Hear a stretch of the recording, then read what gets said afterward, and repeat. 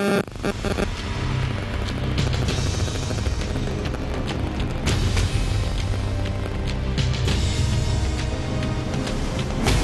scotti al photo finish.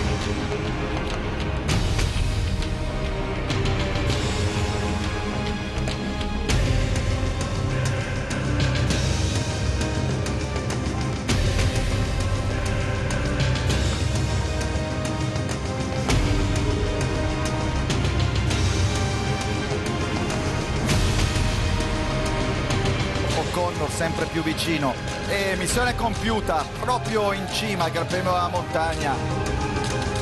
Into the final kilometer. Ecco che parte Tratnik. It's victory for Jan Tratnik.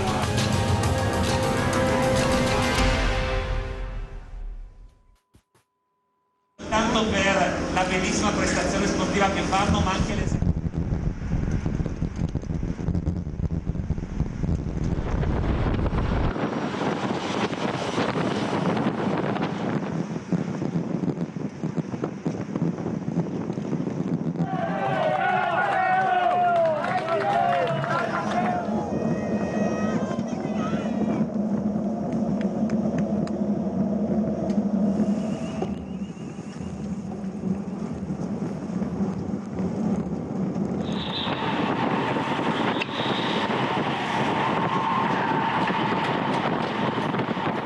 Allez Ganna, allez Filippo, put a good position, Rohan, Theo and Castro the last time. Good job guys, very good job. Bravo Peter! Bravo!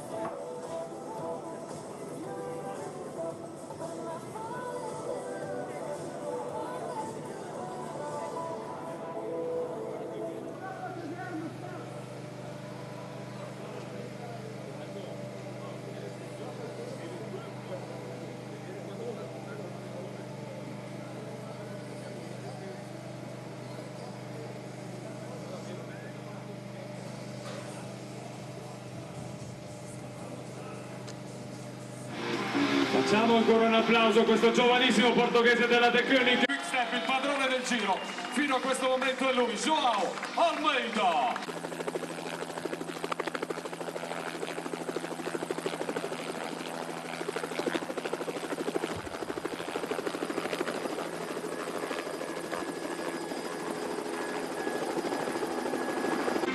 Con la maglia che dà sempre contraddistingue la passione, il brivido, la velocità. Con 4 affermazioni di tappa in questa 103esima edizione si conferma al comando della classifica punti il francese di Grappa.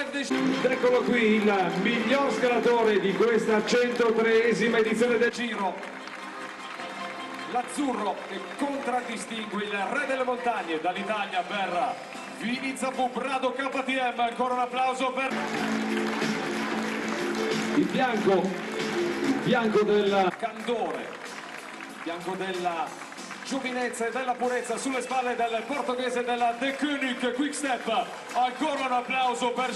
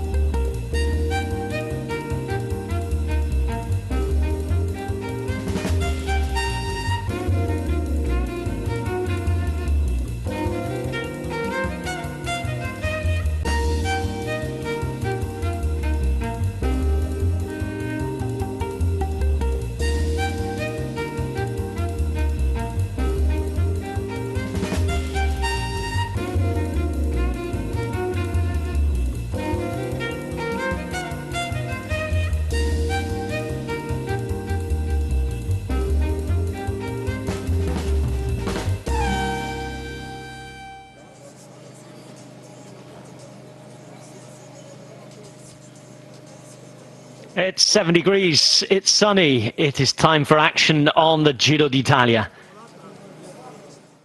Bassano del Grappa to Madonna di Campiglio, stage 17, and if we hadn't started climbing yet, we've certainly started now.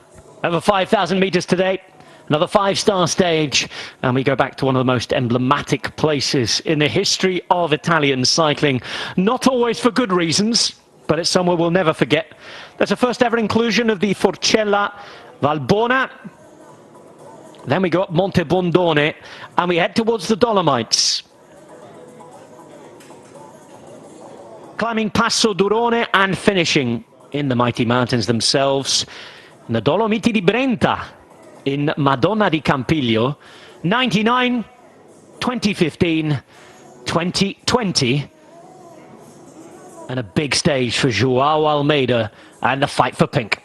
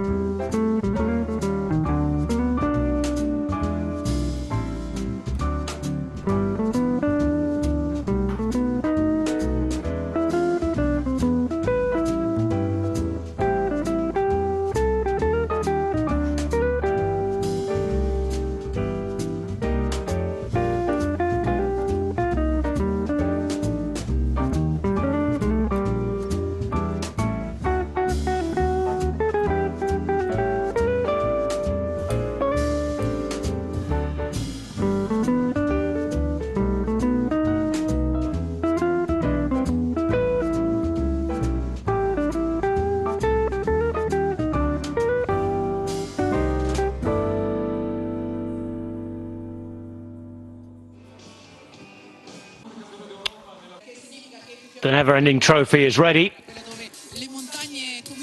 And it was an earlier sign-in today. Another long stage. 203 kilometres. It's the upwards elevation, I think, that will matter. There's Wolfie. Not sure he's going to be taking one of those home today.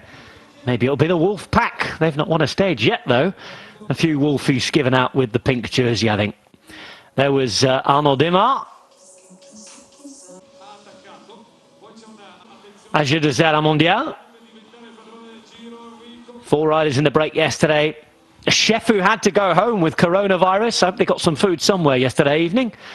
And a Koenig Quick Step, the Wolfpack, still at full strength. And you guys mark each other to try and make a breakaway. Was like the game the cat and the rat, actually. We are following each other from the was completely different race. And yeah, I need to surprise him. He's in the lead, so he cannot go without me. I cannot go without him. So it'll be fun until the end. I hope so. I feel good because I have a little bit problem in my stomach, but still it's fine. And yeah, we try to today do it the best race. Especially today is really hard climbs, like 3 really hard. This first and second is really hard climb already, long one. Then after 6 hours, 5,000 altitude, should be hard rate. What do you have to tell Joao for the first hundreds of kilometers before he goes to the climbs? Actually, not too much. He's very mature, although it's his first Grand Tour. He knows what to do. He's very good, guided by the team car also, and he's very calm. So we don't have to say too much to him. He just needs to follow us. Looking at the profile of today's stage and the coming stages, how much is the Giro still open? Yeah, very much open. I mean, tomorrow we go up to very high altitude on Stelvio and super long time staying tomorrow. It's different than what we've had in the last days. So far from done. We've seen almost every Grand Tour big changes in the final couple stages in the last few years. So I'm sure this one will be the same. Attenzione signori, 30 secondi. 30 seconds. 4, 3, 2, 1. Parte la 17ª tappa del Giro d'Italia. Sì,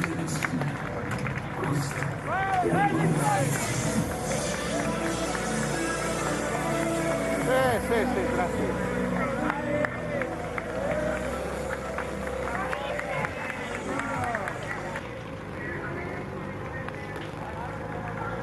Al TV5. Sì, quelli lì dei ragazzini, sì. Va bene. Lunedì sono a casa però, sì.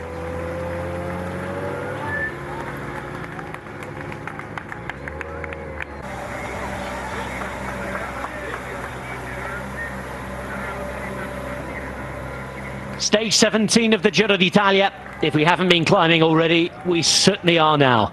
It's all the way to Madonna di Campiglio, the pink jersey on the back of Joao Almeida. 14 days as the flag waves on yet another long marathon in the mountains. Well, buongiorno, hello, wherever you're watching. We are in for quite another show. The flag was waved at 28 minutes past 10 this morning with 203 kilometers to ride, 5,500 meters to climb over the course of 4 giant mountain passes. Into the Brenta Dolomites we go today, finishing at Madonna di Campiglio for the first time since Alberto Contador was in the pink jersey in 2015. Today it was a real fight to get into the breakaway, and on the first mountain, up above the beautiful snow line with the sun shining, we had 19 riders who've made a gap of around 4.5 minutes. Among them at the back here, Louis Meintjes, 3 riders from NTT as they go in search of yet another day in the break, this time looking for a stage that might get the publicity required to save their team. Also there, UAE Emirates with Diego Ulissi, 4 riders from Movistar, a couple from CCC, 2 as well from Lotto Soudal. Geoffrey Bouchard at the front, but Ruben Guerreiro made it into the break, and as he said, it was a game of, as he termed in Portuguese, the cat and the rat. I think he means cat and mouse for our English translation, and well, the mouse not following him today. Giovanni Visconti not in the break, and up the first category, Forcella Valbona, there was a huge swathe of points for Ruben Guerreiro, and he is riding himself into the blue jersey. Problems mechanically though for him, and we will see how he gets on as the day goes by. 40 points today, and he's taken the lead in the mountain classification. Behind though, they're at 5.25 minutes right now. They're led yet again by Elio Kessler, and that is because we have a man in the breakaway who on general classification is at only 9 minutes and 53 seconds. So no panic for the Koenig Quick-Step, but no letting the breakaway today get 15 minutes like they did 24 hours previous. This is where we've ridden so far. It was a really fast start, 45 k's an hour until the bottom of the climb, and the break went on it. We're just about to descend after the debut of the Forcella Valbona in the Giro d'Italia. These are the sights, these are the roads. It's a beautiful day, and we are ready.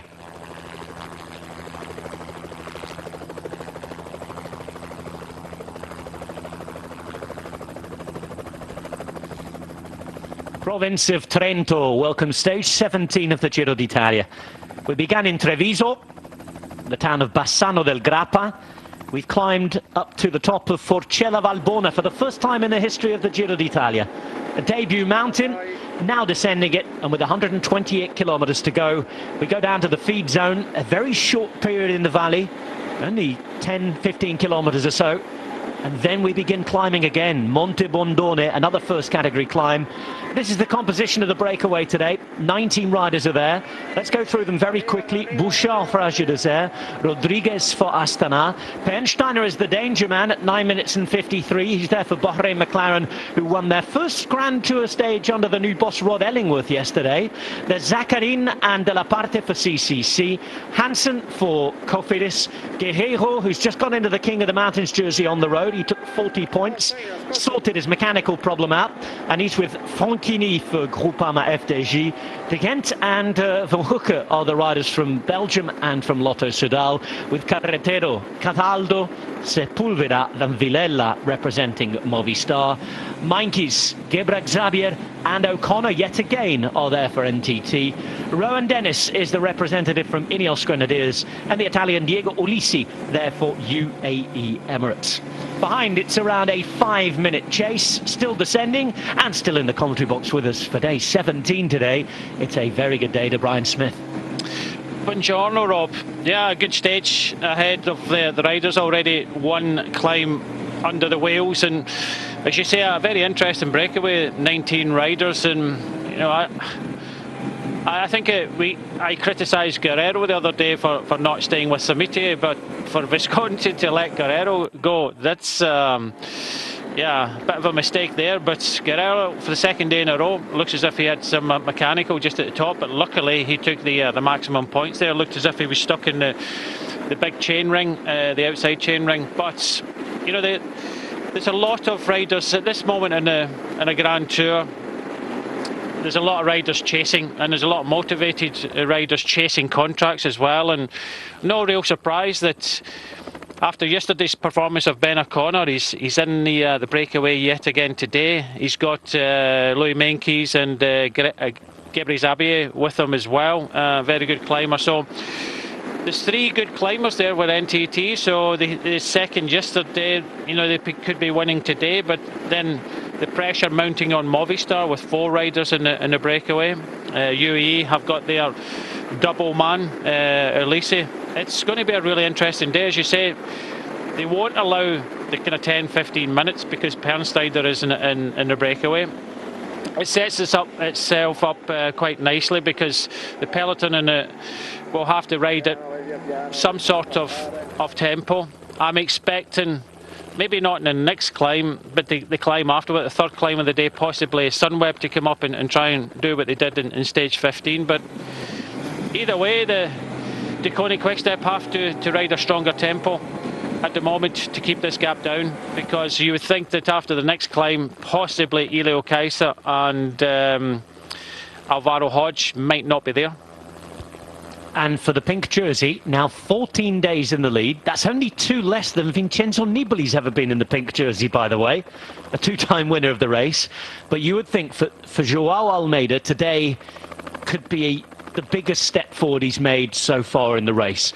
Also because this morning in the newspapers, we're getting towards the weekend, the forecast has suddenly changed. I know where I'm sitting in Spain, we've had Storm Barbara coming in. We saw it the Welter yesterday, didn't we? The wind and the rain. Think how that's going to affect things in the mountains when the weather systems change. For Saturday, the stage that we go into France over the Isoire, before that Agnello, very, very high altitude, 2,700 meters. There's already talk of changing that stage, and it suddenly becomes a much easier mountain stage on paper if the rumoured alternative comes to fruition, which is just 2 climbs of Sestier. And Sestier, to me, it's more like an American climb. Wide roads, not the same sort of climbs that they would have taken on. And obviously tomorrow, the organisers are keeping very quiet on this, but I've been listening into some of the voices of the camera motorbikes before we came to air today, and there are some rumours flying about of curtailed days and easier days. Let's see what the decision taken tonight is, but if suddenly the Stelvio is not the Stelvio anymore and the Agnello goes, if Almeida can hang on today, wow, that could be half the job done. Yeah, I think first and foremost that's what they'll be planning and doing, and you hear them say it all the time, take it day by day, and today he'll go all in to keep a hold of that pink jersey, and I do think that it's going to be close whether he loses it or not. He took a couple of seconds yesterday, he could lose a couple of minutes today, but I do think he'll put up a good fight, and it's for Almeida, it's the weaknesses he's got is the cold. Take away the cold, he should be okay. Okay, it's a cool day today, but it's still sunny. You know, magnificent vistas we're seeing at this part of the world, and you know, whatever happens today, you know, whatever happens over the next few days, we've had a great Giro d'Italia. When we were thinking with the positive COVID test that we might not get this far, there was thought about the weather. If it spoils Saturday, it spoils Saturday.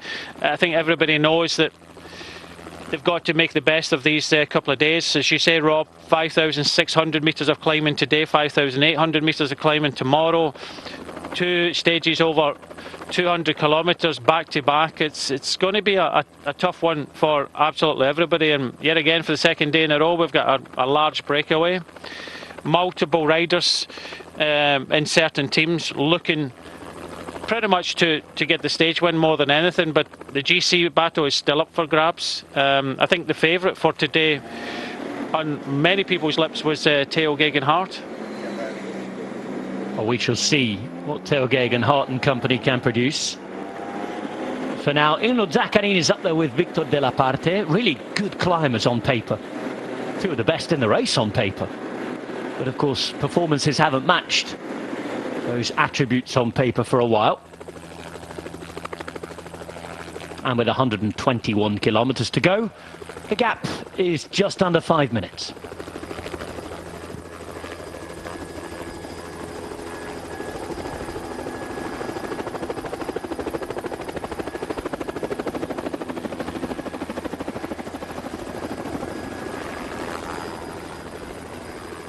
So nice to get a day like this. Do you know, this is the weather I imagined in Italy in October, and this is the normal October weather for Italy, cold but clear. You know, everybody's been saying, oh well, the weather this, the weather that. So, winter's come extremely early this year to the Mediterranean at least, and obviously you push that a little bit north, you go into the Alps, you're going to get extreme bits of weather. I think I was worrying more about weather in early May rather than weather in October here. We're getting a beautiful day today and plenty of nice images. Going to one of the most beautiful parts of the country as well, the Dolomiti di Brenta, a small section of the Dolomites that includes Madonna di Campiglio. The weather is so changeable in the areas as well that we're going into, because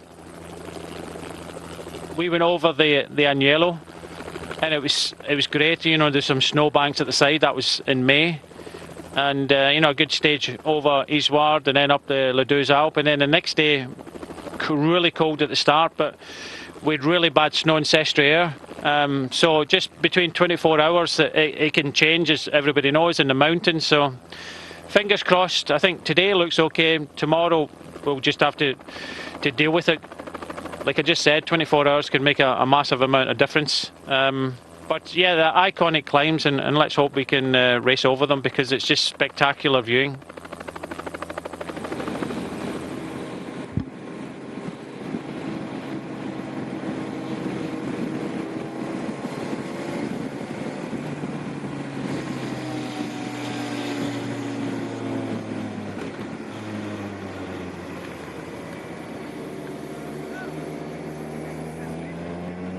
Chiesa still at the front. As Brian was saying, how long is the entire team going to be there? They're controlling things very well so far. It's been one of the revelations of this Giro, actually, for me, watching on how the Koenig Quick-Step have ridden. Of course, not doubting their abilities, they are, and they have been statistically the best team in the world for a long time. But the way that they've used that experience and applied it to a different type of cycling, really, a different type of riding, it's been absolutely incredible. Just to get this far, real hat off to say, I think, proficiat. Well done to the Flemish team in charge of the Giro d'Italia.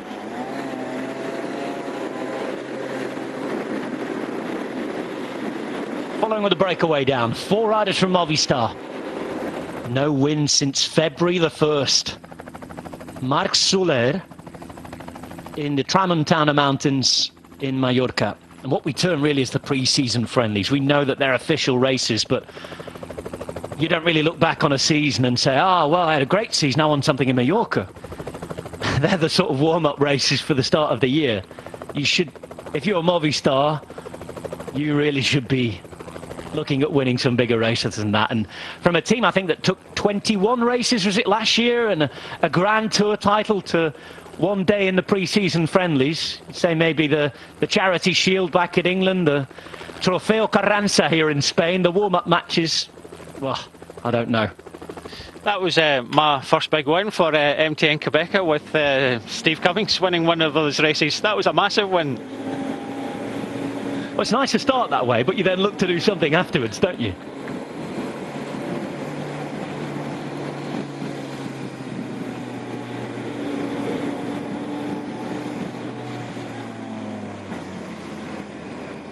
Well, 117 Ks to go.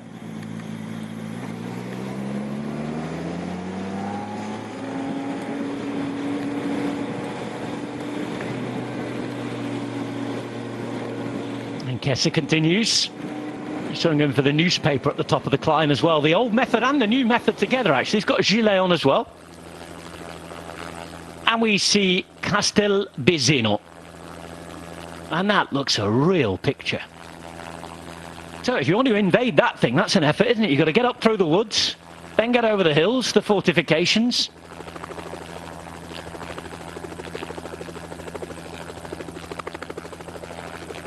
The largest fortification in the Trento region. And we did pass the provincial border, by the way. We went over that last mountain, leaving Treviso and heading to Trento.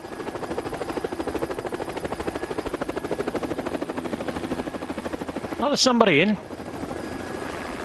can even watch the Giro as well. Look, there's a satellite dish up there. Amazing, got planning permission for that. Thankfully, doesn't really spoil the view with the distance we look at it from. So not far from the bottom of this descent now.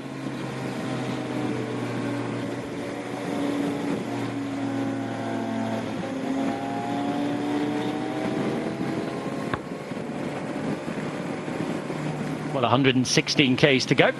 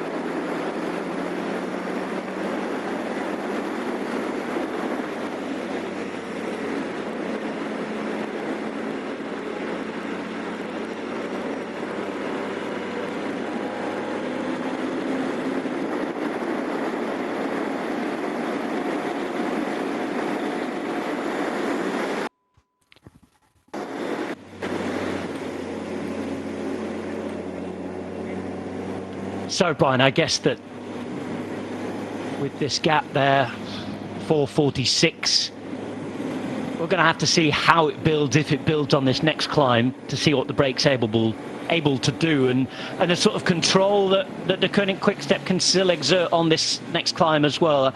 It's a long climb, 21 kilometers long.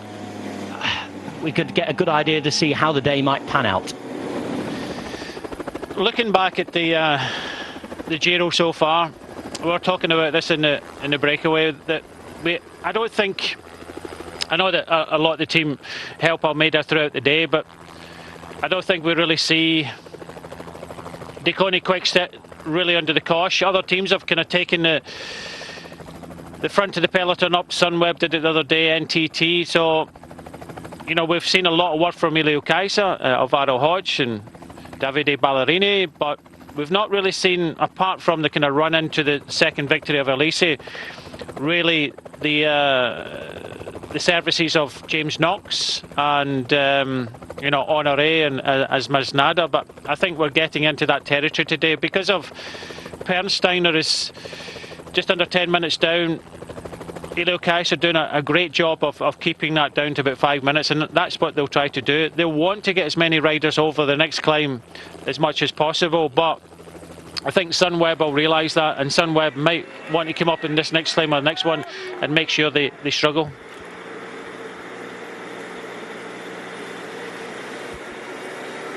Well, 113 kilometres to go, and it's not too long before we go climbing again.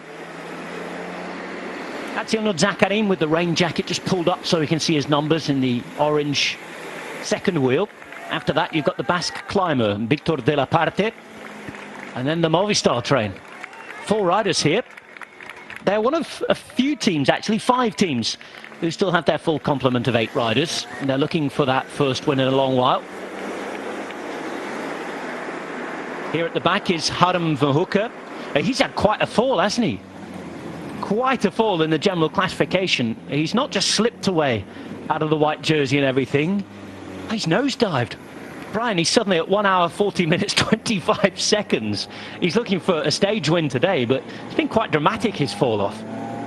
I was very impressed with him at the start of the Giro d'Italia. There seems to be a lot of the younger riders, you know, being right up there at the pointy end, and I think over time, in my day, the young riders weren't given the opportunity, and you would shelter them a little bit, you know, just build them up into certain races and maybe not give them the opportunity. I think modern day cycling, because of the youngsters are doing so well, they're coming straight in, and because of the technology we've got now, you know, the training, the power meters, the numbers, we all talk about it, we can actually see how good these youngsters are. It's not like way back in the 80s, 90s or the noughties that these young riders, and you'd give them a 2-year contract because that's what the UCI said, and try and develop them and don't take them to too many of the big races, take them to the smaller races. Now they're already showing the big numbers, the good numbers, and they're thrown into the top races, and like Almeida here, he's a worthy pink jersey holder, and you know, he'll fight today. The fight will come from, I think, Sunweb definitely, possibly Ineos. Ineos for the first time. I've got only one rider in the breakaway, that's Rohan Dennis, but I really do think that there are some riders in there. Okay, they had Puccio and Ben Swift in the attack yesterday, but I think today we might see Ineos actually help Theo Geoghegan Hart. So between Sunweb and Ineos, I think they'll be the two kind of teams maybe want to take it on. Certainly Sunweb from what they did the other day. So let's see the fight. Let's see what Almeida's got. I think the fight he put up in stage 15 was great, and I think he'll put up a similar fight, and I hope that Masnada, Knox and Honoré are there in the final climb to be able to help him. Brian, you know those fancy head units they have on the front of the bikes? They haven't managed to link social media up there yet, have they? I don't think, thankfully. Because there's some news coming in on social media that Joao Almeida and De Koning Quickstep might not want to see. Stelvio's confirmed. We will have Passo dello Stelvio tomorrow. A big stage, a lot of descending, 4 degrees the forecast at the top, which is initially warmer than they expected. From 3 p.m. today, there'll be no access to the top by car. The road will be closed, so we won't have as many fans up there either. But Passo dello Stelvio is set to be including, barring a late-minute change, Passo dello Stelvio will be included in the Giro d'Italia route tomorrow. That might excite some of the old-timers who might be planning something. That might put Joao Almeida and some of the younger riders who are untested after what will be the 18th day of a Grand Tour. Remember, it is Almeida's debut. In Almeida's favour, I would say. He was exceptionally good over 2,000 metres in Utah last year. But of course, it's very difficult to compare the Tour of Utah and the Giro d'Italia, the level of riding, the road conditions, the weather conditions, all sorts. But it's good news for us who want entertainment that Passo dello Stelvio is set to be included tomorrow. It's really no surprise that the organisers are doing what their utmost to make sure it goes over the Stelvio, because I think everybody sees these pictures in the Giro d'Italia, even the Stelvio or the Gavia, both of those iconic climbs that they want it to go over. And even when I rode it in the morning, they were talking about it, there was snow up there and they were trying to kind of clear the road, and I was at the start line with just my short sleeves and shorts on. I'd never kind of experienced a big high mountain like this. Nowadays, you go there training, you go there and look at the stages, and but in my day you just turned up at the races. You never done any of this stuff beforehand of looking at specific climbs. And slowly but surely everybody was starting to get their overshoes on, get their wind, and we're going up a hill, so I kind of panicked a little bit, pulled a bit of kind of warm weather clothing on, and then we hit the climb and I was boiling. But seeing the top, I stood at the top. I actually stopped just over the top and saw my staff member at the side of the road, pulled on another jacket, no gloves again, down the other side, and my hands were absolutely freezing. But yeah, it's such an iconic climb that I think the Giro organisers really want it. If Saturday we're not going over the Agnello and just doing a couple of climbs of the Stelvio, then so be it. So I think the organisers trying their hardest just to make sure that we get at least one of these big iconic stages. And like you say, Almeida, the altitude is not a problem for him. His weakness is, I think, is the cold weather. I think that's what he said before. The cold weather is his weakness. The altitude, the big long climbs, doesn't have a problem. I know you're right. It's a totally different level as well of rider that is here. So, but I think he'll be okay over it. It's how hard they race over the next couple of days. Let's see. And even for Jai Hindley, he's got a big job to do. I'm not too sure he'll be in the podium at the end of the Giro d'Italia, because I think it'll be all hands to the deck to try and help Kelderman. I'll tell you a minute about some sharp comments regarding Jai Hindley last evening as well.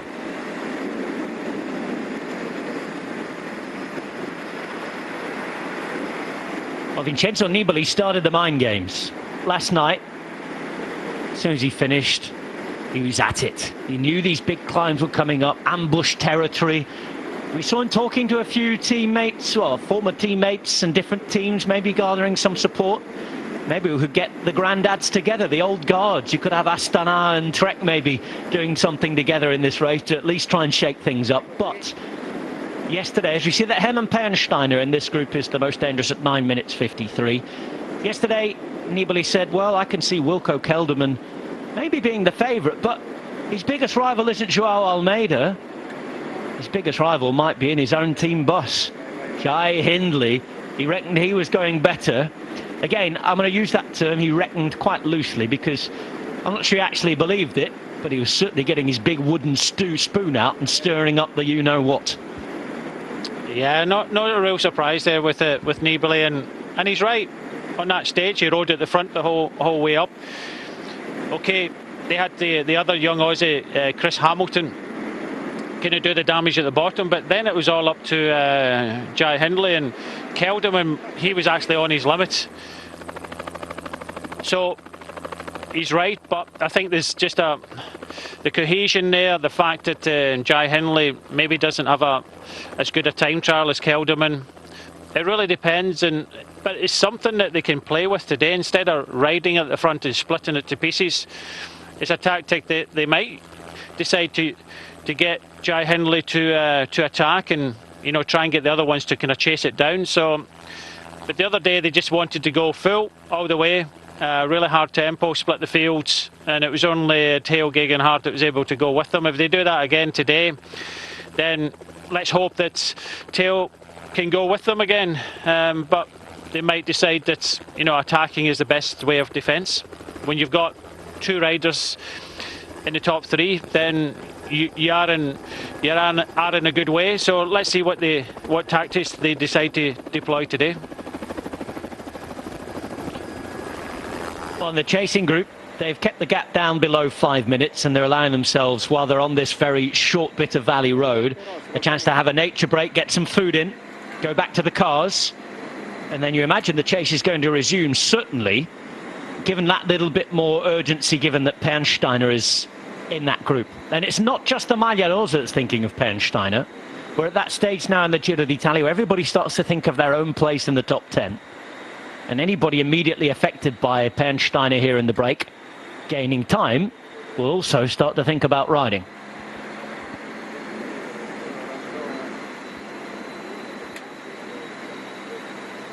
Nine team riders up the road, including the new virtual Maglia Azzurra. It swung the other way again. Giovanni Visconti with a 30-point lead at the start of the day, on his way to losing the blue jersey. Didn't get in the break. In fact, no riders from the second division teams managed to get in the break today, Brian. Vini Zabou missing out. Bardiani, well, unfortunately with their performance in this Giro, we've sort of come to expect them missing out. But Androni Giocattoli, only for the second time in the Giro d'Italia, not making the breakaway. Ineos Grenadiers did with Rowan Dennis. But behind, they're starting to look after Theo Geoghegan-Hart now, who is just 1 second away from the podium. There's Filippo Ganna, 3 stage wins on his Giro d'Italia debut. And they wait for the Maglia Rosa to return from his nature break. Question is, what's going to happen next? We're approaching the foot of Monte Bondone, a long old climb this. And we're getting to climbs now, Brian, that we haven't really seen yet in this Giro d'Italia. I'm talking about the big, huge mountain passes of the north. The ones where we're seeing snow over the top, 20 kilometers plus in length. And Monte Bondone is an absolute beast. It is 21 kilometers long. It's an average gradient of almost 7% for 21 kilometers. But, you know, the second half of the climb averages 10% and maxes out at 15%. This is a really, really hard test coming up. Yeah, and everybody will know this, and there's an opportunity here because when you look at this stage, the breakaway will go in the flat before we hit it, and that's what happened. 19 riders went away. The peloton will ride steady up this one. The big question mark is this climb in the middle of the stage. If a GC team wants to take it up, they can do a lot of damage for the rest of the day. That's if they're confident enough in doing this. We might see the likes of Nico Dines, what he did the other day, come up and just kind of lift the tempo, just one rider. That might be exactly the same ploy that Sunweb did on stage 15 that they'll do today. But like you say, these are long, long climbs. How are the riders feeling? Does anybody want to kind of take real control of this race? That's where my worry lies with, are they confident? Are they worried? And, you know, that's where the mind games of Nibali start to kind of play in as well. You start to kind of doubt yourself. So the big interest for me is what is going to happen on this climb. If Sunweb do come to the front, and I think they should, at least one rider, just up the tempo a little bit, push it on, then we're in for a big battle today. If they don't do it, that means that possibly they're not overly confident they've got the team to deliver that. But I think they have to. I think this next climb, at least one rider from Sunweb has to come to the front. If that happens, then game on. And everybody knows it will be a game on. It's already, we already expect it, but you have to deliver it. And I think Sunweb, if they really want to take this race on today, it has to be on this climb. No Mattia Bais in the breakaway today, which is a shame because he's at home. The turn-off for that road at the bottom was to his hometown of Rovereto, home Trento province. And as they begin Monte Bondone, there are no riders from Androni in that break. There are 8 teams missing from the breakaway. Okay, we didn't expect Sunweb and Duconi Quickstep to be in there, but as well as Androni, you've got Bardiani, Bora Hansgrohe, Israel Startup Nation for another day, missing a big breakaway. Trek Segafredo, they're limited in numbers and they're all staying behind to help Vincenzo Nibali and Vini Zabou. We just saw Team Sunweb there. You mentioned Jai Hindley, and I've just been made aware by one of our listeners and viewers down under, actually, in Australia. Terry Steer, thanks for writing in on Twitter, @RobHatchTV, @BrySmithy. And there's actually a really good podcast down under called the Stanley Street Social, a couple of ex-riders. And I had an interview with Jai Hindley on the rest day, so if you'd like to listen to that, get involved. Also, I know that today we're going to Madonna di Campiglio. And I tweeted a couple of days ago a podcast that's done by Eurosport, really interesting chat about historic moments in cycling, and it's called the Recycle Podcast, voiced by Graham Wilgoss, who you can hear on the Bradley Wiggins show, which is available periodically wherever you get your podcasts throughout the Giro d'Italia. And if you'd like to listen to the story of that fateful day, that open wound in Italian cycling really from 1999, make sure you get online and download the Recycle Podcast.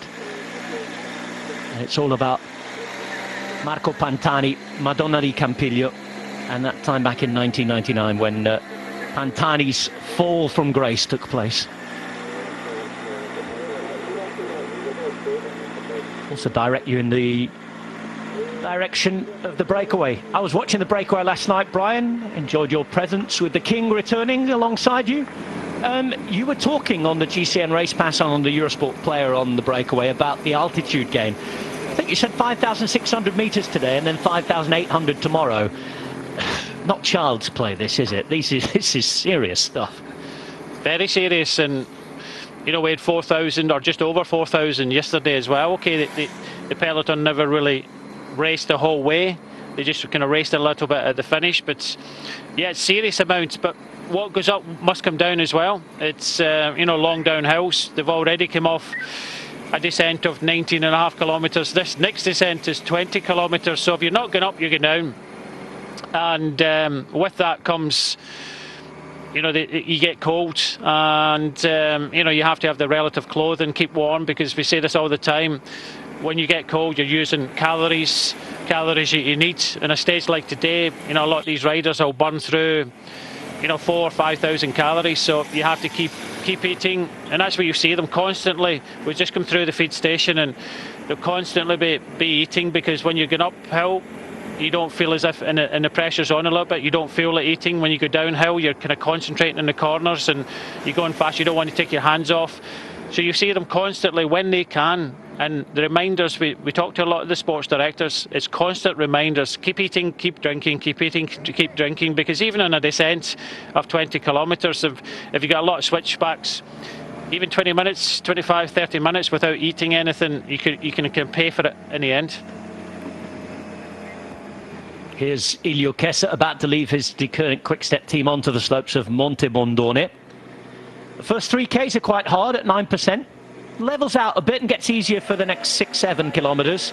There's actually a sector of 2 kilometres long once they go through Garniga Terme and all the way up to Garniga Vecchia, where it's almost flat. A little bit of false flat, if you like, ever so slightly uphill. 1, 2, 3% max. But it's the second half of the climb that's going to be the most painful. Thomas de Kent has not stopped trying. That's the way he rides, and it's going to be a big return for him emotionally tomorrow to the Stelvio. The scene of his greatest victory in a Grand Tour, his first big win in a Grand Tour, but also the one that led him to realise what type of career he'd like in cycling. Victory on the Stelvio meant that he would finish third in the Giro d'Italia overall. But I think the resulting pressure from back home in Belgium also put him off being a GC guy, and he didn't want to go for that anymore. Much more in favour of losing time and using his ability to try and target stages. And here he is, entering Cimone, looking down at some of the vines as well. Believe it or not, there's quite a lot of white wine produced up here as well.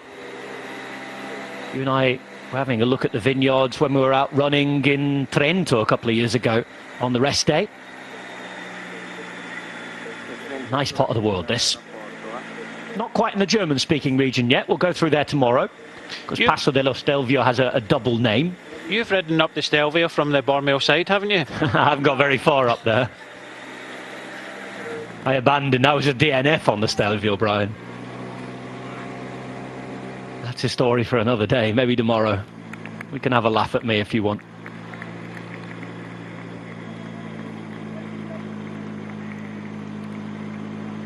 Oh, it's a warm day. Certainly when you're going uphill. That's what I was saying. You have to look after yourself in the downhills. You get cold, and then in uphills you've got your kind of warm weather clothing, and if you kind of sweat up too much, it's just adjusting to the conditions, and that's the difficulty that every rider has. So you get stripped down, you make sure you get over the top, and a lot of the staff members may have some hot tea and honey at the top in their bottle, so it kind of keeps you warm. But although there's a lot of people at the side of the road with their kind of jackets on and the snow at the side of the roads, still coming up here, pushing out some decent watts, you get warm, you sweat up a little bit. It's the descents that cause a lot of the concern for a lot of the riders and getting a little bit too cold. Thomas again knows how to keep warm.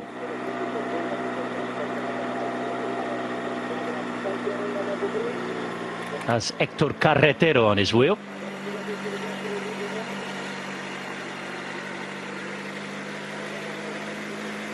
Spanish climber, really gifted rider. Eduardo Sepulveda up there as well. He's the Argentine rider we talked about earlier on in the year, and earlier on in this race as well. A few Welsh speakers out there from Welsh-speaking Patagonia. There's Hermann Pernsteiner though. He's the big name. He is the headline name in the breakaway as far as the GC is concerned. Rowan Dennis looking for another stage, or maybe being up there for something else later on.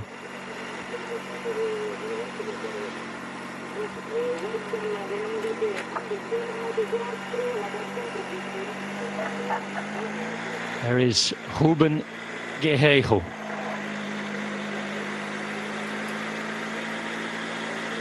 Portuguese rider.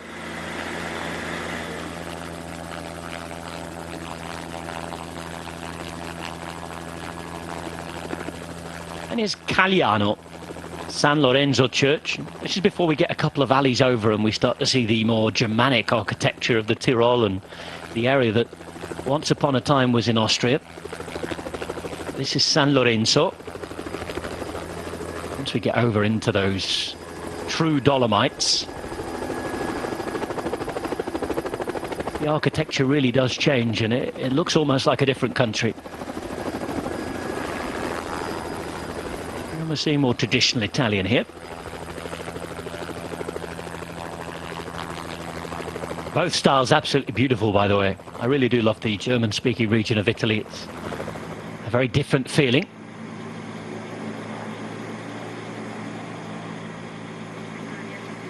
Of course, everybody's bilingual, by the way. People do speak Italian, they just don't speak it at home, generally. But everybody can speak both languages.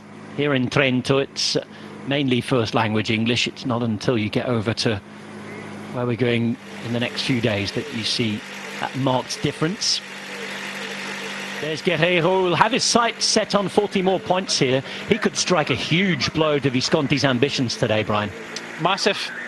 If he doesn't have any more mechanical problems, a massive amount. And I think we said it when we first came on air, and we always scribble down who's in the breakaway, and the big surprise when I came across rider number 95, I was expecting to see rider 211, and he wasn't there. Why wasn't he there?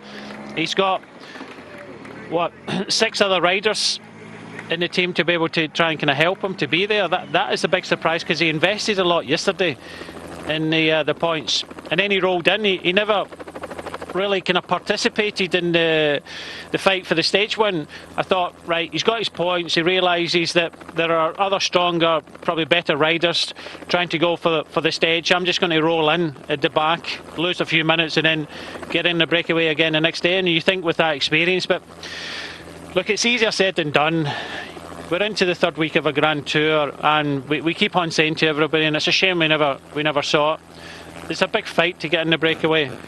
It's not always easy to get in a breakaway, but you would think that with Visconti's experience, all he has to do is follow one rider, and that's the rider. And it's not as if he's got any camouflage kit on. He's got a big duck in his back. Sorry, Visconti fans, but he has made a mistake. I love him. Oh, they're going to be after you on Twitter now, Brian. Turn those mentions off.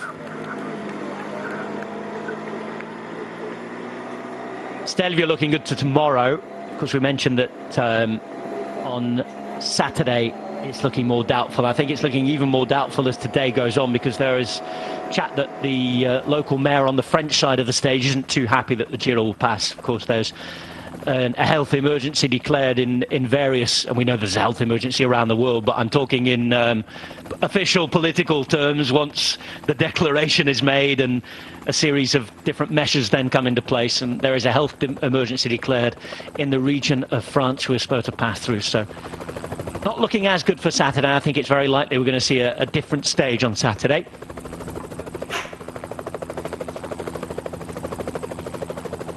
But tomorrow we go to the Stelvio.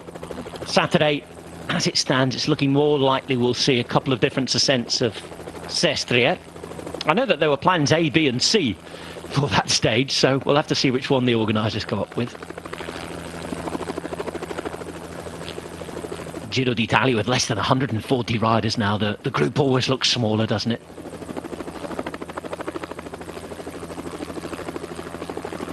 I think the gruppetto's already formed at the back. Arnaud Demarne's troops aren't there. Don't know how big it is, but I think there'll be a sizable group. Just looking down the back of the peloton, it does look as if the sprinters that are left in the race aren't to be seen.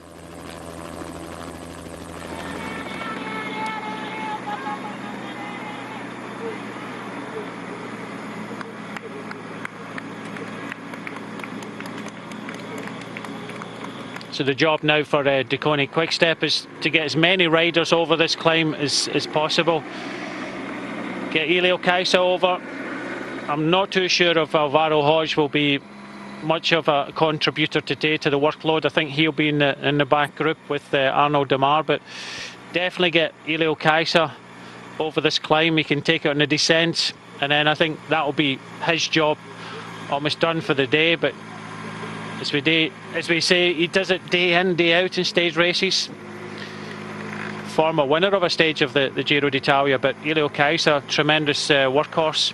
The big question now is, because it's so steady, when is, I think it was Nico Dines they used the other day, when is, I think they'll use the same rider, does he come up to the front and just push it on a little bit? It's a long climb, as you say as well, Brian. They're only just on the first few slopes. This tops out with 85 kilometres to go. There's Jefferson Cepeda, and here is Giovanni Visconti. And that nice posh blue bike. All the accessories they've got in are going to have to be put away back in the van again, at least for tomorrow, I think. You can just see Alvaro Hodge there, and Viviani is at the back as well. Yesterday's stage winner, just for Bahrain McLaren, just near the back as well. So this is in fact the gruppetto. This is the group that we were missing. So already quite a sizable group at the back of the race now. And they climb the slopes of Monte Bondone, the second of 4 climbs today.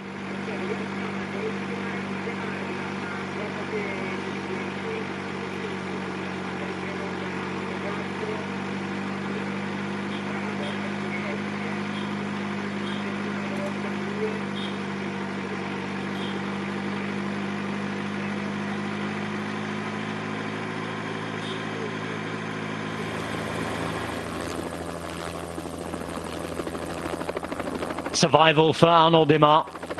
Survival for Jacopo Guarnieri alongside him.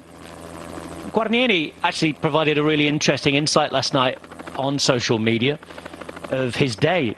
And I think we've talked a lot about what the Italian fans expect from riders, Brian. They almost expect them to be machines, turning on the entertainment from start to finish every day.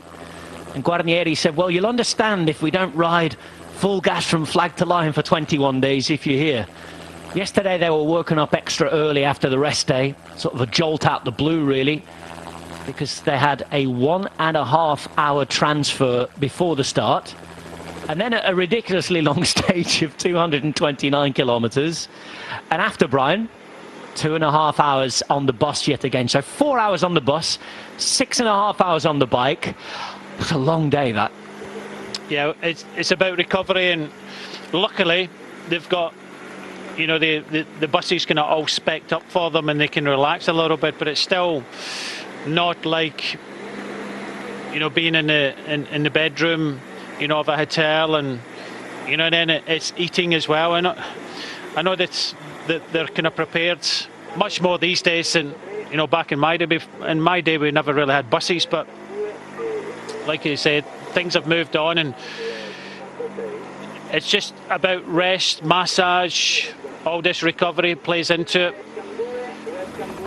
And we can remember that, you know, a few years ago when Sky wanted to bring camper vans to the tour, and they'd reckoned that, you know, in recovery and, you know, less travel, sleep and all this sort of stuff, that it was almost, I think, about 2 hours per day they would against, and, you know, maybe, you know, unfair for the rest of the teams, but it's something that we have to look at going forward, and instead of providing maybe hotel rooms for races like this, you know, maybe provide camper vans. Maybe the way that a Grand Tour travels around the country has to change. Maybe we have to consider only using 3 or 4 hotels and then basing all the stages around the, you know, the surrounding region. So I think everything, after COVID has to change, because it's every time you have a team bubble, every time you go into a new hotel, that bubble's kind of broken. So yeah, things to think about for the future.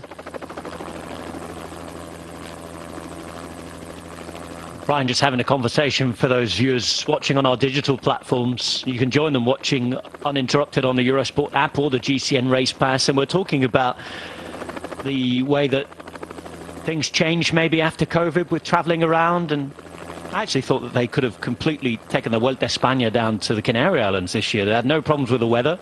You could have had 4 or 5 hotels for 3 weeks. First week, between Lanzarote and Fuerteventura, you have flatter stages, wind stages, hilly stages, time trial maybe.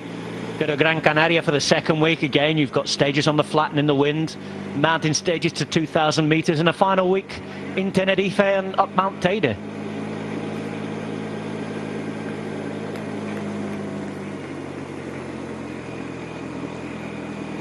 ...100 kilometres to go. Just over halfway through today's stage. A lot of climbing still left on the menu. There's a long race of 30, 40 Ks into the first climb today. Well, long transfers, get your yoga done on the bike rather than getting up half an hour early to do it. Make sure you stay upright though. As we go to the front of the race, and blazing sunshine here. Davide Villela here at the back. Emmanuel Gebrek-Zabier in front of him. Eritrean rider, but again, he's not the sort of classical Eritrean climber that we've had in the last few years, bursting onto the scene and doing so well. He seems much more of a classics rider who can ride the hills very well, and also has that little bit of speed, doesn't he? A really interesting rider, I think. I'm really excited to see how he can develop in the next few years, and hopefully how the team could also be saved as well. If not, I'll be interested to see where he ends up, because he's too good not to continue. Quite a few riders at that team as well. You look at Bossenhagen, you look at O'Connor here. Meinke, well, sort of flattered to the sea throughout his career, hasn't he, unfortunately? But he's certainly a very useful athlete. And he's in the break today. Could today be his day finally? There's Penstein looking to make it 2 out of 2 for Bahrain McLaren. And there they've just gone past that official sign. 100 kilometres to the finish.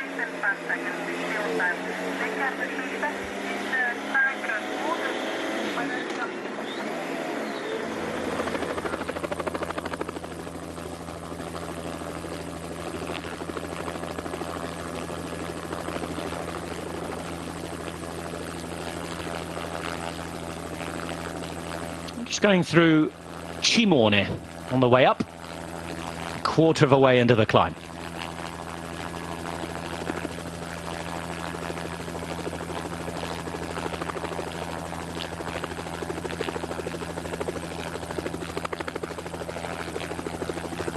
Just a reminder that we're not far from Francesco Mosea country, are we, up here? His own vineyards down the road. Trento, just up this valley, by the way, is a lovely city. If you ever get a chance to visit. And you and I spent a rest day there in the Giro d'Italia before the time trial. I think it was 2 years ago now. I've also had the chance to go and work on some other sports as well. They were the world champions in volleyball for 4 years running with Trento. Seems a strange small place to have one of the biggest teams in the world, but they had some of the best players from all over the world playing for them. If you imagine Barcelona in the football, it was a little like having that here in little old Trento. It's a big university city as well as these beautiful views you see. And just a little bit further up the valley, it is like this. It just rises up out of nowhere, doesn't it? Vineyards everywhere, wonderful views. Oh, we've got a few different flags there.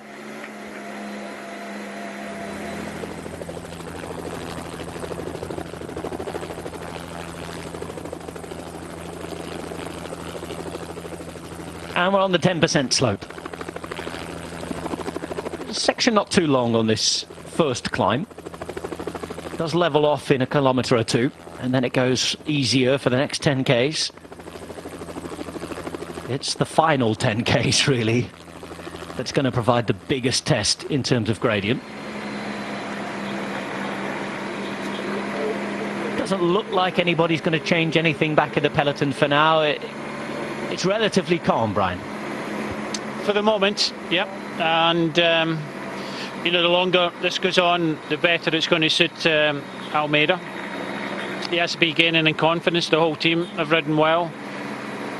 I just thought a big statement would be made by, you know, Nico Dines if he'd come to the front on this climb. Still, as you say, that the second part of this climb is a little bit harder. So if he comes to the front, then shakes it up a little bit. He doesn't have to increase it by much.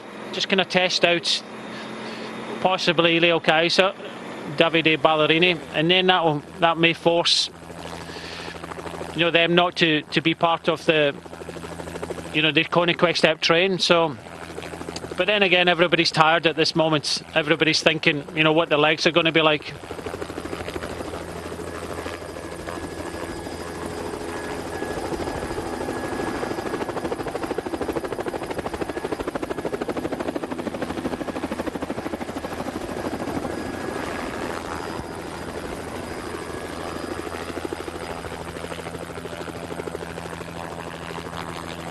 Bassano del Grappa for the first time up Forcella Valbona.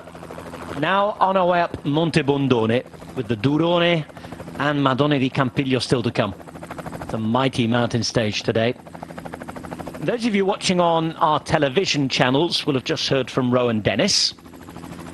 That he's feeling like he's improving all the time and he wants to help Teo. The GC isn't off the table, he said, and get this message across for the benefit of the viewers who stayed with us on our digital platforms. Do you agree with the fact that the GC isn't off the table? I mean, from where I'm sitting, Brian, in my uneducated and non-professional cycling view, it looks good. But what about the expert opinion? Do you think that Teo Geoghegan still has a chance? Because if you're a fan of omens, the other day in Piancavallo, we had Pantani and Landa as previous winners. Here at Madonna di Campiglio, Pantani and Landa as previous winners. Is it going to be Geoghegan, the third name on there as well again? It very well be. He's one of the favourites for today's stage. I still think that potentially a few riders from the breakaway could be winning the stage. But for me to hear that, you know, the interview. Okay, the digital, people watching digital didn't hear it, but on linear, we were just kind of chatting in an interview with Rowan Dennis, and you know, it was a stage today that never really kind of suited him, but you know, he was going there to help Teo Geoghegan, so it means that Rowan Dennis in the breakaway won't be kind of pushing, he won't be doing the attack like he did the other day. He'll be probably just getting over these climbs and maybe helping Teo where he can on the final climb or around the final climb, so we might see an opportunity here for Ineos actually riding the race from the front and taking the race on. And if Rohan Dennis can get to that final climb, especially after the final sprint of the day, it's 17.2 to go, can start to ride on the front and help out, then I think that seems to be the plan of attack. But we also heard from the team yesterday with two riders in the breakaway, they're not going to stop the other riders from having their opportunity of trying to win a stage. Theo has landed himself in this position of just near the podium, so I don't think they're going to change drastically. I think today and tomorrow are the two big days where I think we'll see less riders from Ineos taking their opportunity. I think Dennis in the breakaway, he'll be able to help Theo Gegenhardt later on in the stage, and the riders that are round about him, we just have to get them into that good position. But I'd be really surprised if we never saw anything, we never saw an attack, potentially another stage win from Theo Gegenhardt today. Strike with the irons hot, and he certainly looks good enough to deliver another top performance. Ilio Kessler riding well yet again. And he's keeping this gap at 6 minutes 10. And in this way, Hermann Pernsteiner would be no threat to the Maglia Rosa. The only man who's a semi-threat really in the breakaway. He's at 9 minutes 53. The next best place rider is Inold Zakharin, but he's over half an hour down now at 30.56. The man at the back of this group here, wearing that EF Palace combination with Rafa, is Ruben Guerreiro. He's the Portuguese rider, and this is the point now where they come to the easier section in the middle. Lasts for the next, what is that, 4 kilometers or so, 3-4 kilometers of relatively easier gradients, and then it goes uphill very steep again to the finish. Guerreiro was taking the opportunity to go back to the car if he wanted to pick up 40 more points, and I think in this group there's nobody else who is going to be too bothered about threatening him for the King of the Mountains jersey. The way it's developed at this Giro so far, it certainly looks to be between Guerreiro and Visconti.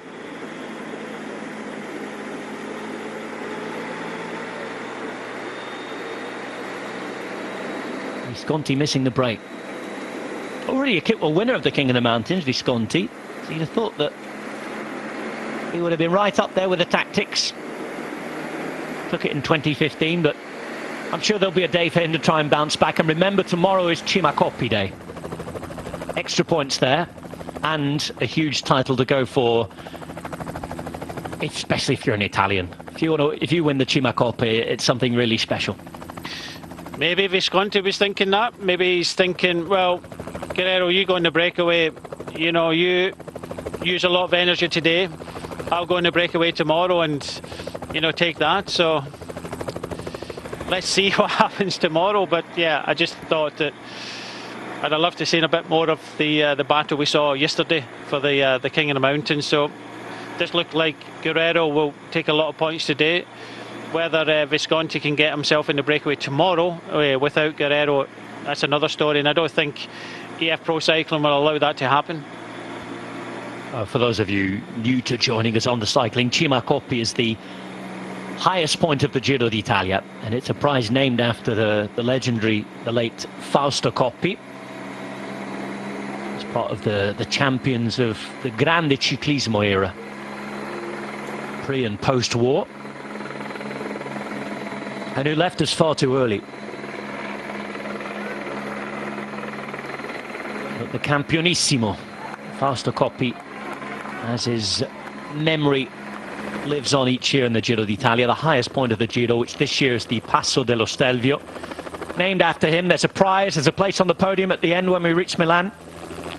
There are extra points in the King of the Mountains competition. And it's one of those things that you can say that's on your palmarès at the end of your career, your roll of honour.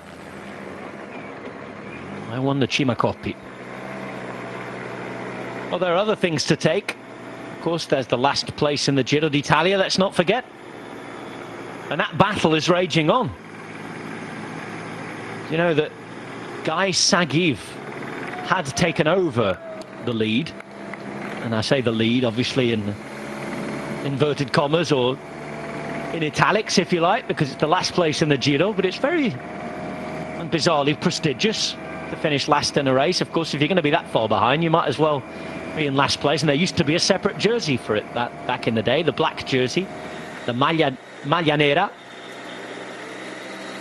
But he's relinquished his lead. And it has now switched yet again back to Jonathan Dibben. 136th out of 136. I'm looking down. Dibben is 4 hours, 6 minutes, 58 seconds behind. He's the British rider from Lotto Soudal. And Guy Sagiv of Israel, for Israel Startup Nation, is 4 hours, 5 minutes and 4 seconds. So, well, Dibben has almost a 2-minute lead in that. Both of them are stage down. I suppose so. Last year, the maglia nera was over 6 hours down at the end. So there's actually scope for this year's maglia nera to finish even further down with the stages we've got to come.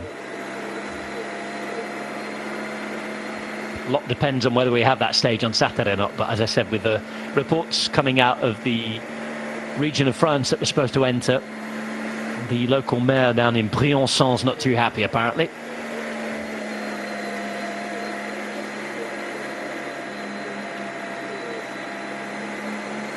Garniga Vecchia, 1 kilometre away, and it's when they hit Garniga Vecchia that the gradient does start to go up again. Obviously they're going uphill here, but they're going uphill now at 3-4%. Once they hit Garniga Vecchia, it's 8.5%, then 9.5%, 11, 12, 3 kilometres after that, the maximum 15%. Average of 10 from Garniga Vecchia all the way to the top at Monte Bondone. Is anybody going to use the harder gradients to either make a move out the front or up the pace behind? There's a long way to go still for that to happen, I think. The more I watch this, the more I think we might be seeing more action on our next climb, the penultimate climb, but you never know. We've seen some funny moves from a long way out of this Giro, haven't we? NTT, Sunweb. But we're getting to stage 17 now. And everyone's tired out. Well, we've seen moves from, 125 kilometres out in some stages. NTT tried to do it, but I think they've decided that, to put riders in a breakaway, thinking of giving them the opportunity. We all know that NTT might not be around next year, so... Oh, the sponsor won't be around, but I don't know about the team yet. But I think most of these riders, trying to get that stage win, trying to get in a breakaway, trying to get a contract. There's a lot of riders still looking for a contract. Ben O'Connor yesterday, a very fine second place. He hasn't done much for a couple of years, but yesterday showed what he can do. And, there's teams out there that must be thinking of him. The Aussie team, Mitchelton Scott, but I think the Aussie... That team is full at the moment. There's no other. There's no places left for him to go. So it's hard for all these teams. And although Pozzovivo can finish up there in the top 10, it does look as if they are giving their opportunities out to quite a few other of their team.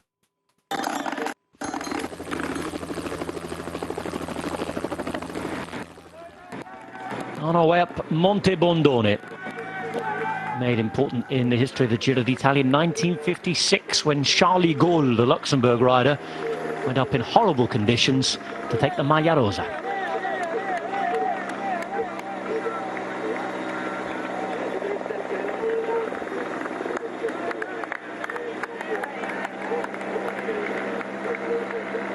Hello again, Ben O'Connor. It's been a while. Only 24 hours for the superstar from Subiaco's Ben O'Connor. Subiaco district of Perth that he's from. I said it was settled by Italians. I learned last night it was settled by Italian monks, who I imagine were from Subiaco in Italy. Tends to be the way, doesn't it, when what was the New World, if you like, for want of a much better expression, was settled by Europeans, or in certain places, of course, unfortunately resettled. We don't forget about the indigenous inhabitants of those places, but the places and the names we know them by today. Yeah, so in Western Australia, Ben O'Connor and Subiaco. Of course, the time difference with Perth isn't anywhere near as harsh as it is for the East Coast, so any of you watching on in WA will be watching at a much more appropriate time and won't be staying up way past your bedtimes.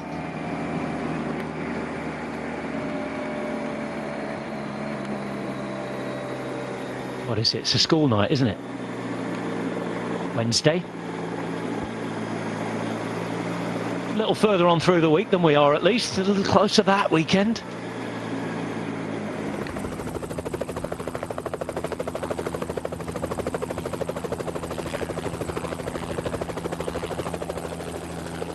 But there's more Aussie presence. We talked about the time differences. Those of you watching in South Australia, I don't know how you get on with all those calculations. You know, it's one of the places in the world that has one of these half-hour time zones. So you don't calculate in hours, you calculate in hours and a halves. And well, in South Australia, in Adelaide, it always gets me this when it's the test match in South Australia and I'm watching the Ashes. You've got to calculate that difference. It's completely different. So all you Rowan Dennis fans in South Australia, hope you're not missing us by a half an hour here or there with all of the time calculations you're making. But yes, 2 Australians in the break today. And we're, of course, delighted that you're following us all the way down under, at whatever time of night it is. Dennis in here for the Ineos Grenadiers.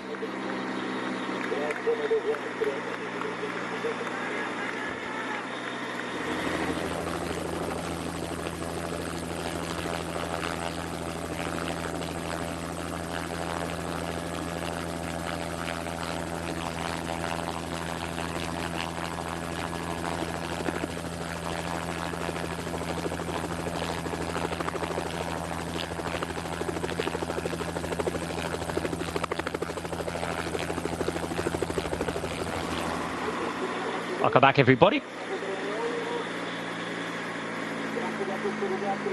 Oscar Rodriguez is the Basque rider in there for Astana. Carretero is his compatriot from Spain.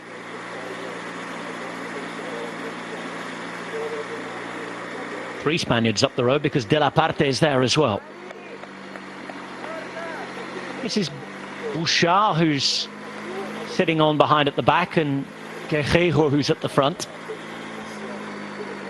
And we've still got 7 kilometres to climb, but Brian, we're approaching the harder slopes now. This is where it gets pretty nasty. Yeah, you can see the group in front, 19 riders. They're not in any rush. They've got just over 6 minutes. Elio Kaiser just setting the pace at the front of the peloton, so he'll be going at just a similar pace to these guys in front. So it's a bit of a kind of stalemate. It's whether anybody wants to kind of take it on these tougher slopes. We have seen some teams over previous stages come up and do something, but at this moment I think that the only team that would try something would be Sunweb, because a lot of the teams now depleted in their armoury. You know, I'm drinking Trek, Segafredo is being one of them, so it looks like we could actually just see a final showdown on a final climb, but I wouldn't think that Sunweb would wait to that. I think what they have to do is try and get rid of a couple of more, maybe 2 or 3 of the riders from Deconi Quickstep, because the only rider is ridden at the front pretty much all day for Deconi Quickstep has been Elio Kaiser. So he's given his teammates an easier day, but saying that, on stage 15 he was kind of left on his own. His teammates weren't able to help him, where Sunweb had Kelderman and Jai Hindley in front. So maybe that they're going to save everything, realise that when they start to ride hard in the final climb that Almeida will be isolated. It's a risk. You'd want to kind of test them out beforehand, because James Knox and Masnada could be feeling a little bit better than they were in stage 15. Also, those of you who were watching on our digital platforms, you'll remember the conversation we were having a moment ago about time zones of you Aussie fans watching. They've all been in touch. Apparently Perth have it great. It's nearly 8:45 there, says Nick. It's nearly 10:45 on the East Coast. What a difference the effort you have to make to watch these stages. In the meantime, in Queensland, it's 9:45, says Belinda. She says, I'd be ever so grateful if you could kindly ask the Giro organisers to start their race a couple of hours earlier.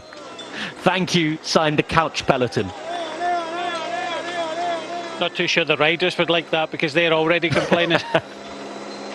Yeah, poor old Guarnieri yesterday. I really did start to feel for him, actually. It was the 4 hours on the bus that was the big issue, isn't it? I mean, getting up and having breakfast at silly o'clock, and then once you get to the hotel, you've got your showers, massages, unpacking a suitcase yet again for the umpteenth time, and trying to relax somewhere, trying to sort of take that mental energy somewhere else, or at least replenish the mental energy lost.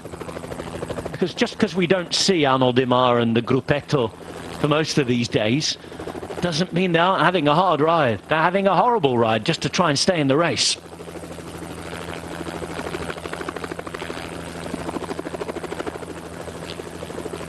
And we're on our way up Monte Bondone, around 6 kilometres from the top for the breakaway. 6 minutes and 8 seconds is the gap. According to Pro Cycling Stats, who are in their brilliant live blog every day, this is the 5th longest climb in this Giro d'Italia, but I have a feeling it's going to climb to number 4, because the Colle dell'Agnello at 23.6 kilometres is now being rendered impossible, I think, with the news coming out of France this lunchtime. The statement from the local mayor about not being able to go into France on Saturday. So at 20.5 kilometres, it's a long one. Stelvio tomorrow just under 25 k's long, and up to 2,700 metres.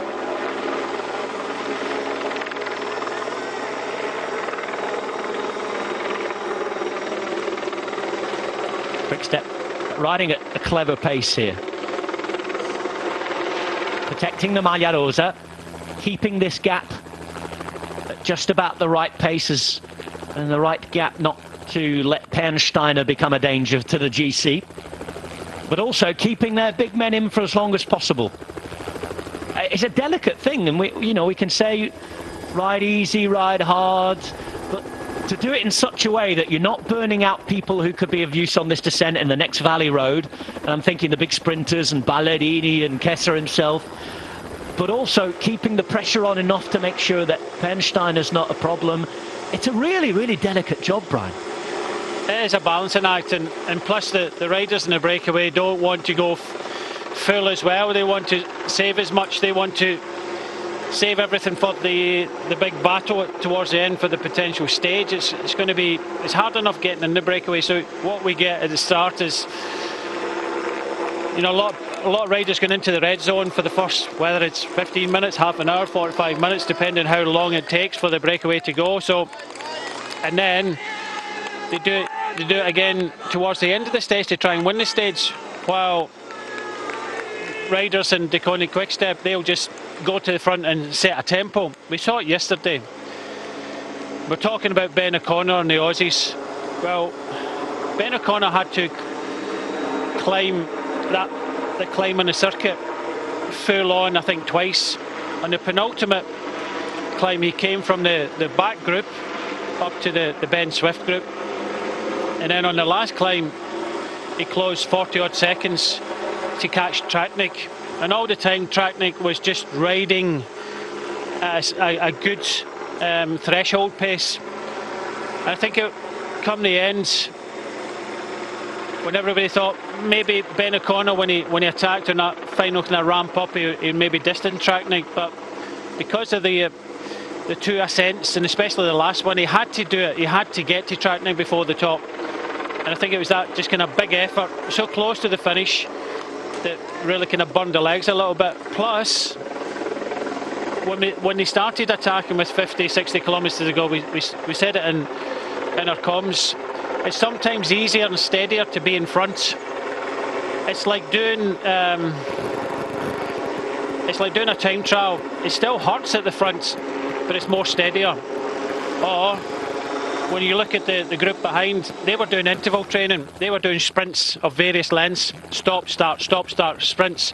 That kills the legs, it wrecks the legs, and you know that's why a lot of riders do it in training now, because you know it's just all that kind of change of pace, because this is what happens in racing.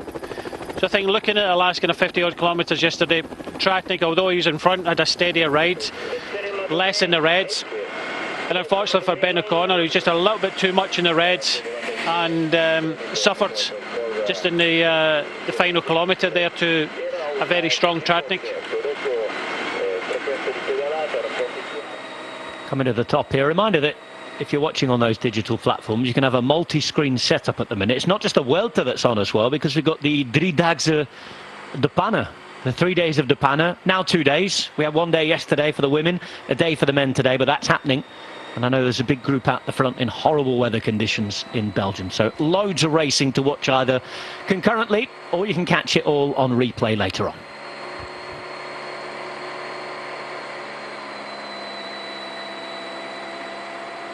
Last on our way to Madonna di Campiglio in 2015. Unlike that stage, we will get the Passo d'Urone. The finish is going to be in the town in Madonna di Campiglio this time, not up on Passo Carlomagno, as we had last time. And it was the day before the rest day that day. The day after, we went up the mighty Mortirolo. We're going in that direction tomorrow. One of the replacement climbs, had the Stelvio not been possible, was going to be a brand new ascent from a different side of the Mortirolo, but that's not happening now. I'm glad we're having the Stelvio instead, and we're going to finish at Laghi di Cancano. Big day. Passo Castrin, Passo dello Stelvio, Laghi di Cancano. Descent after that to Bormio. So that's descending the same side that we descended when Vincenzo Nibali took that victory. And obviously Tom Dumoulin had to do what he had to do. When you've got to go, you've got to go on the side of the road. That was the day we won't forget in a hurry. 3 years ago.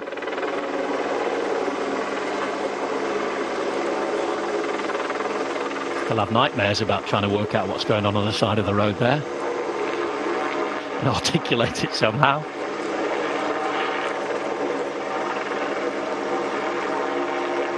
Let's hope that everybody listens to the teacher and goes before they start tomorrow.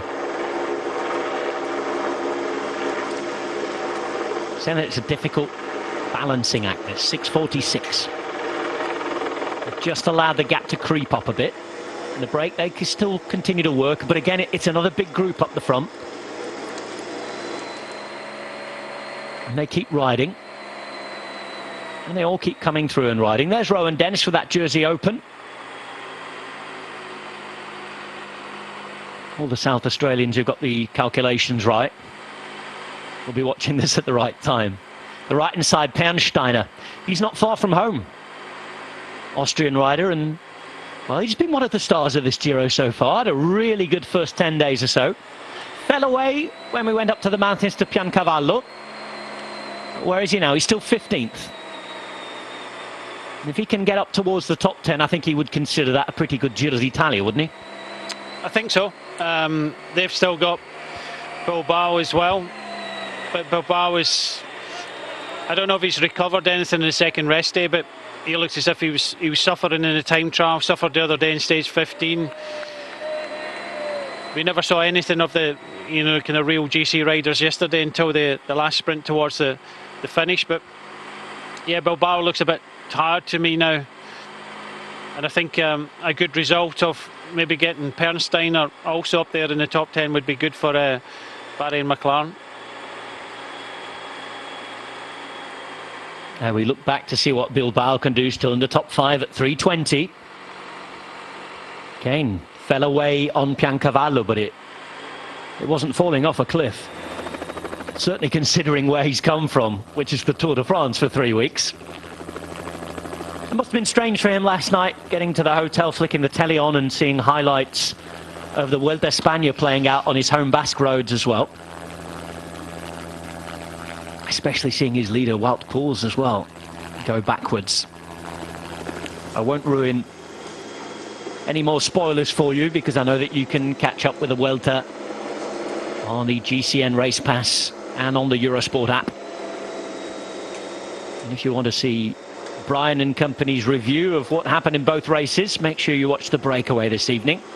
Dan Lloyd will be there, Brad Wiggins will return, and Ola Shanoe also providing insight interviews, and will be keeping her ear very close to the ground, as she does brilliantly every single day.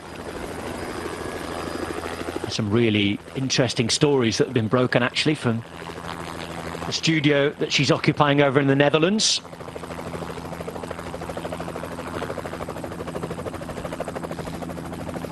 Like me, a victim of travel restrictions during this strange Grand Tour summer, autumn and almost winter. Here's Victor de la Parte, present for some of the fans. He's been around for a long time, as De La Parte. He has a real up and down career, hasn't he? He's close to the part of the world where he's had his best success. He was a winner of the Tour of Austria in 2015, and that's when he really sort of came to prominence as possibly a top-level rider. He then went to CCC, which was then CCC Sprandi, the second division team, and he was so good there that they signed him for Movistar for 2 years, but we hardly saw him, didn't we? He's now 34. Comes from the capital of the Basque Country, actually, the city of Vitoria. Vitoria in Spanish, Gasteiz is the Basque name. Not too far from where Mikel Landa comes from. He's a very good climber. We never saw it. Maybe he had a mechanical problem or puncture or something like that there, because he took one of those turbo bottles from his team car there and just threw it away. So I can only think that he's good enough to stay with the front group. Maybe he's had a little bit of problem and he just took that wee turbo bottle to make sure he gets back to the group in front. There's O'Connor again. NTT watch. How important is it for NTT that either here or at the Vuelta they win a stage for a sponsor? You know how these things work in business. Do you need that big PR? Do you need that big win, or do you think that there will be, if something's going to be saved, if something's going to happen, do you think that negotiations will have had to have started by now? I think it's going to be very difficult for them to secure a sponsor in these times with COVID-19. A lot of sponsors maybe not making the profits they thought they would make, so I think it's going to be very difficult for that to happen. If there's that's Oscar Rodriguez. Pardon me, Brian, but that was Oscar Rodriguez telling the motorbike to get past. Wondering if he was dropped there. If there's a possibility of keeping the team going for maybe another year and give them another year to try and get that sponsorship, I think that could be one of their best options, dropping down to second division, maybe with a smaller budget. It's just terrible times now to try and secure these sponsorships in cycling, and I think across the board in all sports. So that's why it's very important for these races to happen. And I know some people might think that this is not helping, the kind of spread of the virus, but it's essential for the economy of the sport that these races go on, because teams trying to find sponsors, riders trying to do the results to get a contract, and we're already kind of late in the year. And you mentioned yesterday about the changes in bike suppliers. Well, as soon as we finish this, we're into, and the Vuelta finishes, we're into November. A lot of these kind of bike manufacturers, the deal was done probably in May time, and you have to have a long lead-in time to get these bikes organised, so they'll have a short period of time. And I really do think that, I think the Tour Down Under, the first World Tour events, will go ahead next year. But I don't know. I think they'll find it difficult to get all the teams there. I think Groupama's already said that they're going to opt out. A lot of the Aussies are thinking about staying in Europe for the winter because they don't want to go back in quarantine. And you know, the quarantines of coming back, that's, you know, 2 weeks quarantine, 2 weeks coming back.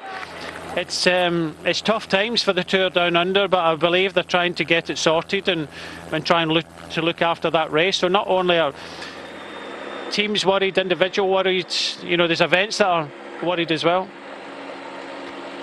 Good news for Astana there, and Oscar Rodriguez.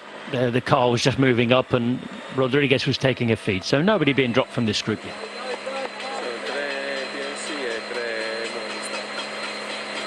Inside 2 kilometres to the top of Monte Bondone, and in both the breakaway and in the peloton, it's been taken probably as easy as it could have been taken in a race. And that's logical given how far still to go and what is to come tomorrow as well.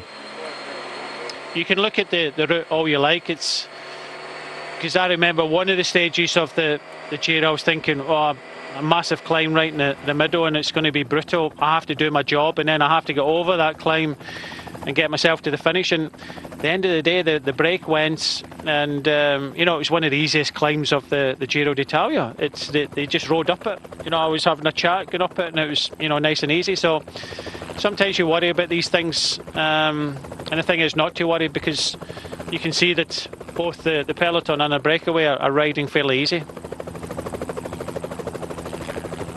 The old Austro-Hungarian barracks. He's sheltered from the sunshine in winter, full of snow now.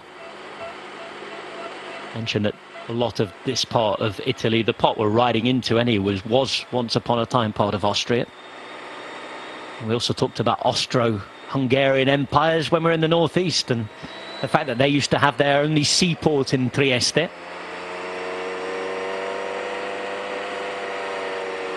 You're starting to see a lot of the riders getting prepared for the descent now, getting their jackets on, arm warmers. A lot of them going back to the car now, so they're just getting slowly prepared for the cold descent.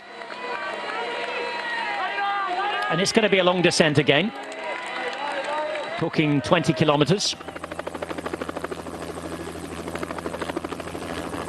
And if they come back out of racing, they'll get to admire these views. Big ski area up at Monte Bondone and Madonna di Campiglio we go to again. And they reckon it's a separate mountain range according to that graphic. I know we're going into the Dolomiti di Brenta, which is a separate mountain range. It's not connected to what we officially call the Dolomites.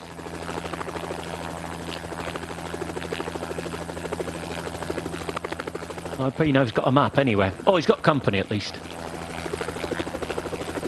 Hello. We can see you. Go on, give us a wave.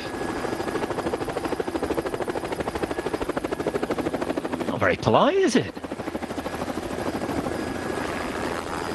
They probably don't know they're on telly.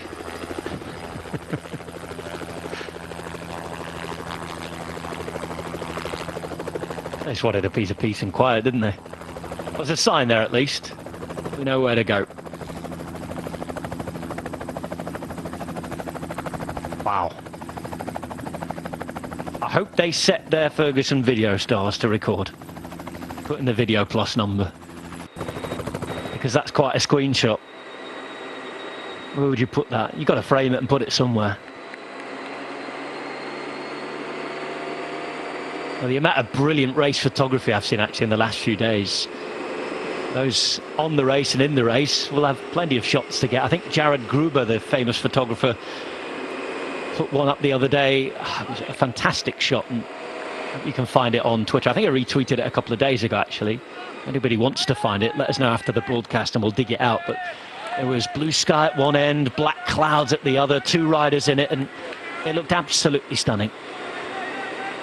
And Ruben Guerreiro will be looking to be stunning in blue in Milan. And this is a moment where he could really strike, fare il colpo, as they say in Italian, make a big move. You can see there that the next dangerous man is a long way back. That's Thomas Agent.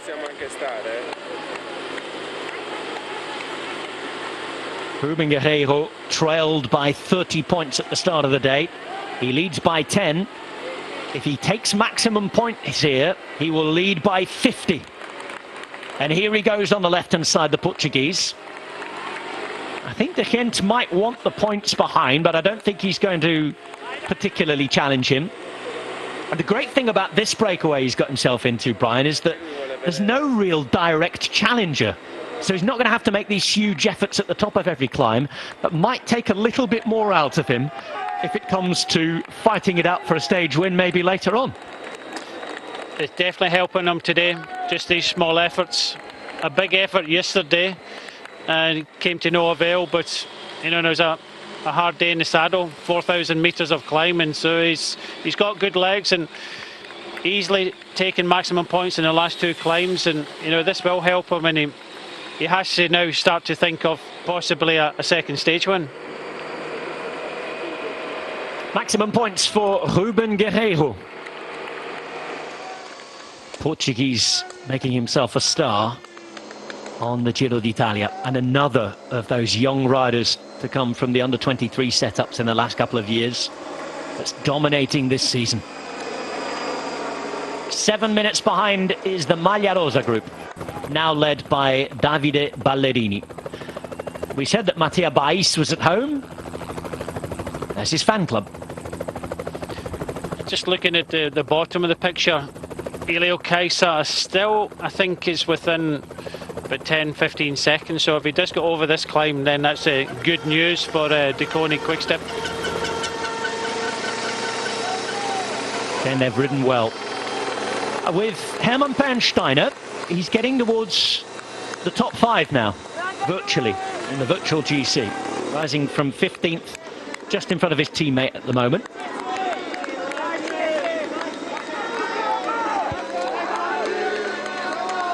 Rafał Majka started the day saying he had stomach problems and wasn't feeling too well.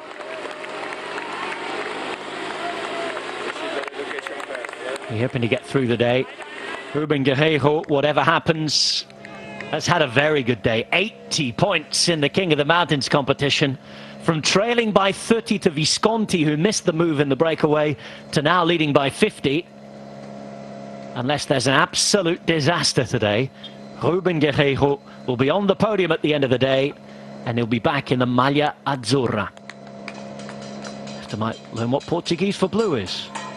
Oh, the Camisola Rosa is the pink jersey.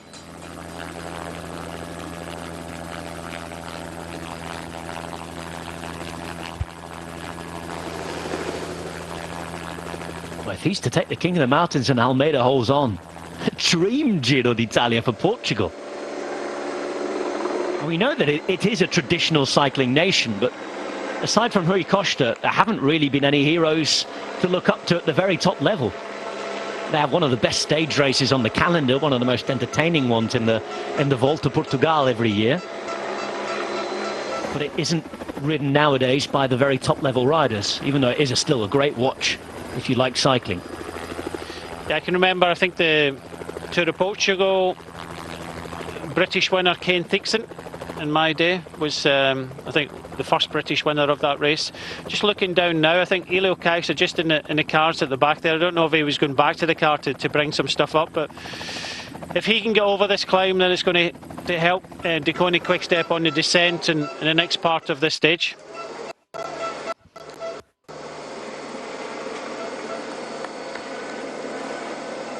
There's Mikel Honoré, second wheel. We mentioned his engagement the other day.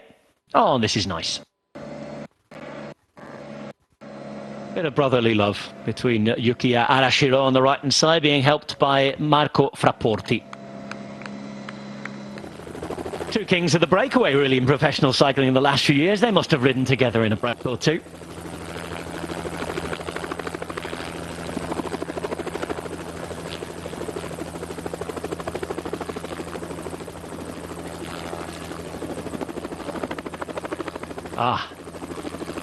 João Vasco Coelho and Bruno Santos have been in touch. Camisola Azul. That's what Ruben Guerreiro is aiming for. He's going the right way about it. The blue jersey should be his at the end of the day. Obrigado, gentlemen. Thank you for getting in touch so quickly.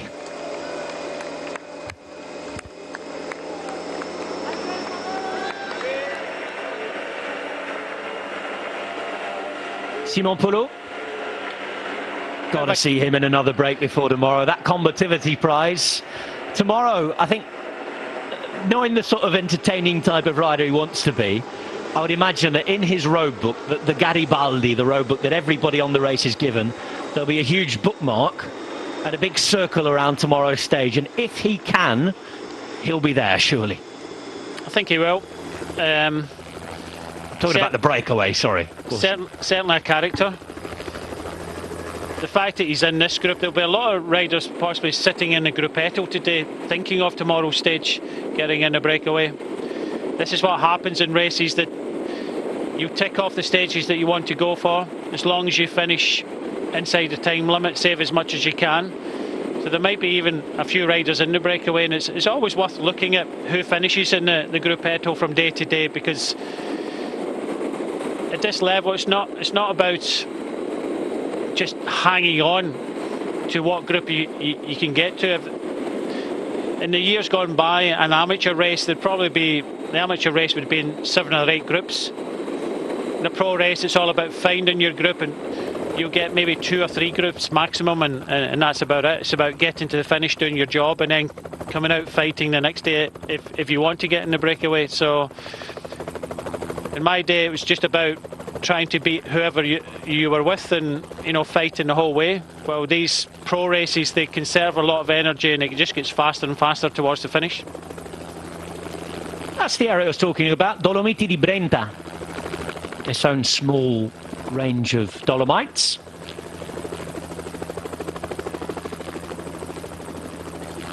Unique type of rock that sticks out, and look at those views.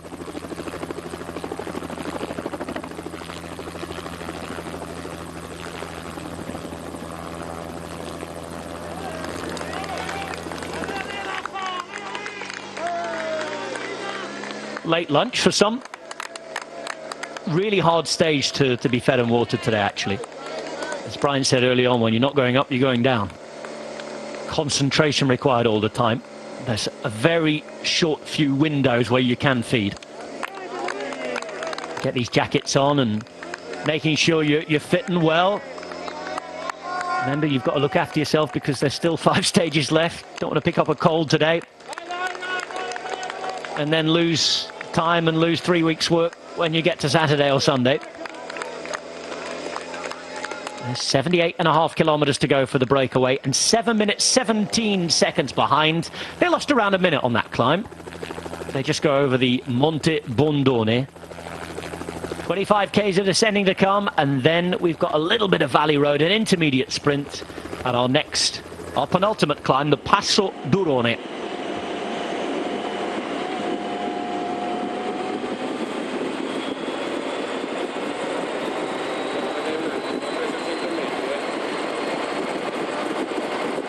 Following Dario Cataldo, just started to put a bit of pace on the descent.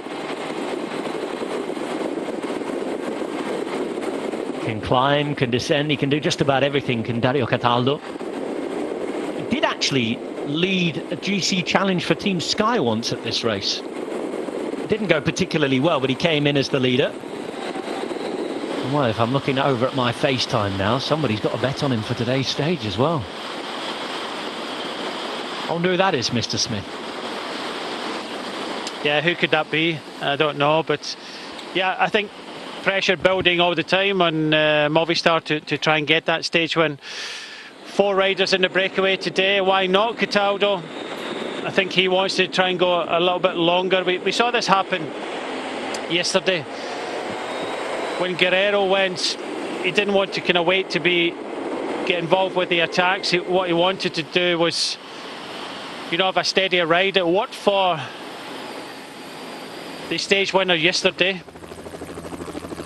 and I think Cataldo is trying to do this, learn from what happened yesterday with Jan Tratnik, of just trying to kind of force it a little bit in this long descent of 20 kilometers.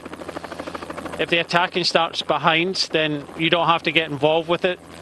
You can just set up a strong tempo. We talked about, killing the legs with a lot of accelerations. So Cataldo just coming down a little bit quicker than the other riders. Movistar having 4 riders, so it kind of suits them. They can start to use the numbers. AG2R had 4 riders in a breakaway of 28 yesterday. So you have to say that Movistar with 4 riders and 19, they have a strong advantage, and this is what Cataldo's trying to do at the moment. I think it's still a long way to go for kind of any attacks, but you take any advantage when it's presented to you. So 13 seconds he's got. It also means that the other riders from Movistar can just sit in the group behind and not do any work at all while this man is in front.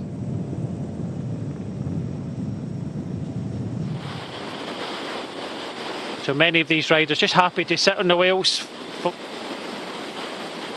get down this descent into the valley and start thinking about this stage win, because there's potentially a stage win in this group.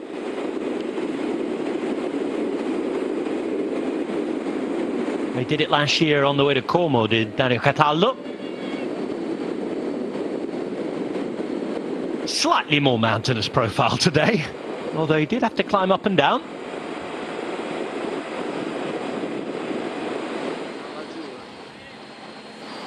Nobody's tried to make it too difficult for Joao Almeida just yet. There are still 2 big climbs to come. And this is what's left of the breakaway, just chasing their mate Cataldo down the road.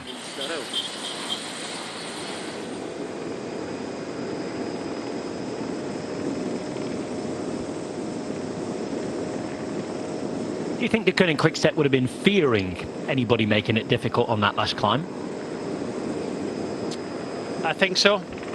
I think they wanted to get Elio Kaiser over the top, and they have. He was kind of dangling at the back, and he's made it over the top of this climb, and he's got the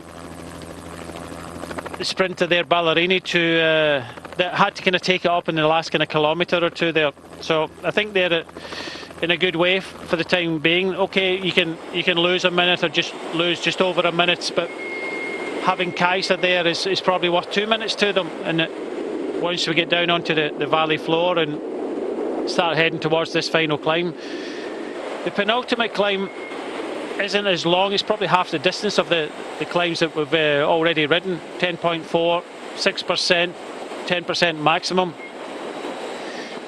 But yeah, I think they're just happy to have the numbers. All 7 Koenig Quick-Step riders are in this group. The only rider missing is Alvaro Hodge, and he's in the gruppetto with the sprinters at the back. Building up to half a minute now for Cataldo.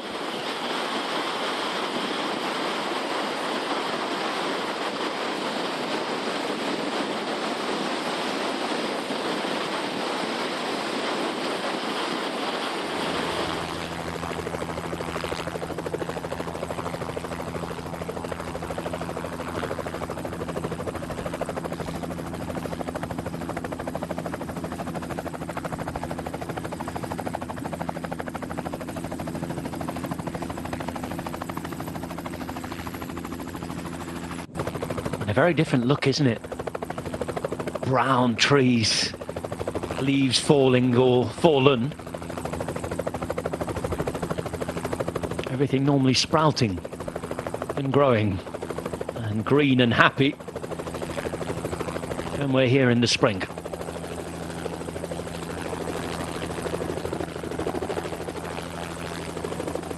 We won't forget 2020 in a hurry.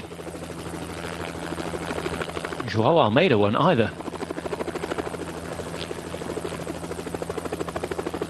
What's his overall view going to be, though? No test yet. Surely those who want to test him cannot let today pass without trying. This man's trying to take a stage win. Dario Cataldo out on the attack with half a minute of a gap on the descent.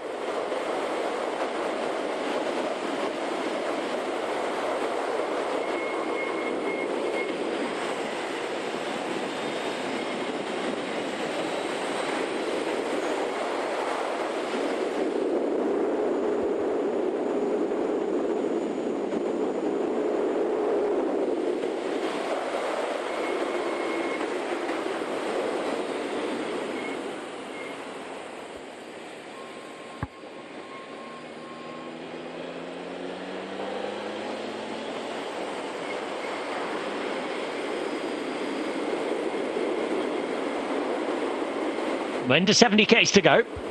Intermediate sprints both come late today, by the way. But again, the situation of the race, like it has on many stages, I think is going to dictate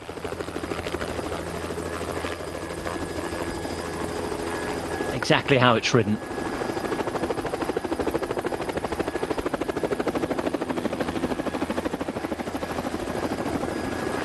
We see a lake that comes from underwater springs there.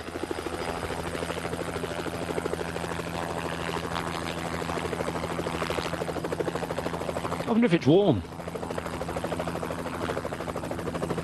They'll have an October swim in that thing.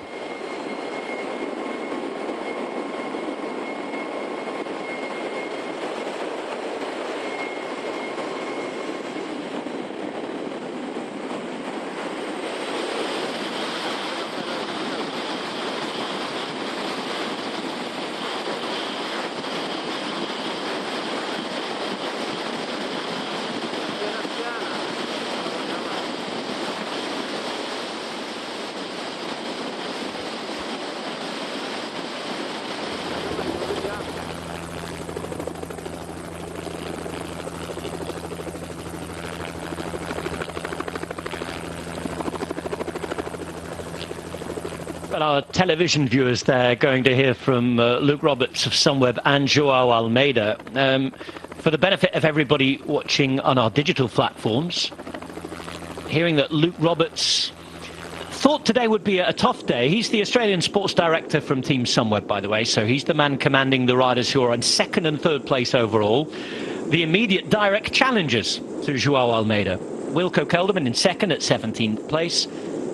In second at 17 seconds rather, and Jai Hindley in third at 2 minutes and 58, who is another West Australian as well as Ben O'Connor, saying that actually just being honest and saying they weren't going to take it on early. He said it was too early today to take it on.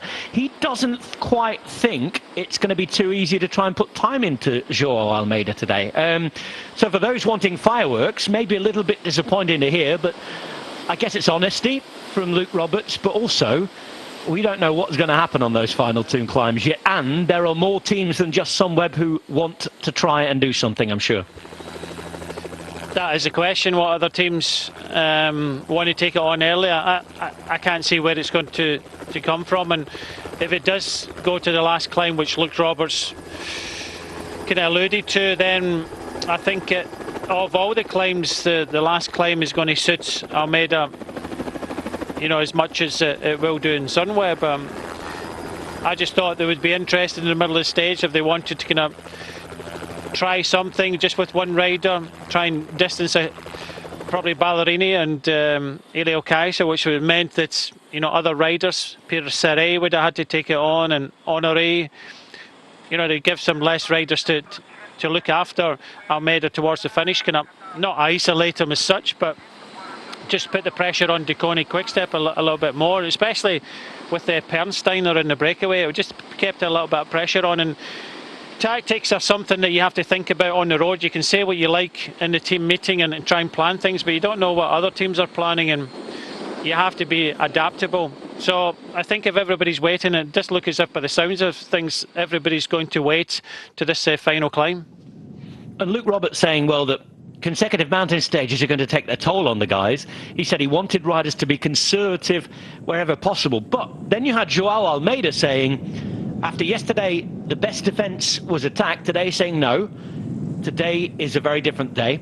Today it's about spending as little energy. So if he wants to spend as little energy as possible, sitting in my armchair director sportif position here, which is a very easy position to think in because I'm not held accountable to anybody. If he wants to be conservative, the challengers want to be conservative, who's going to take the pink jersey off him? Surely something has to give somewhere. You're exactly right, and that's why I thought that maybe someone would have taken this on and you know, just try. But you know, they know their riders better than we do. They see the numbers, as we keep talking about. They see the recovery, and I think they're looking at back-to-back stages, the fatigue you get today, or even from yesterday, 4,000 metres of climbing. It wasn't the hardest, but it still is a kind of hard enough stage. And the length of the stages as well, 229 kilometres yesterday, into today over 200 kilometres with 5,600 metres of climb. You still have to do it, okay, maybe not at an overly strong tempo. And then into tomorrow, 5,800 metres in altitude gain. So I think they're playing the kind of longer game, thinking of what suits their strengths, because you know, they've still got some young talent. Some, you know, when you think that the guys that are up there, Chris Hamilton and Jai Hindley, they're still young riders. So you have to kind of play to your strengths, and I think that they are going to ride a bit more conservatively today and going to put it down on the final climb. I still think that there's a big opportunity for Almeida to keep a hold of that jersey today, but they're hoping that fatigue will set in possibly tomorrow. If we're not going to get the big stage on Saturday with the final time trial, it could be all or nothing tomorrow in the stage if Kelderman doesn't gap Almeida today. Yeah, knowing the Italian cycling fans as I do, I think there'll be a few angry responses if there's no attacks later on today. But of course, put yourself in the rider's position, it's difficult. Now then, Cataldo takes a 43-second advantage as we approach the next climb.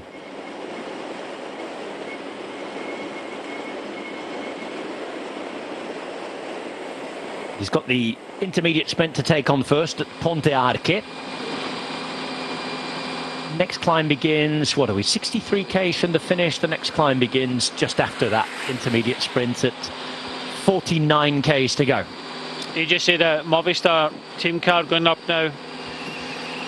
It's a good situation for Movistar because having Cataldo there, and he has already delivered in the past a Giro stage, so he understands what's happening. He won't get involved with the attacks behind, and then Movistar in a good place where they've got another 3 riders behind and they just have to follow. We saw it yesterday with Tratnik and Battaglin. So Movistar looking good with this. Whether they can finish it off is a different story, but it's a good tactic, putting Cataldo in front, and hopefully a smaller group will come across, including another Movistar rider. So tactically they've got it kind of spot on. In the meantime, the rest of the Movistar riders are just sitting in the group behind. Chasing group is this group on your screen.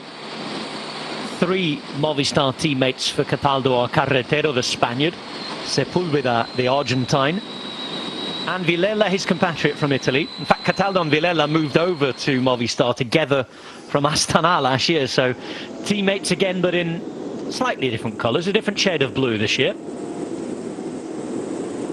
And this is De Koning quick step behind, still no threat to them.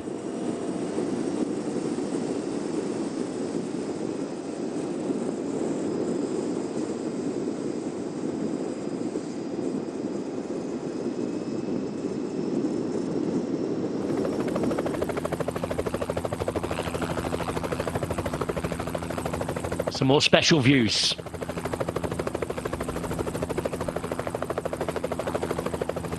Vineyards up here. There's a lot of apples grown up here as well. The Giro del Trentino, what became the Tour of the Alps, was sponsored by a famous brand of apples grown up in Trento.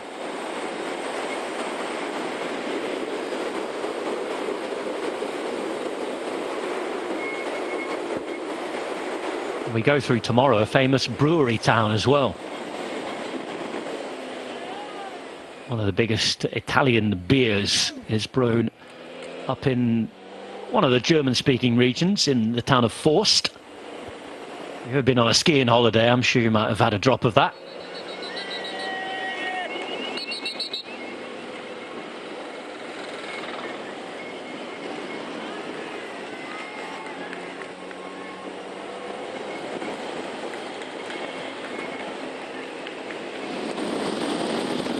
This is the chase being led now by Guerreiro. Cataldo, we talked about his experience. Took him a long time to win a Giro stage. He tried and tried for years before pulling it off last year. Nice moment in his career. A man who's sort of dedicated most of his career working for others. And he's one of the riders who's come out the Tour de France and has come to the Giro d'Italia. Only 12 riders who started the Tour started the Giro. I think only 9 who finished started the Giro. And he's getting through. Remember, a stage winner in the Vuelta, in the Giro. 35 now, and he even had a home stage start, didn't he? He's from Lanciano, and we had a stage start when we were in Abruzzo after the first big mountain stage. It was week 2 that began in Lanciano, his hometown. Well, he's still going to be a professional cyclist next year. He's been around for a long time now. And he has the experience, and he's played to his strengths. He's a guy who time trials well, clever on the descents, and he went away there on the descent with a couple of efforts, and suddenly he finds himself with almost a minute. Well, on the descent, you know, he didn't have to kind of push on as much. You know, just used his descending skills. Where everybody else was coming off, having something to eat, you know, just getting down the climb, he pushed on a little bit, so he's not used a hell of a lot of energy at the moment. He'll be hoping that maybe a couple of riders will come across on this next climb. But Movistar should have at least one rider, and you know, it's like the attack starts, kind of burns their legs a little bit. Movistar will go with it. They'll then just sit behind it as well. So looking better and better for Cataldo and Movistar today. Toblino looking an absolute picture.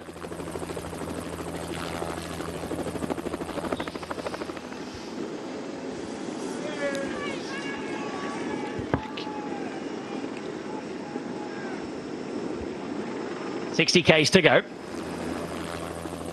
One long line, and well, we talk about the descending, Brian. Everybody talks about Grand Tours as if it's your ability to climb and nothing else that affects the result. We've got some long descents over the next couple of days. Maybe if the weather comes in as well. Obviously, you know, we're going to race on Saturday. We're not going to race up to the highest mountains, but if the weather's not so good, it always affects things. Look, even here, there are gaps going down that climb there, and they haven't really been racing in this group. If this man finds himself isolated, there's an opportunity for somebody who might not be as good on the climbs. I'm thinking of Nibali, to put pressure on the descent. It's not just climbing you win a Grand Tour with. You've got to be able to handle your bike properly. Can you remember last year of when Landa was in front and Nibali skipping down the descent, you know, bunny hopping over some of the water on the road? Of course, he's already said that his numbers are there, but you know, these young guns are just super at the moment. You know, the numbers that he's doing it now maybe have won him the Giro d'Italia in the past, but yeah, you have to take your opportunities when they arise.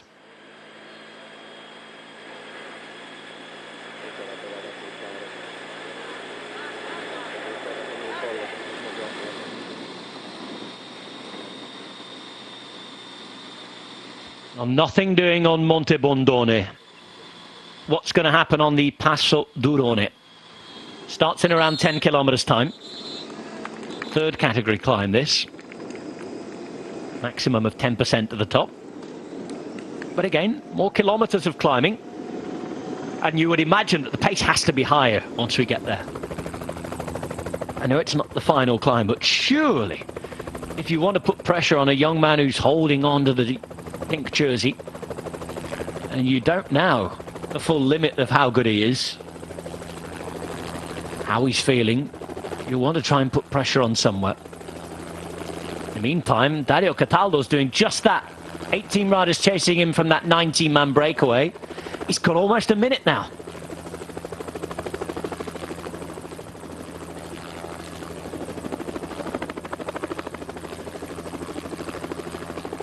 More than 5,000 meters of climbing today.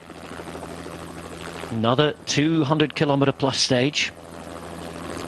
There's only one stage this week that is under 200 k's, and that's only by 2 kilometers.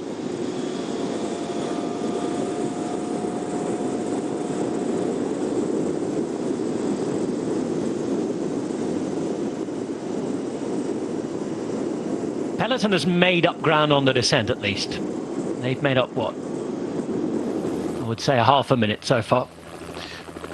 That's what we're talking about. It's always better to hold back on the incline, keep Kajsa with the group, and then he'll make the difference in the descent. And when we get down on a kind of valley floor, not that there's much of a valley floor today, but you know, he'll bring back a minute and a half, and even if you lose that on the ascent. So it's just judging these things, and you know, these pro teams nowadays, you know, get it almost perfectly. Sometimes they mess up, but not often. Rowan Dennis again looking good. And he was with the man who's just in front of him the last time he was in a breakaway. A couple of days ago, Piancavallo. I say 3 days ago because it was just before the rest day, wasn't it? Piancavallo.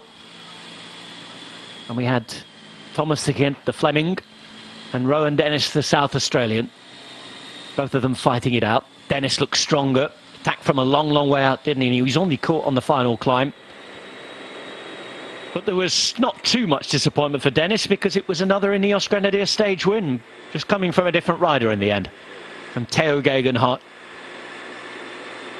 And he's a former member of that team. Dario Cataldo. He's ridden for some of the very best teams in the world, actually. His career has been sort of a lap of different quality teams, as we see Dennis continuing to push on here. Yeah, Cataldo's had a career that's gone on with some of the very best teams in the history and recent history of the sport. Started with Liquigas, then he went to Quick Step, then to Sky, Astana and Movistar. Not too many missing out there, as Dennis is just trying to keep this gap in check. And he's forcing the issue a little bit, and behind are being forced to chase the gap and follow. Maybe realising that they can't afford to let this gap get out of control now for Cataldo. And maybe having seen the mistake that was made yesterday in letting Tratnik go a long, long way, although we're playing with quite a bit different terrain today. But the first selection is now being made in the group.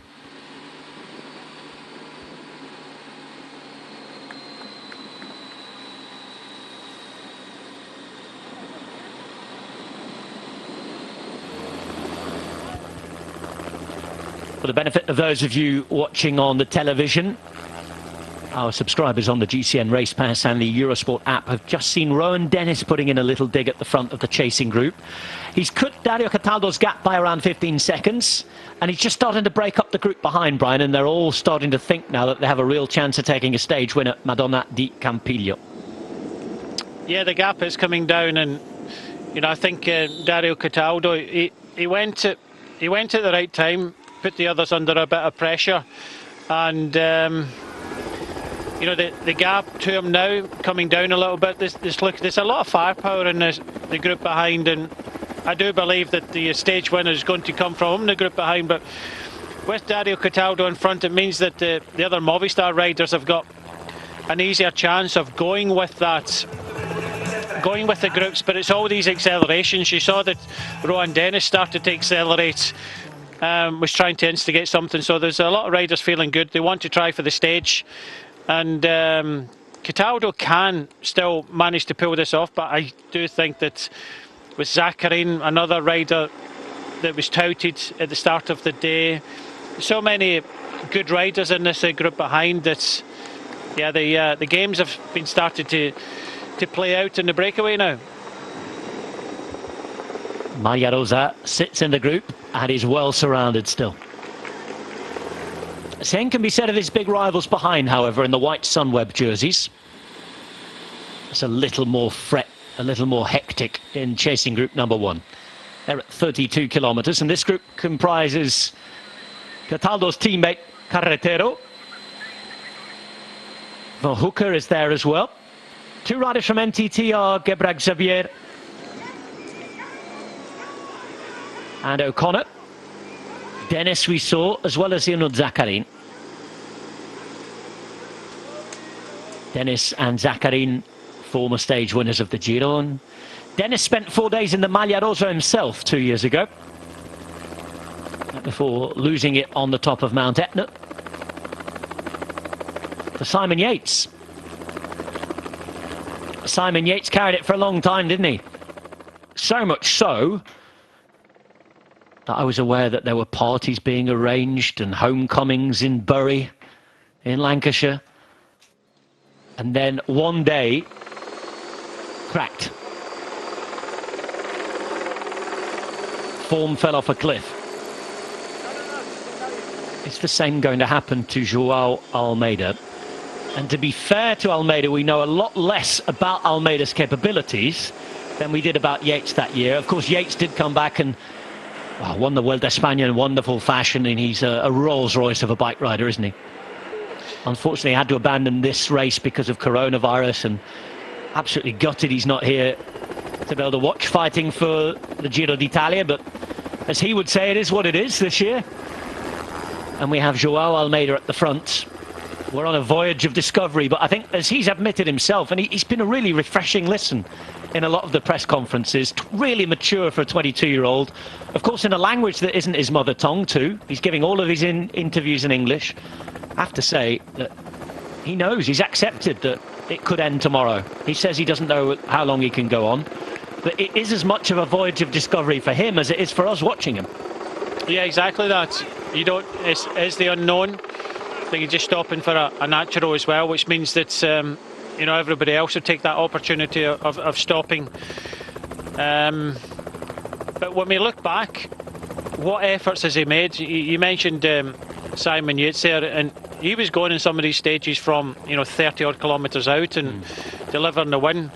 When we look at the efforts and we analyse it, taking out the time trial efforts, he had to make an effort on Etna when he was kind of slightly distanced from the kind of GC group.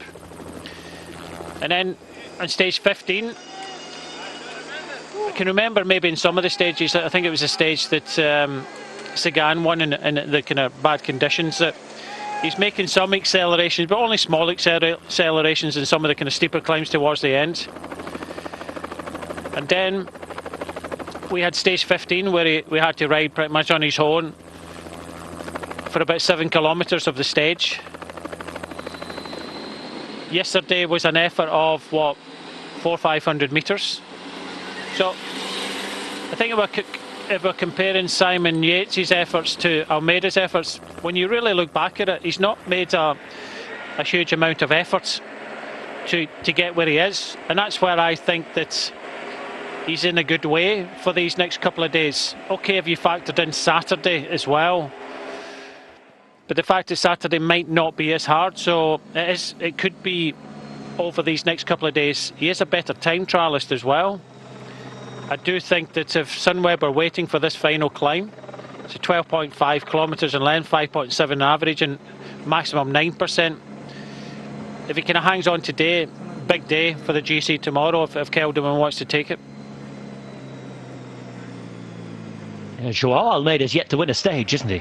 He's been up there on the podium taking bonus seconds a few times in those few efforts you mentioned he's made. And let's not forget that Yates had been winning stages for fun and winning a lot of fans as well. I know that the Italian fans absolutely love watching Simon Yates, his way of racing. And here's the Maglia Rosa alongside his immediate challengers who are on the way back. Truce called. Well, they all have that natural break. We're approaching the final 50 Ks now, and Cataldo's been told that he's about to get company. And he's about to be joined by Zakarin von Hooker, his teammate Carretero, and two other teammates who are O'Connor and Gebrek Xavier, with Rowe and Dennis. And here they are. Just 8 seconds away. Hearing around at least a half a minute to the rest of the breakaway.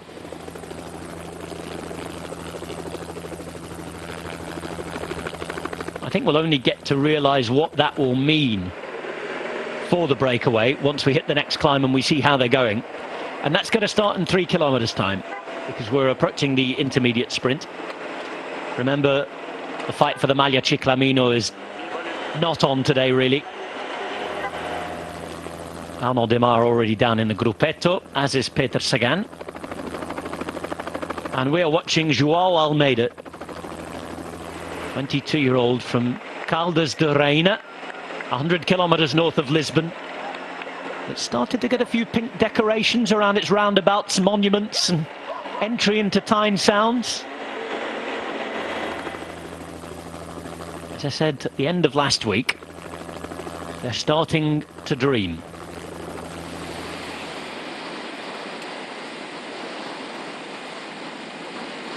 Problems on the road surface there, and this thankfully being signalled out.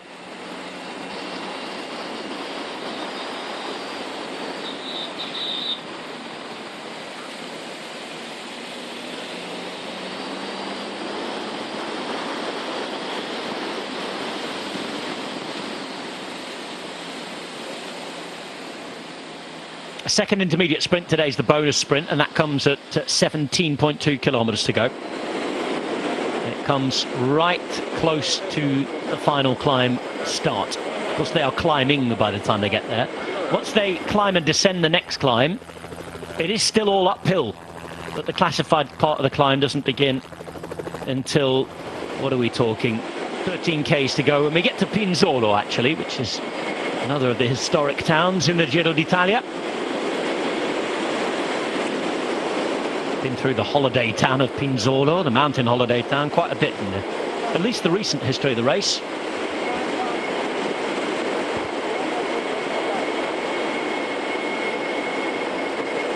I'll be going to the Madonna di Campiglio,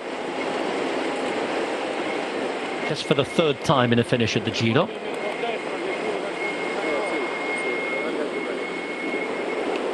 (1999, 2015, 2020). And Cataldo is now about to be joined by 6, and it's a group of 7 at the front with around a 40-second gap.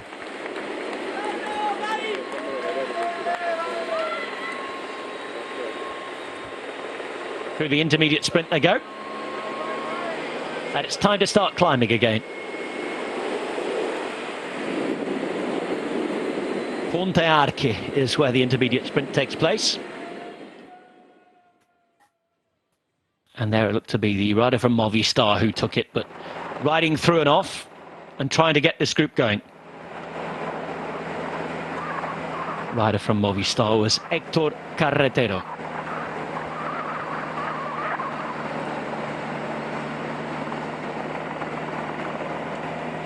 $12 points in the Maglia Ciclamino competition, but it's not a competition he's interested in. He's simply looking for a first ever Grand Tour stage win, is Carretero. Spanish rider from Madrigueras, who's 25 now, yet to win in his professional career to date. His team has not won since the 1st of February this year. They returned to the race where they took a couple of stages and the overall prize last year. Their winner then, Richard Carapaz. It was a nasty split, really, with Movistar at the end of the season. Agent influenced, and they didn't part on good terms. I know that Movistar also no longer use that agent or have any riders belonging to him. This is how we stand in the general classification. 5 days to go when these times were taken. 17 seconds. A change of 2 in the plus column for this man on the right-hand side. João Almeida with 17 as opposed to the 15 he had before stage 16 yesterday. Over those 2 seconds taken with a small gap on the line. As far as the Maglia Ciclamino is concerned, it's still an open competition. Peter Sagan is in second, and we've got one probable stage for the win for those guys. That is between Morbengo and Asti. Morbegno, pardon me, and Asti. I'm going to tilt my head to read the towns there. I've got a map on the wall in front of me. And that comes on Friday. Ruben Guerreiro is now in the lead of this competition, and it's a 50-point lead in the King of the Mountains for him over Giovanni Visconti. And to complete the 4-jersey classification, Joao Almeida, who hasn't actually worn the white jersey for a long time. 14 days now in the Maglia Rosa, but also leading the Maglia Bianca competition. Maglia Bianca being worn by Jai Hindley, who's in second place there, but only has a single second over Theo Gegenhardt. Wow, 52 seconds, Brian, as they start the next climb to Passo Durone. Are they going to see those who were behind in the group again? Or is this the group now that's going to fight it out and have a chance to take a stage win? Here's Pernsteiner, who's missed that, and I think he's trying to get things going behind. He's with the Kent on his wheel, and yes, again, there is Movistar representation. That's the problem you've got now with Movistar having 2 riders here. They're just going to follow the group, so like yesterday, a lot kind of stop-start racing behind, which kind of burns the legs a little bit. Wow, these 6 riders can continue pushing on.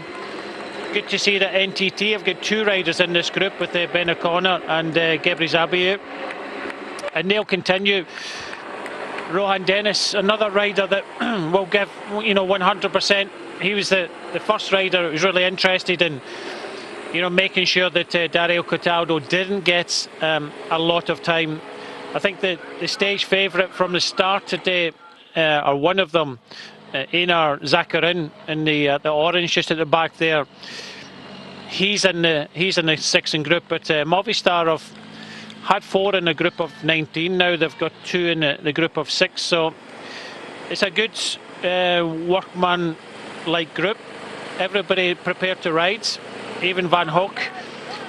He said in his interview earlier on today that he's getting tired, but he would try and get in the breakaway. He would try and help Thomas again, but he's here at the kind of pointy end of the stage, and who knows that he's already impressed in this year's Giro. Okay, he fell away from the general classification, but let's look at the first week. He was really riding very well. Well, this Passo Durone climb takes us to just over 1,000 metres again. It's 10.4 kilometres long and ridden in 3 stages, really. The average gradient for the 10 kilometres is 6%.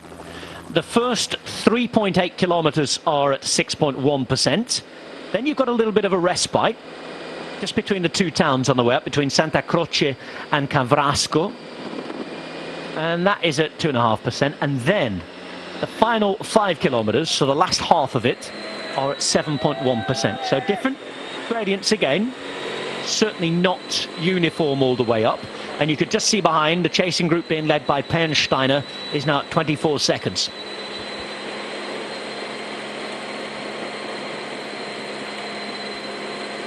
A good climb for Rohan Dennis, this. Some real gradients that he can devour the power on. Yeah, it's not overly steep. I think the steepest part is 10%, and this one, the last climb, 9%. So, it's good for Dennis. It does look as if he's interested in trying for the stage today.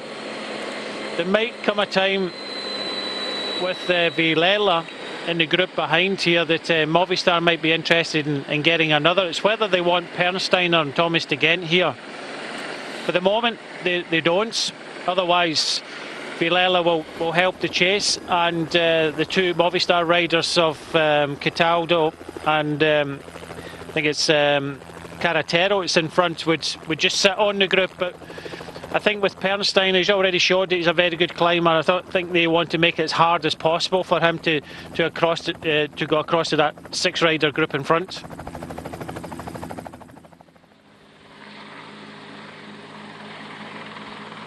How are you feeling, Joao?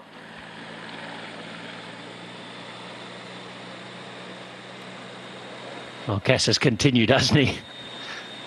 Ballerini's tried. The Koenig Quickstep have done another very good job today.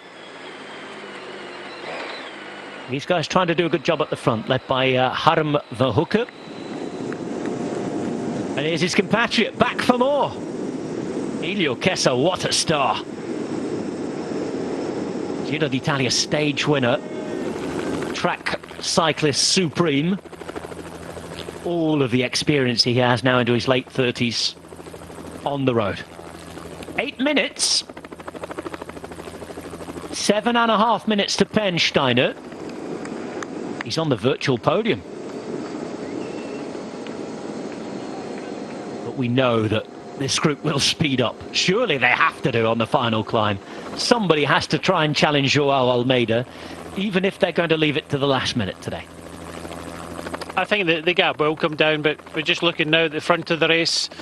Pernsteiner not getting any help from Thomas de Gent, because he's got Van Hoek in the group in front, and also Villela got a rider in there, so it's left to Pernsteiner to do absolutely everything, and Villela starting to struggle a little bit here, but the looks of things that Movistar and Thomas de Gent, he knows that he can probably help Pernsteiner to go across here, but he's not helping, because Pernsteiner, excellent climber, he's already shown that, moving up in the general classification, and he's going to make sure that Pernsteiner does everything to try to get across to this group. Pernsteiner alongside Mr. Breakaway, Thomas de Gent, for the moment. It's where he feels the most comfortable. Remember a Grand Tour podium at the Giro d'Italia back in 2012. It was the year that we had a Canadian winner of the Giro d'Italia, Ryder Hagedal. Joaquim Rodriguez in second place. Purito now retired. He's now one of our colleagues in the commentary box, actually, working on Spanish television. Now then, Thomas again just jumped across there. He just sat on Pernsteiner, came straight across, straight to the front now, and going to put it on. They don't want Pernsteiner on this group. Is that because he would not be... Well, he's dangerous in the GC, isn't he? And it means that they'd have to chase behind, maybe. Not just dangerous in the general classification. I think it's a case of he's a great climber, and if they want to win the stage, then they have to make it as hard as they can for Pernsteiner. I don't think they're going to get rid of him though, Brian, because I think he's about to close the gap. Let's have a look. He wasn't far off that wheel. Here he is, one more big effort maybe. And Pernsteiner, I think he's going to get on here. One more little effort being made at the front, trying to snap that elastic.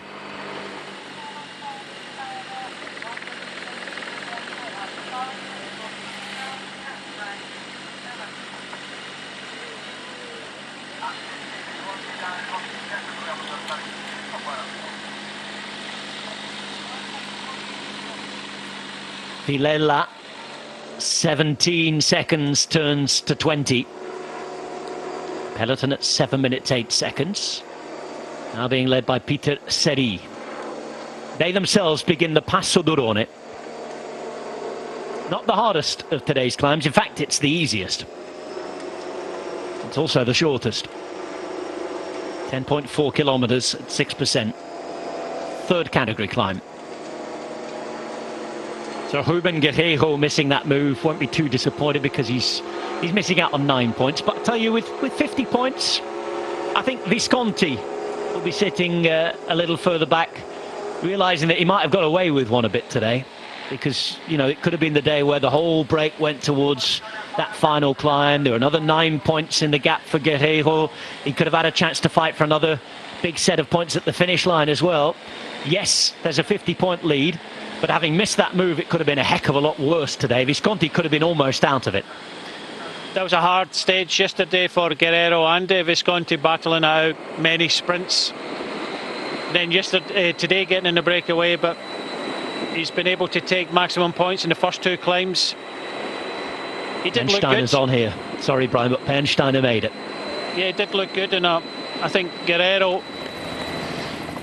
is going to miss out on, I think, any other points from today's stage. So like you say, Visconti is still in it, and I think he'll be thankful of that going into tomorrow's stage.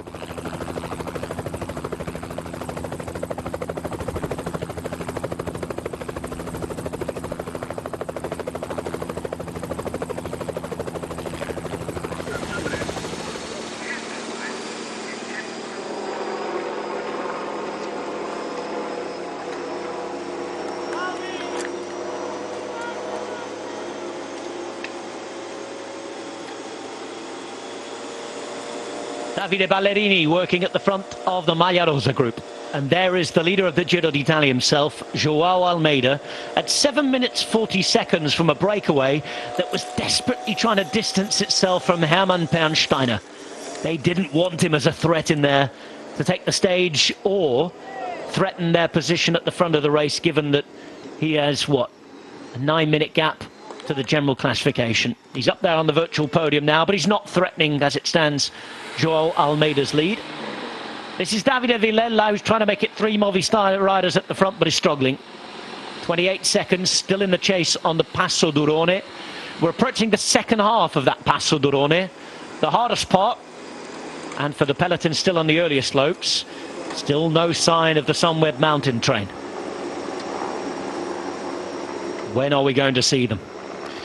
I think it looks like it's going to be in the final climb of the day. Climb up to the finishing line, 12.5 kilometres in length, 5.7 with a maximum 9%.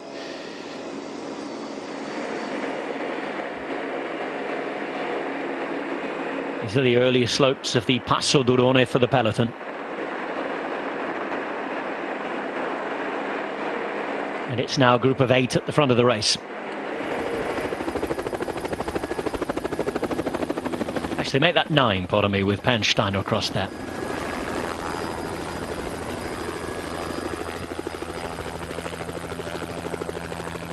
Coming out of Cavrastro is where they get to the bigger gradients here. Yet to reach the maximum of 10%. And we're following Villela, who's made a couple of seconds of an inroad. But it's going to be a difficult chase for him. There he is. And there they are. Left-hand side of the picture, just coming out of that curve.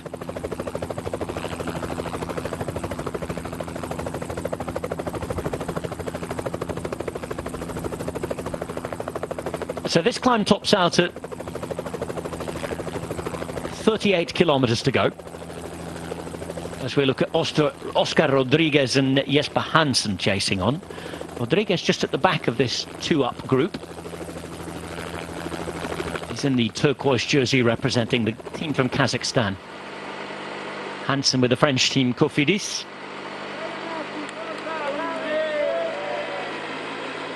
Well, now 3 teams with a pair of riders in here.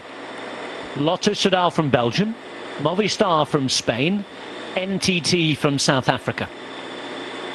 Yeah, also had Bouchard just behind the duo, just behind. But the question is, do Movistar want Villela to get back? I know 26 seconds doesn't look a lot. They're just up the road in front, but I don't think they want to kind of hang around. So it does seem as if Cataldo and Carretero are still prepared to ride in this front group, and looks like Villela might not have an opportunity of coming back to the front. It would give them numbers, and it would give them something a little bit more to play with even before we hit this final climb. So it's either kind of now or never.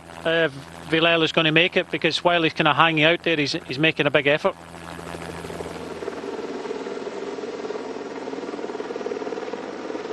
Out of Sesto, they come at the bottom of this climb. Davide Ballerini.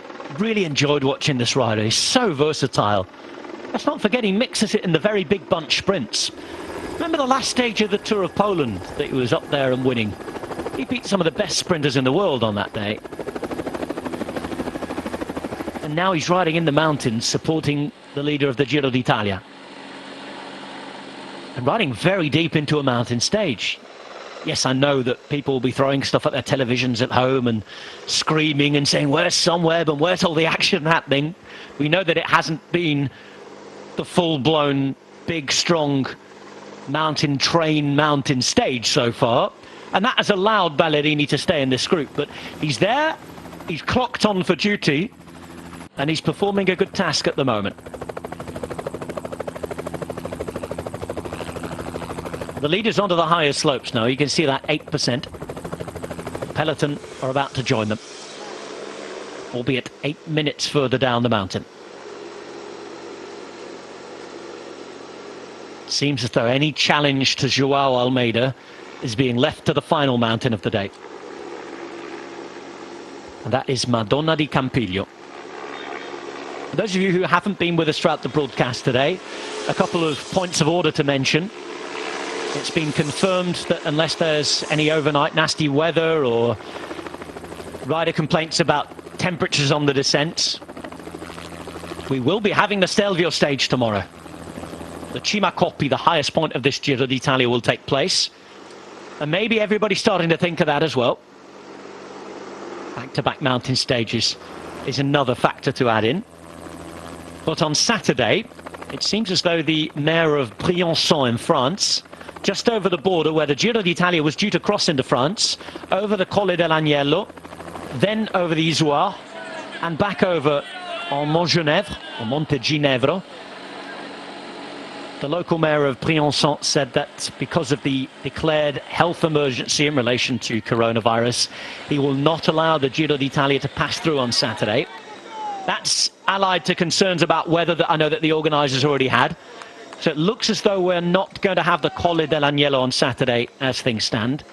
And there will be an alternative proposed by the organisers. The rumour in the newspapers this morning, I have to say, was rather disappointing, wasn't it? To a sense of Sestria. But we will have to see what they come up with. It's not always the parkour, it's how it's ridden. Parkour today allowed for lots of attacks, and we haven't seen too many. We are seeing, though, Davide Villela getting closer to getting back on. You can just see him at the base of the picture. He's 16 seconds away now. Yeah, nobody's holding back here, especially Thomas de Gent, Zakarin and Dennis. Be interesting to see what Cataldo does here. I don't think he'll ride. So this tactical position allows Movistar riders in this group just to save their legs a little. Everything adds up, Brian. I don't think they'll want to push on at all. They'll want Villela back to have three in this front group. Given that Vilella's already been distanced, can you see him as a candidate for the stage win, or is he going to be the guy that works in this sort of valley road that we come to next, the false flat before we get up to Madonna di Campiglio? Even on the descent, we've got 8 kilometres of a descent until we get to the valley over the top of this climb. Just do something like Cataldo did, just go on their descent, and then Cataldo and Carretero can just sit on the others, save a little bit of energy. Really experienced sports directors in the car for Movistar. Max Sciandri, who was part of the team that won the Giro d'Italia. It was his first big stage race since moving from BMC, wasn't it, for Movistar last year? The Anglo-Italian. The man from Derby and Tuscany at the same time. And sorry, it's not Jose Luis Arrieta, is it? It's Chente Garcia Costa, who's the other man in the car for Movistar, and he's really experienced as well. And the other name I was about to utter is over at the Vuelta a España, Jose Luis Arrieta. So Villela looks as though he's going to make contact. 8 seconds away. And if he does, he will have managed to have closed a gap of half a minute. Quite an effort on this climb.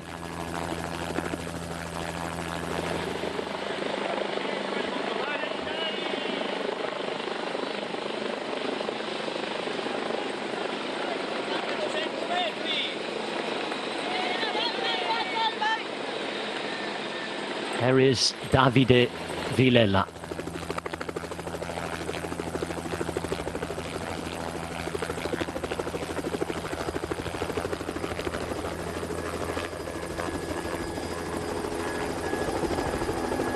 I've just had a message from our Spanish colleague Luis from Eurosport Spain. He's got some inside info, and of course because of Max Sciandri's heritage, apparently they call him El Bambino in the team. Mix of Spanish and Italian. The little kid. He's got a laughy, jokey personality, hasn't he? He's always a good listener, is Max Sciandri.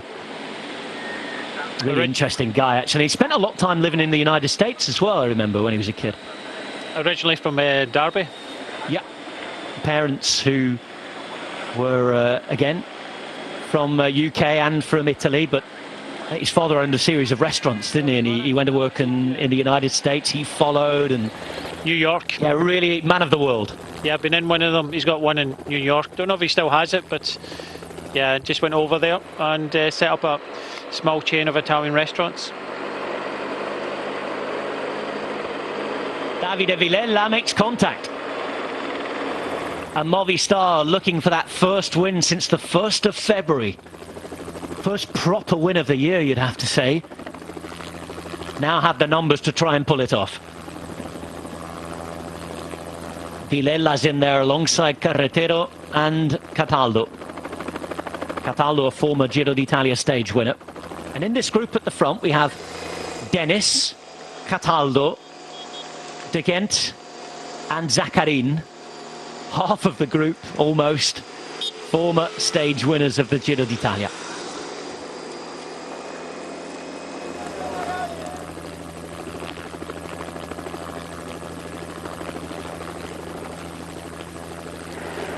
Eight minutes back in the peloton.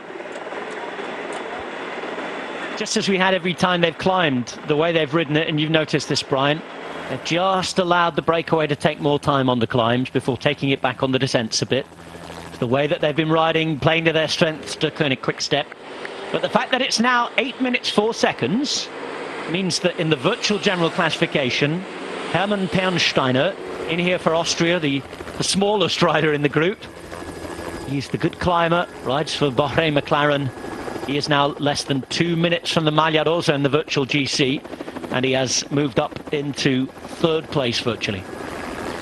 I think the speed in the breakaway has increased because they've started the race for the stage now, so this gap could continue to go up a little bit more because they want to use Ballerini, and I don't think Ballerini will be taking time back until we go over the top, so they're hoping that the breakaway will lose possibly 2, 3, 4 minutes on the final climb. I don't think it's a major danger, but I don't think Ballerini can do a lot about this because the breakaway are racing now for the potential stage win. You got to remember that there's a lot of riders still in the gap trying to come up, and now they've got themselves in a perfect position. So we get 10 riders. We did have 19 riders, but we've got 10 riders now looking for this stage win, with 3 of these riders being from Movistar and 2 from NTT.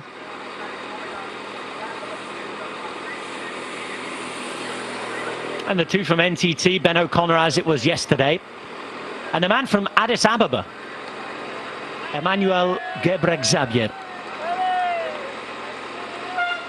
And if anybody knows a closer approximation of how to say Emmanuel's name better, please let us know. We always like to try our best.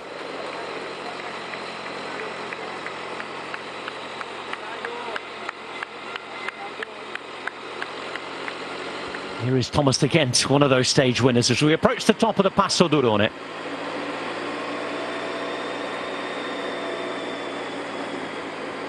Yeah, Thomas de Gent will keep chipping away here. He'll want to take maximum points, or 9 points.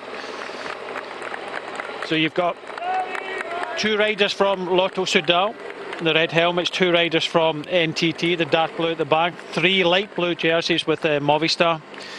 Pernsteiner just zipping up in the left-hand side for Bahrain McLaren.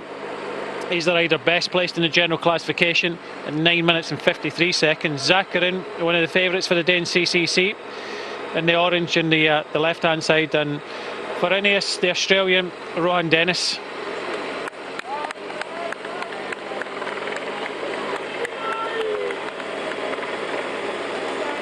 This is where the blue jersey standings could change at the top here. Thomas de Gent is the man with the most points. And again, I think he will be happy to take maximum 9 points over the top here. You never know what's going to happen in the next few stages. And I would be very surprised if Thomas de Gent's not in the breakaway at least one more time between now and Milan. And he has a relationship, as we know, with the Passo dello Stelvio.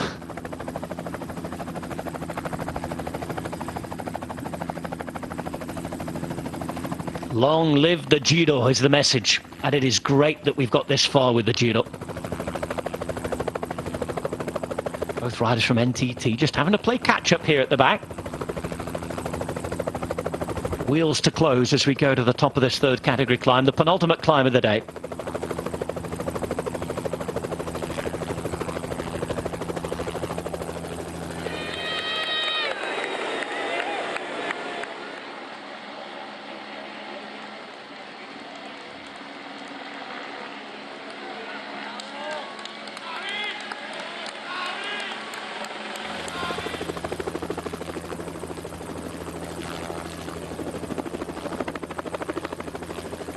8:07. We wait, and we wait some more.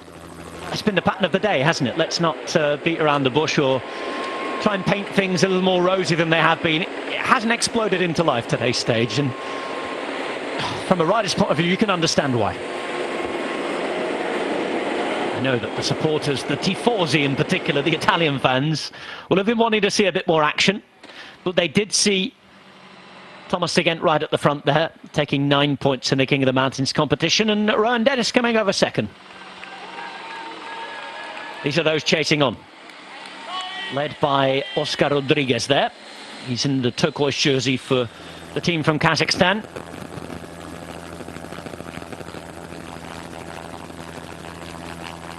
And there are 37 kilometers to go. Rather quick descent, this one now.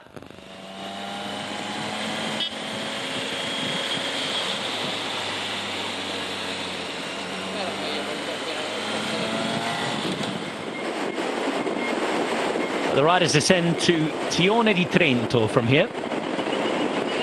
Less than 10 kilometers, so it's a quickish descent really. They'll be down there in no time. Nicest roads too. And it's a group of 10 riders at the front of the Giro d'Italia. Stage 17 today, and another stage up for grabs from the breakaway. It's going to be one of these 10 realistically now, isn't it, Brian? I think so. There's a small group, but they were already distanced, so you think that these 10 riders here are the strongest riders, and I think they would go on to battle for the stage. The interest for me now is what Movistar do. Dario Cataldo already went on the attack in the descent. Villela had to claw his way back there. They've got Carretero, probably their best climber, but saying that, he's up against it with the likes of Ben O'Connor, Pernsteiner and Zakarin, and let's not discount Rowan Dennis here. You know, he's such a powerful rider, so it'd be interesting to see what they do next, because I can't really see them wanting to help each other to come on to this final climb together as they are. This group behind 43 seconds. I don't think they'll get back, but I think tactically now, Movistar, if they want to win the stage, they have to play maybe one or two cards. Ineos Grenadiers looking for their own rule of 6. It's in the news at the minute, isn't it? They've got 5 stage wins. 35 Ks to go, and Rowan Dennis once more in the mix.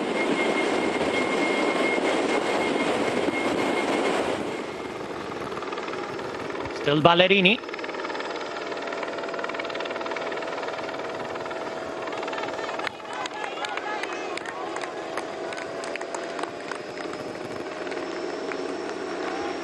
Great numbers for the Koenig Quick-Step. I'll go back a year, Brian. Who would have said we've been walking around wearing masks, unable to embrace friends and family? Who would have said that we've been shut up in our houses for months? In some countries even unable to get out there and take air or exercise. Who would have dared to believe that over 1 million people would have lost their lives to an illness that in humans probably didn't exist 12 months ago? Who would have believed that Roubaix would have been cancelled for the first time since 1942? That there'd be no fans on the roads of Flanders? We'd have a summer San Remo, a scorching Lombardy, a September Tour de France, an October Giro d'Italia, and that the Ineos Grenadiers would be the stage hunters. NTT would be riding on the front of the bunch for hours to set up a 37-year-old GC contender, and that the Koenig Quick-Step would turn into a well-oiled GC machine with a 22-year-old Grand Tour debutant leading the most beautiful race on the planet. Wilco Kelderman, the invisible man back from nowhere to challenge him. 2020, it's been quite the race, hasn't it? Quite the year. It's been incredible for good and bad, and you know, there's an awful lot of other riders you have to kind of throw in the mix today. What will happen as we hit the final slopes? Conrad's Micah said he's got a bit of a stomach upset. Theo Gegenhardt as well, he has to be kind of thrown into the mix, and if these riders are going day by day, we are going to see maybe something similar. to what we saw on stage 15. The stage winner will go to the breakaway, but we will see a battle. This man, what's he going to do today? Is he going to lose more time? Positivo. Look, anything can happen, but I'm sure that we're going to see a bit more of a kind of shake-up in the general classification today. Amore infinito. Infinite love. That is the Giro d'Italia's motto. And that picture summed it right up. Absolutely beautiful. Off to the Dolomiti di Brenta. And off to Madonna di Campiglio. There's Paul Jansky looking after his mate Micah. Micah off to UAE Emirates at the end of the year. And in a shake-up, he's going to be replaced at Bora Hansgrohe by Wilco Kelderman. Not just musical saddles with the bike manufacturers. Lots of riders still to arrange their own destinations for next year. Unfortunately, a few teams still to ensure their own continuation, and that's the case for NTT here, trying to get the publicity required to take a win. And now then, Thomas de Gendt is doing what Thomas de Gendt does best, and he's about to have an old friend join him. Thomas de Gendt and Rowan Dennis. It's another of those Trofeo Baracchi moments. That's respect for you. Came off that descent. Thomas de Gendt had what? 10-20 metres. Rowan Dennis said, can't let you go anywhere, and straight up onto the wheel. But these guys aren't that far behind now. It's closing down to 35 seconds, and they can see them in front. You know, we could have a bit of a regrouping here with these 5 riders coming forwards, and I do think that the fun and games will start soon. Movistar, I don't think of the winner in this group. They have the numbers, but I'm not too sure if we go head to head they've got the winner here, and I think they'll have to start to the attacks, and if the attacks start again, then the 5 riders behind have got an opportunity to come to the front of the race again.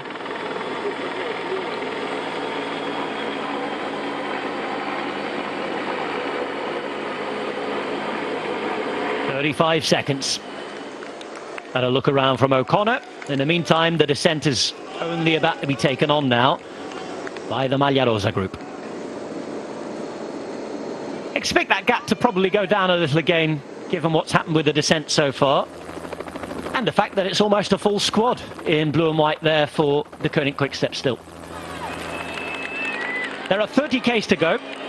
Some of you are off for a quick commercial break, but do not go away.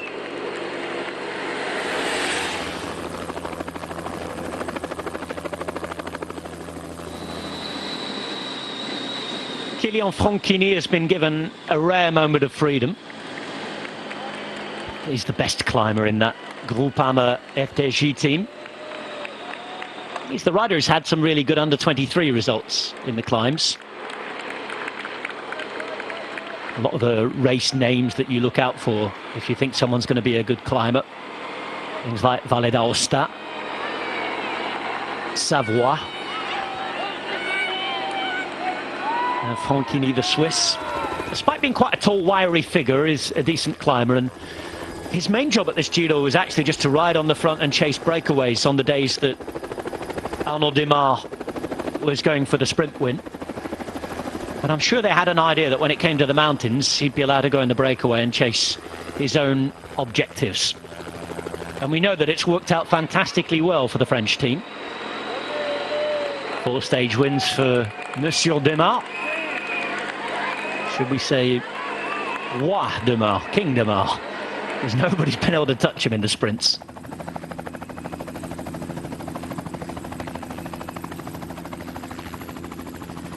Now, I know that the riders were just going uphill there, but we're not at the final climb yet. That doesn't really start until we get to Pinzolo.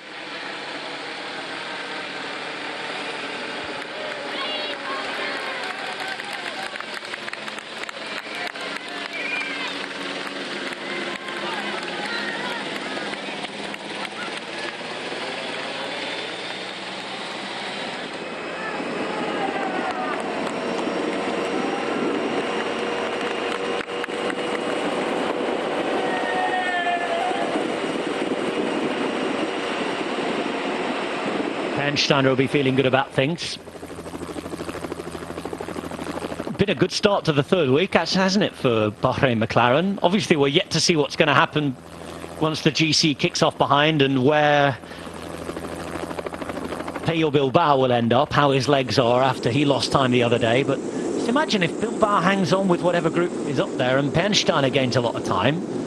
They're going to have two really good cards to play in the last couple of mountain stages, because they will both be at a dangerous position for the GC. Yeah, whether they're able to, that's the big question, because I think over the last couple of days since the second rest day, from what I've seen of Bilbao, he's starting to feel a little bit tired. And the fact that they put riders in the breakaway to try to win the stage, I think that says it as well.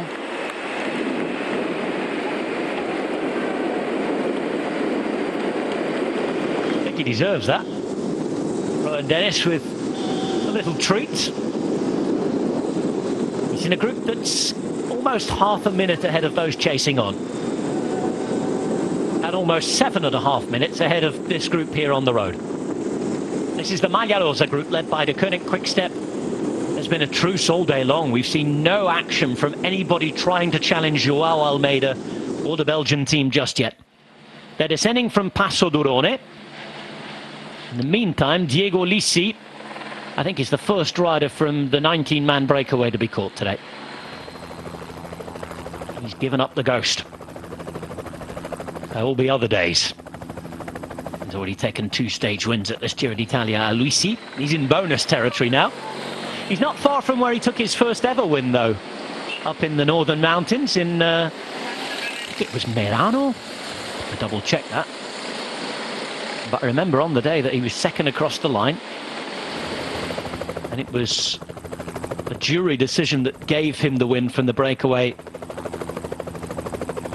ahead of Giovanni Visconti. Tirano, that's where it was. Tirano. Feltretto Tirano. Visconti relegated to third out the group. Ulissi beating Pablo Lastras. Barcolance was up there. Fabio Taborre, remember him? Acqua Sapone. I always remember him because he looked like my old idol, the Blackburn Rovers goalkeeper, Brad Friedel. Spot him from a mile off on a bike. These guys are being spotted now by the chasing group. 22 seconds. The only problem now is that a lot of the team cars, I think all the team cars have been pulled out, so because the gap is only 22 seconds, you can see Pernsteiner putting his hand up, but unless it's a mechanical, I think you don't want cars in this gap because it will help the group behind.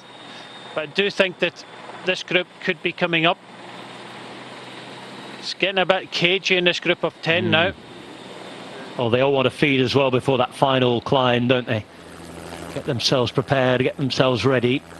The riders about to come in, if they do come in, are Geoffrey Bouchard, Oscar Rodriguez, Victor de la Parte, and that name is a crucial one because he's a teammate for Ino Zaccarin, Jesper Hansen and Kilian Franchini.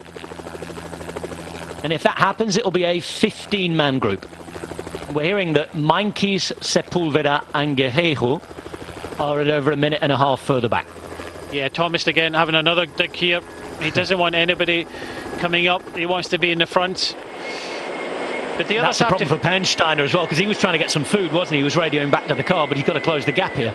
No chance of getting back to the car at the moment with 22 seconds. The racing is going on, and an opportunity now to go on the attack because Thomas again has put a couple of digs in. Movistar need to play their numbers game.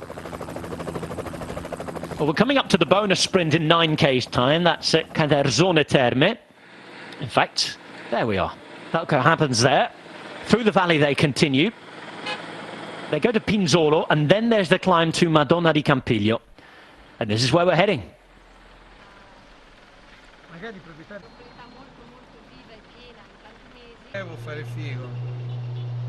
Well, famous in cycling for what happened in 1999, remember? Spiegamelo, quello che vive ad Abu Dhabi. No, poi mica sa. Marco Pantani kicked out of the 1999 Giro. As I said earlier on, it remains quite an open wound in Italian cycling. Back to the place of Marco Pantani's fall from grace today we finish in the town, as opposed to Passo Carlomagno, where we finished before. It's a nice sunny day with 11 degrees. It's another Giro, it's another dramatic parkour. And as we enter the heart of the Italian mountains, really for the first time. I know we were at Cancavallo the other day, but this is where we get back-to-back mountain stages. Which will return to the site of one of the most difficult 24 hours in the history of the sport. As Pantani sprinted up the mountain and into the sun-kissed ski resort, he destroyed all of his rivals back in '99. He left behind the likes of Jalabert, Buenaora, Simoni, Gotti on the road, who'd eventually be proclaimed winner of that '99 Giro, with Pantani excluded for high hematocrit levels the morning after. It was that image of a distraught, lost and damaged Pantani as he left the hotel. The Giro wouldn't be the same again, cycling wouldn't be the same, and neither would he, unfortunately. The sad spiral of events would come to a head 4.5 years later, when he was found dead in a Rimini hotel room. As always, the good and the bad are remembered, and Marco Pantani will not be forgotten by no Italian fans or the race itself.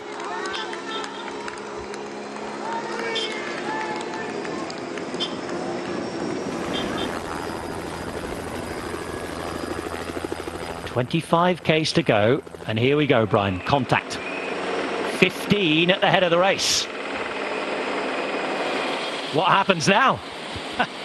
We start again. It's, you know, we went from 19 down to 15. Still, Movistar have got 3 riders in here. They haven't started to try and use those numbers. I thought at this moment they would start attacking each other. The only person that seems to be wanting to get away is Thomas de Gens. Rohan Dennis is marking him. The closer we get to this final climb, the better it is for the kind of pure climbers. I'm talking about Zakarin, Benecona, Pernsteiner. You know, there's a few good climbers in here. I just think that the 5 riders that have come across, they kind of missed out on that previous climb there. May not have the legs to go with them when they go a second time on the final climb, but we're still going to see 2 battles, one for the stage and one in the general classification. We heard from Luke Roberts, the coach of Sunweb, say that they're going to ride conservatively and probably try and do something on the final climb. But I think that suits everybody. They never tried to do anything like NTT. One day came to the front with 125 kilometres to go, so it does look as if the GC contenders are happy to battle it out on the final climb of today's stage.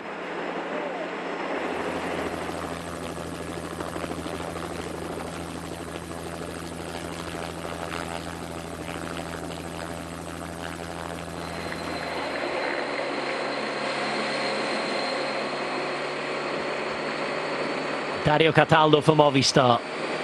This is the best chance that they have had for a long, long time of picking up the win that their season so desperately needs. It's been a year of change for Movistar, the oldest team still at the top level in professional cycling. 40 years old is the Movistar team. They started at the beginning of the 1980s as the Reynolds squad. They've been coming to the Giro d'Italia for most of that time. They won it for the first time in a long time last year. This year, they were never going to get close. They sent a team of stage hunters and younger riders to discover the race.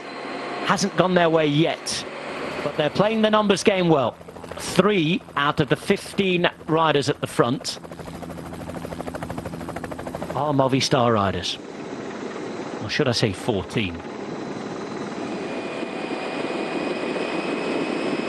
Now then. Geoffrey Bouchard. Going well, wasn't he, in the Vuelta last year?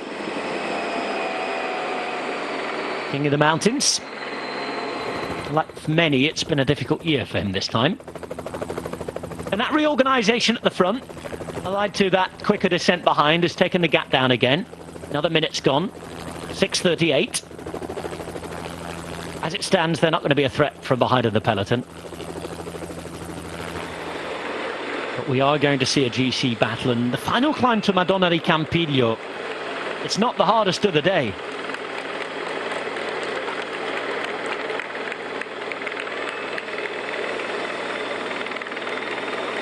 .5 kilometres at just 5.7%.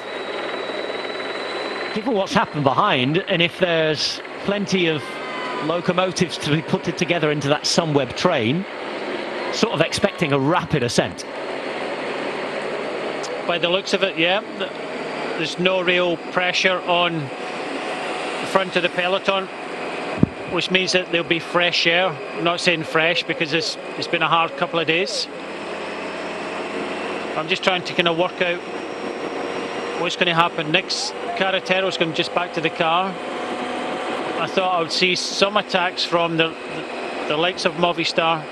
I don't think all 15 riders want to hit the bottom of the climb altogether. We've already seen Bouchard try something there. I know that Thomas de Gent has tried a couple of times. Because the closer we splits here. Yeah, the closer we get to, there's a lot of riders just kind of coming back and going to the car. But the closer we get to the bottom of this climb means that the riders that are thinking more of the climb and are better climbers have got a better opportunity here. Just seeing Bouchard here, it looks as if he's having a bit of a natural break there. Maybe not the right time to do that because he's going to have a bit of a chase to get back on. Of course, he's got the team cars behind and he'll make use of them. We're with Jakob Fuglsang. Back of the bunch. 12th place overall at 5 minutes 9 seconds. He was just being brought up as we look at Louis Meintjes being reabsorbed. And there is Ruben Guerreiro on the left-hand side, the new king of the mountains at the Giro d'Italia. And he will take a 50-point lead into stage 18. But remember, tomorrow is the Cima Coppi. And well, if Giovanni Visconti's not trying to get in the breakaway tomorrow, I'll eat my hat.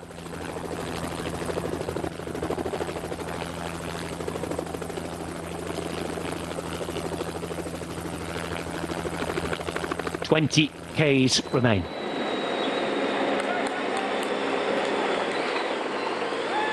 Three, 2 and 1 bonus seconds are available for this group at 17 Ks to go.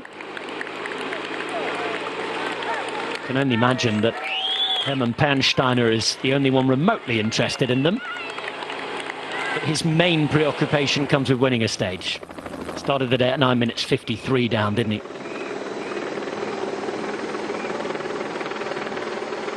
And a Koenig quick step with 5 men around Joao Almeida. Means that only Ilio Kessa and Alvaro Hodge are missing. It's been a great ride from them today. Hodge and Kessa doing the lion's share of the riding earlier on today.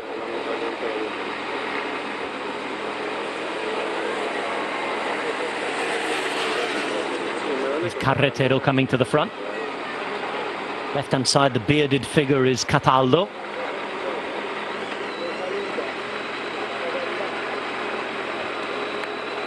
And they're all still together. But just thinking about what's to come.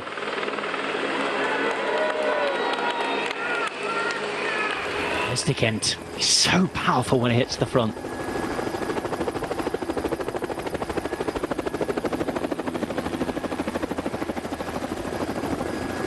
You can see by those numbers, according to that rather new graphic we've had this year from the race organisers and from Velon, who provide the statistics, he spent 11% in the red zone today.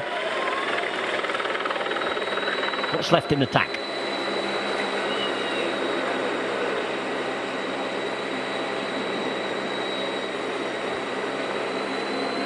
On a good run of riding consecutive Grand Tours, isn't he, at the moment, Thomas de Gent? But unfortunately, the way that the season's gone, he can't carry on, can he? He maybe was having a look at his current teammate Adam Hansen's record. Went on for quite a few years, didn't it, of riding every Grand Tour. But Thomas de Gent, with what's happened with the calendar this year, he's having to miss one in the Vuelta, because the Vuelta, if you haven't been paying too much attention, started yesterday. It overlaps by 6 days with the Giro d'Italia. So the 33-year-old from San Nicolas will have to reset the counter. Now then, Eduardo Sepulveda is the next to be caught.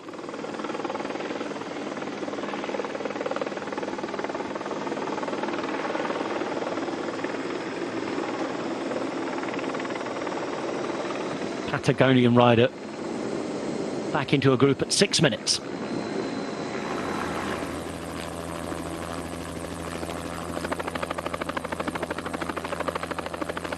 This is how it looks again. The Kent pulling out a bike length or two. This is his terrain though, isn't it, Brian? It's ever so slightly uphill, falls flat all the way to the bottom of the climb. He just wants to ride the other 14 riders off his wheel. He just continues to keep on pushing. I thought at this stage we would have seen a little bit of action, especially from the likes of Movistar. But saying that, they could be tired. The gap coming down with only Ballerini riding at the front, so it says to me that the speed of the 15 riders at the front is not high. Expert question for you. I want an ex-professional answer, please. Thomas again, is he actually trying to ride away from everyone, or is he trying to make it harder to set up his teammate Van Hooker? Well, in this, it's slightly uphill. It's as everybody knows, you know, the drafting effect. Everybody getting 20%, between 20 and 30%, just sitting on his wheel. Surely he's not head and shoulders above everybody else. Is he riding for Van Hoek? I don't know. But it's a big risk. They already had. In the original attack, they already had 2 strong riders. Now there's 15 riders, and you know, it's going to suit more of the kind of pure climbers. I really don't know, and I don't think anybody completely understands what Thomas de Gendt does. Yeah, I can remember sitting down with Brian Holm as well, who looked after him. And he was such a great guy, but so difficult to work with sometimes in the team meeting, sometimes with his earphones on, never take a massage. It's just one of these kind of interesting characters of our sport. What he's doing now and what he did in the roll into at least his second stage win of, you know, riding with Sagan, I really don't know. So my expert opinion is I don't know. Well, that's how we want it, isn't it? We don't want to see, and we don't want to know what's coming every day. I know there'll be a few supporters disappointed we didn't see action from the third climb out. Sometimes it happens, sometimes it doesn't. But there will be different teams planning on doing things their way. There is de Gendt, who comes through and takes the bonus seconds of the intermediate sprint points. And in all seriousness, de Gendt must be threatening Simon Pouloh's lead in the combativity prize now. As we know, it's not a subjective thing that's given by a jury as it is in the Tour de France. At the Giro d'Italia, the combativity prize is something that isn't awarded every day, really. It goes on throughout the Giro d'Italia, and it's a combination of mountain points, stage wins, intermediate sprint points, and I know that de Gendt was right up there, and the last time I had a look at it, Simon Pouloh had a 2-point lead, so de Gendt must be getting close. I think taking that sprint there would have helped him as well, and that's probably why he did the long turn at the front there, just to make sure he took the points for that. Van Hoek must be feeling okay as well, and with having and what I've seen so far, when the attack started, Lotto Soudal had 2 riders there, so possibly both Thomas de Gendt and Van Hoek are feeling really, really good, potentially for the stage win. But you know, you have to think that Thomas de Gendt just kind of riding on the front. It's, you know, he's going to feel that at some point. Maybe he doesn't feel anything, but there's a lot of riders. There's a lot of the riders feeling cagey. Really riding cagey. Maybe he's hoping that this sort of thing happens, where somebody misses the wheel and he drags someone away, they get a gap, and that will help his teammate in the chasing. You just see his teammate marking things. His teammate will be able to fly to the top. De Gendt at the front now. And he's joined by Victor de la Parte.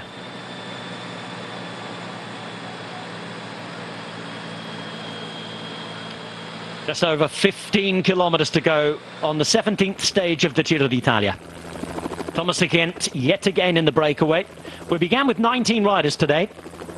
Gap of around 8 minutes, including a rider who's at 9 minutes and 53 in the general classification from the lead of Joao Almeida, and that is Hermann Pernsteiner. He remains there, but the Maglia Rosa is at just under 6 minutes now, and with one climb to go to Madonna di Campiglio, it looks as though the victory for the stage is going to come for the breakaway, because as of yet, nobody has threatened the Koenig Quickstep. Everybody's kept their powder dry. We've been over the Forcella Valbona for the first time in the history of the Giro d'Italia, over the mighty Monte Bondone, the most difficult climb of the day, and over the Passo Durone, but no action yet. Somebody has to challenge Joao Almeida because the days are running out. We'll have the Stelvio tomorrow, the Cima Coppi, and all of what is now going to be the most difficult mountain stage of this entire Giro d'Italia. On Saturday, the mayor of Briançon has said that he will not allow the Giro to pass through in his town in France. So it's very unlikely now we're going to have the Colle dell'Agnello. We'll have a reduced mountain stage on Saturday. It's tomorrow. The Giro d'Italia is in play, and somebody has to take the fight to the Koenig Quickstep.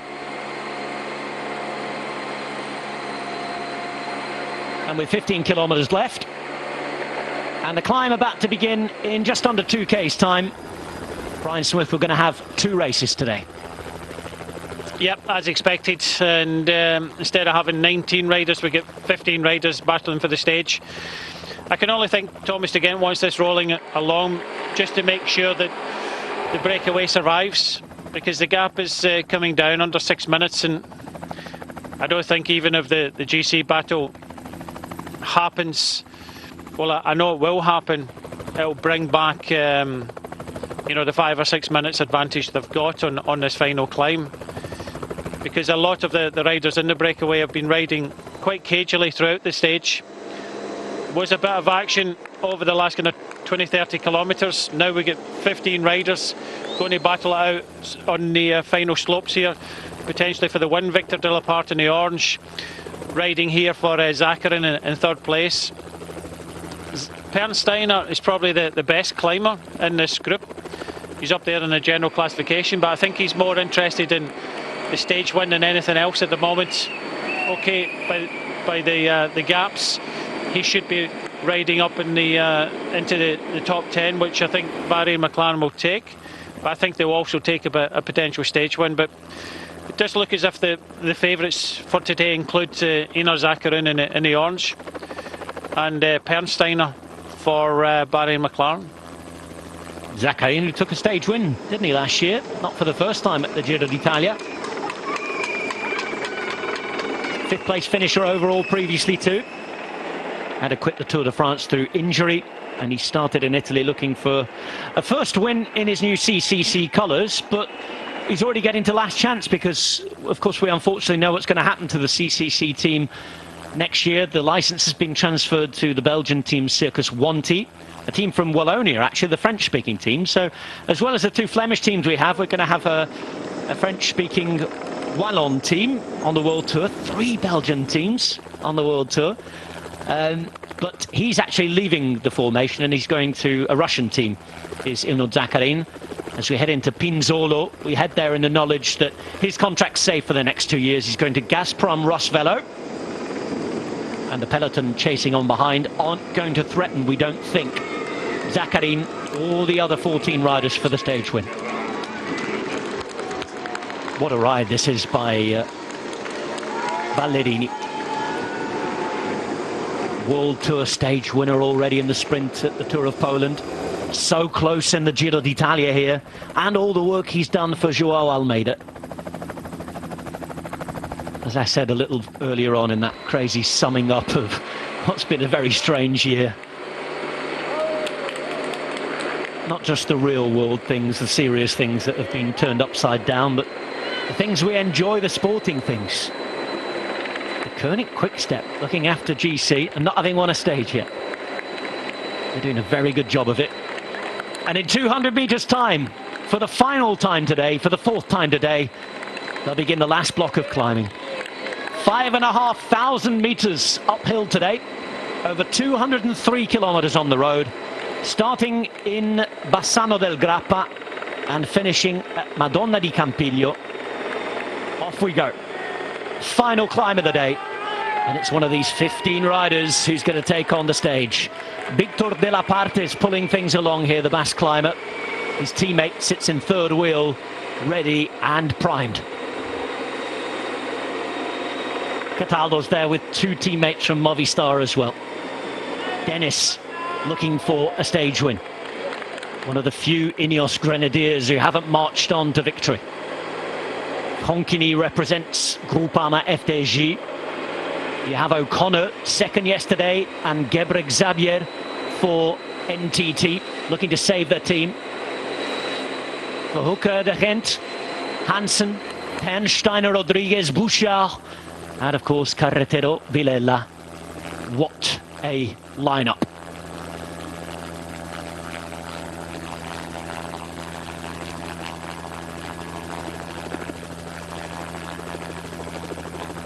On the climb to Madonna di Campiglio, 12.5 kilometers long, 5.7% of an average, and for the last 2.5 kilometers gets quite a lot easier.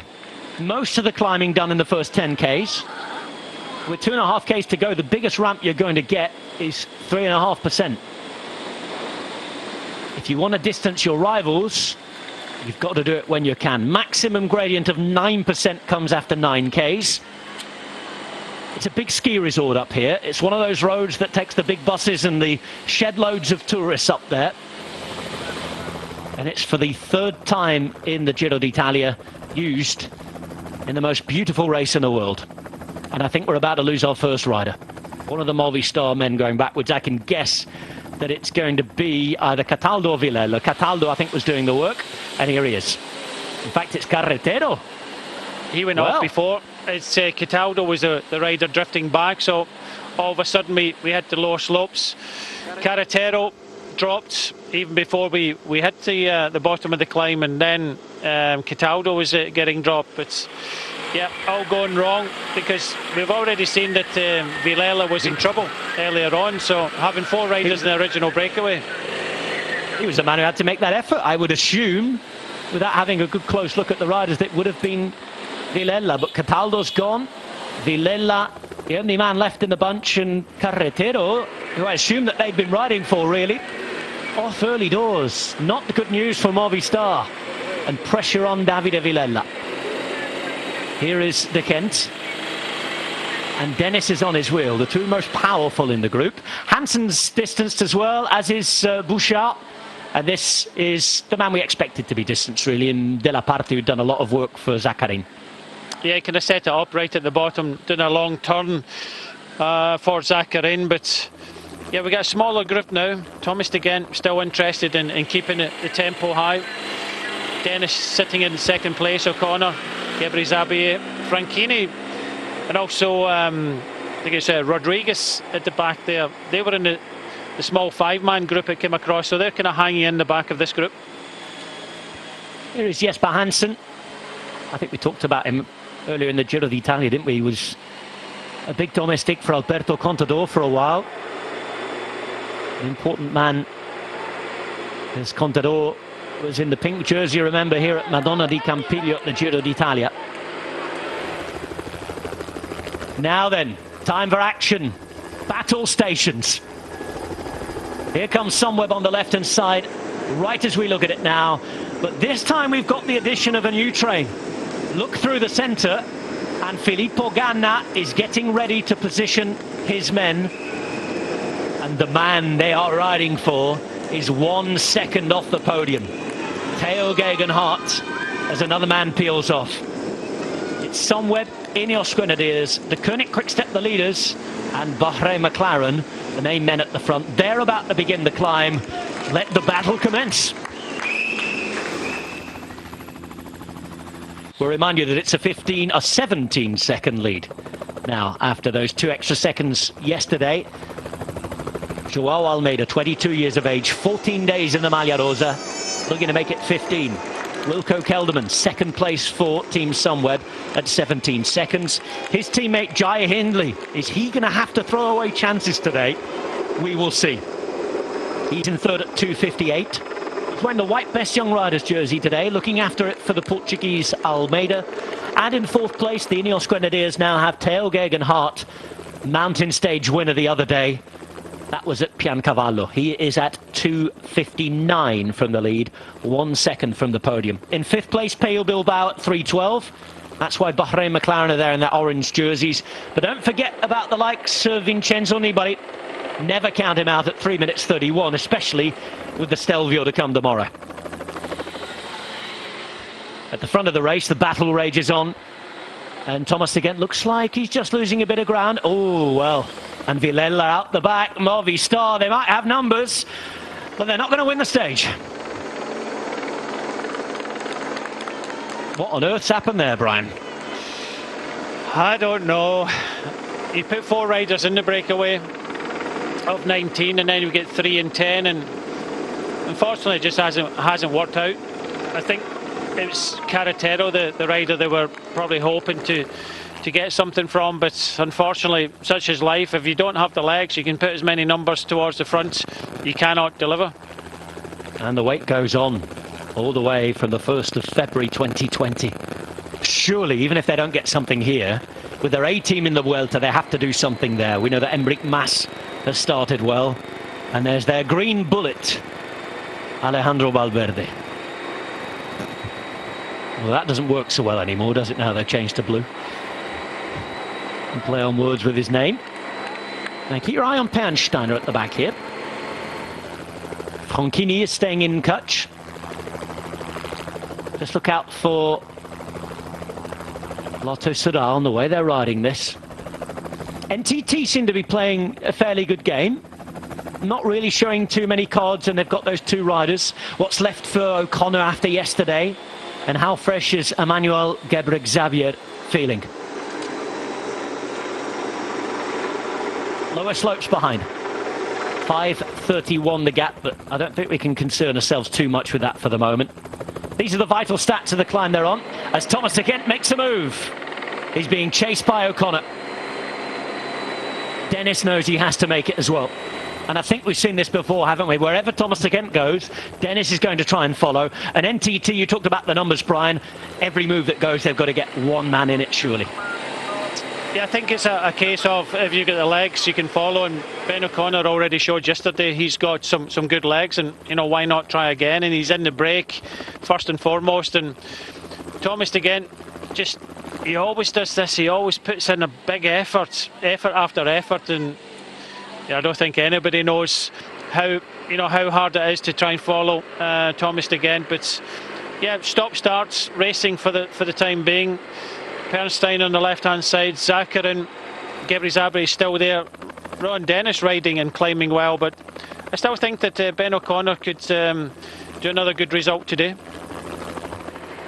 Again, in terms of climbs, I think this is a really good climb for Rowan Dennis, and he's making his own move now. No silly gradients, great power climb for somebody like him, who is clearly on fantastic form. And Rowan Dennis, looking for his first Ineos Grenadiers win, is trying to shed the deadwood. He's followed by Zakarin, who looks good. He's followed by Pernsteiner, who's quite clearly the most talented climber in the group at the moment. And here comes Sunweb, starting to take it up. Jacopo Mosca riding up there for Vincenzo Nibali. He's running out of Mountain Domestiques. Mosca, a man for the flat. He's tried to step up, but how long, I'm not sure. And I think we're about to get the answer. That was Ganna who was done. And Sunweb have started. On Nibali, remember, he's already lost men in the climbs, hasn't he? Brambilla, Ciccone, Deining. He's got the baby shot, Pasqualetto. Zakarin gives it another go. And the left jabs have certainly begun.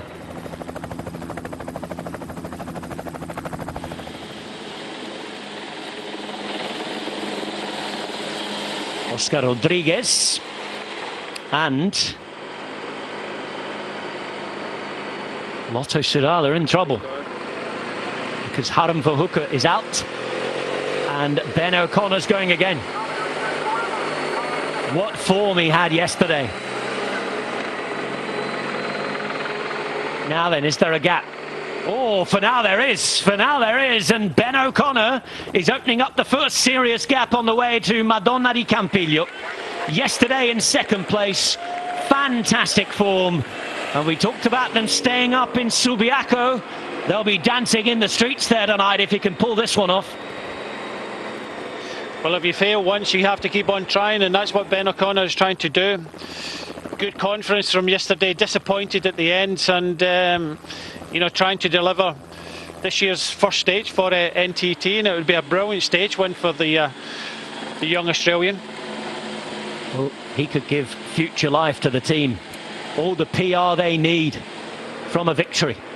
And Ben O'Connor is looking to take a huge step forward and a first ever Grand Tour stage win.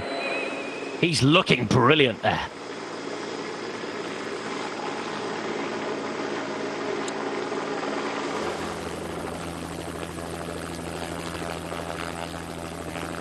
Now the gap to the leaders. Dennis is still looking good, I think.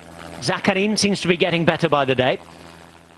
Remember, Van Hooker dropped, so it was De Gent who was chasing, alongside Hermann Pernsteiner. O'Connor still has 7.5 kilometers to ride. And this is Martijn Tusveld, who's riding at the front for Sunweb. He's a solid Dutch climber. Not the most well-known or heralded, but he's been there or thereabout in the team for a while. And I know they rate him.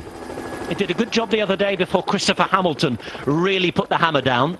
And after that, it was Sam Oomen. Following that, as Rowan Dennis starts to struggle. Remember, we had Hindley and Wilco Kelderman to the line. Dennis will ride to his numbers as well here. And Pozzovivo, with that bandaged up elbow and the style affected by that awful crash he had. And then the subsequent crash and the other subsequent crash in the Tour de France. He is a real warrior. Now to Kent. This boy has some form. He's a wonder to watch when he's like this, Brian. He's just a powerhouse. He just doesn't know when to hold back. It's, you know, he puts it all in the line, and he's brilliant to watch. And by the looks of things, you know, this man here putting in an excellent ride back to back. Came up a little bit short yesterday, but you know, look at the faces of these riders here. Pernsteiner, Zakarin, even Thomas de Gent. They're all starting to suffer. So Tushfeld has already done his job, and now we see, now we've seen you know, a change at the front with Trek. Trek sending Antonio Nibali to the front there. This is the back of the peloton in the meantime, and you're seeing Jonathan Castroviejo being dropped, and Theo Gegenhardt having to fend for himself. Well, Antonio Nibali never really kind of lasted too long there. Done a bit of a turn, and Sunweb now coming to the front with some numbers. Sam Oomen was at the front of their number there. Remember, Chris Hamilton should still be there as well. Jai Hindley. As it's 22 seconds now for Thomas de Gent. Pernsteiner on his wheel with Zakarin.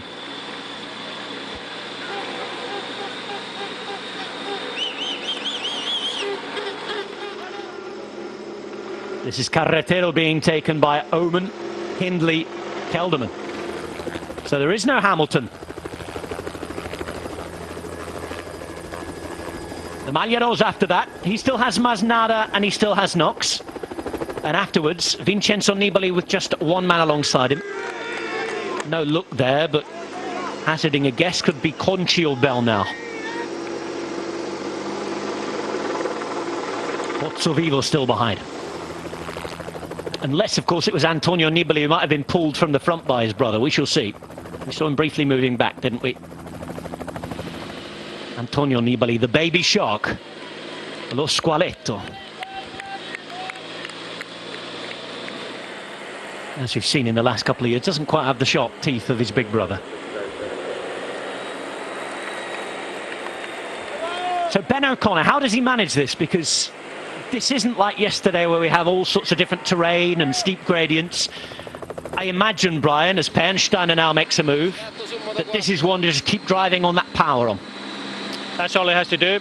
Ride to the numbers, ride strong. You know, you can see that Pernsteiner was just kind of waiting. Now he's having to make a big effort to try and win the stage. And we talked about the difference in 24 hours. Yesterday, Jan Tratnik from Bahrain McLaren took the victory from Ben O'Connor. This could be Ben O'Connor's day, where you know, Pernsteiner, even if he makes it, he's moving up in the general classification. He would love to win the stage, but still 24 seconds to the flying Australian, and I think he can pull this one off. I think he looks $1 million here, Brian. Just look at the way he's moving on the bike, driving the power through it. He looks really good, and he looks really comfortable, considering where we've been today and what he did yesterday. But he won't want to look in the rear view mirror, because he did that yesterday. He got to the line, and there was an orange jersey just behind him, right on his wheel, stuck like glue. And as soon as that orange jersey attacked, it was over for O'Connor. Yesterday, Ben O'Connor had to make a massive effort. Already today, Pernsteiner has made a massive effort to going across to the front group, so he'll pay for that. So I think odds on Ben O'Connor is going to do this one for NTT. Well, he won at the start of the year in Bessèges, but this would be his biggest victory by far. 2019 was a year to forget, really, for Ben O'Connor. After all the promise of the year previous, that stage in the Tour of the Alps, then the Giro d'Italia, crashed it for him there, remember. And here is Jai Hindley. It's really thinning out behind. Jai Hindley, Wilco Kelderman, Joao Almeida. The podium in reverse order. Then you have, in the navy jersey, Theo Gegenhardt. Joao Almeida's domestics are fighting just to hang on. Nibali is alone. Bilbao at the back here. Fulsang is there too. Micah, Conrad, almost down to the bare bones in the GC, Brian, as Thomas Agent is third, leaving behind Ilnur Zakarin. Yeah, the only rider I didn't catch there was Brandon McNulty. It'll be interesting to see where he is, but it looked like all the GC contenders, especially the top 10, were all there. McNulty, remember, having that yo-yo few days, wasn't he? Went from 11th to 4th, and then 4th to 11th. The day before on the time trial, and then the day after it. Maybe left a lot on the road during the time trial, you think, there. Zigent can start to see Pernsteiner, and Pernsteiner, though, is now at 27 seconds. O'Connor is continuing to build his lead. Yeah, Pernsteiner had to go deep there a little bit. He wanted to try and close the gap, and now starting to suffer a little bit, where Thomas de Gent just does what he does every day, just rides at his limit. So 5 kilometres to go for this man here. Ben O'Connor second yesterday and looking to finish this Giro very strongly. Let's have a look around. They're looking at each other. Almeida saying to Sunweb, "You've got to challenge me." And now then, here we go. Here's the first move, and this is the card they're playing. Jai Hindley, third place overall. It's West Australia Day at the Giro d'Italia. Well, it's a strange one there, because they took it up with Jai Hindley. And whether he just, you know, swung over and, you know, Kelderman was left to do it. Kelderman goes now because Masnada was just kind of leaving him out there. So this is big movement now from the GC contenders. And this is where Joao Almeida has to turn up for work. Has to respond. And to the first attack, it's a big green tick in his box. Mission accomplished for now. First gap is closed. There's Pozzovivo at the back, who's just struggling to close the gap, but he was getting back on. And talking of gaps, Pernsteiner has suddenly turned on the motors. He was at 27, he's back to 22. Still 4.5 Ks to ride for Ben O'Connor. On the easier section of the climb here. He's still to get to the hardest point, that 9% gradient. But remember, in the last 2.5 Ks, it does level out a bit. And you imagine that would suit O'Connor over Pernsteiner. Yeah, I think it would suit everybody, but they've knocked it off it here again. Masnada coming up in the left-hand side. They seem to be kind of cancelling each other out. A few days ago we had Jai Hindley setting a tremendous pace, and Kelderman and Theo Gegenhardt were the only riders to follow. We've just seen an attack from Jai Hindley and then Kelderman, but all of a sudden the GC contenders are fanned across the road. Well, Joao Almeida getting angry. And you're right, Brian. Brandon McNulty missing from this group. Everybody else present and correct, it seems, in the top 10. Here is Fausto Masnada. And we are watching Thomas Kent being caught once again by Inod Zakarin. That's Group 3 on the road. This is Group 2, a lone group. Hermann Pernsteiner at 22 seconds from the race leader, Ben O'Connor. The stage leader, I should say. And here he is. NTT looking for their first win at this Giro d'Italia, and a win that might save the team. Potential sponsors looking on. Hit the headlines yesterday, finishing second and blowing the race right up.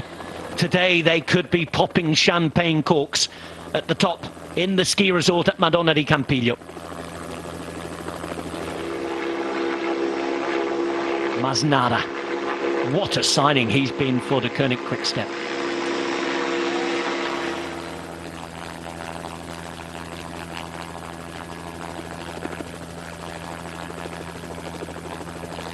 So it's Masnada in the blue and white, Almeida in the pink, Gegenhardt in the navy with the red stripe. After that you had Kelderman and then Nibali, followed by Hindley. In the group 2, Conrad and Maika, with Pozzo Vivo, Fulsang, and this is Ben O'Connor, and remember the other member of that group behind, Pello Bilbao.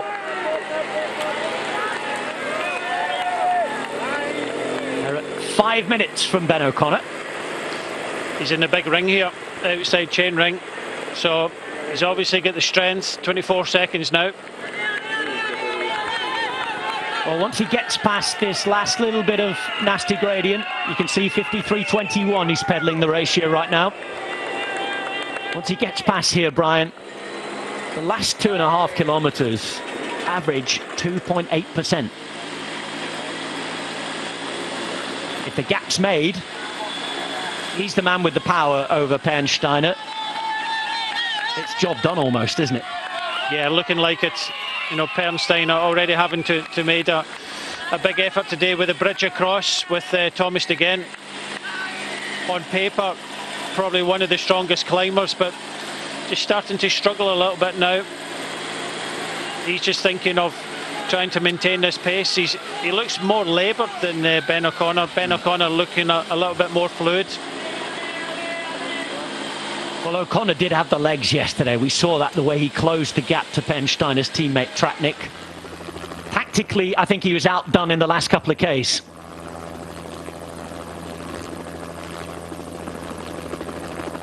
Less than 3 kilometres to ride for Ben O'Connor. Still only 24.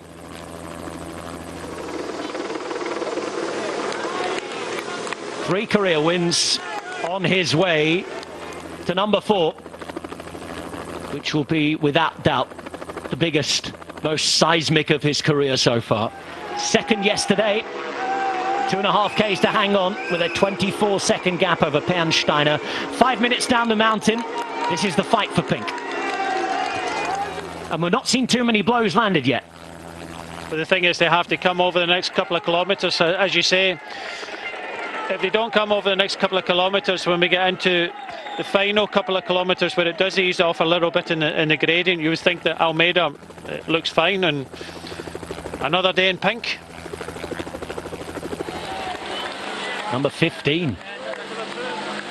He'll only be one from Vincenzo Nibali throughout his career, and he's a 2-time winner of the Giro.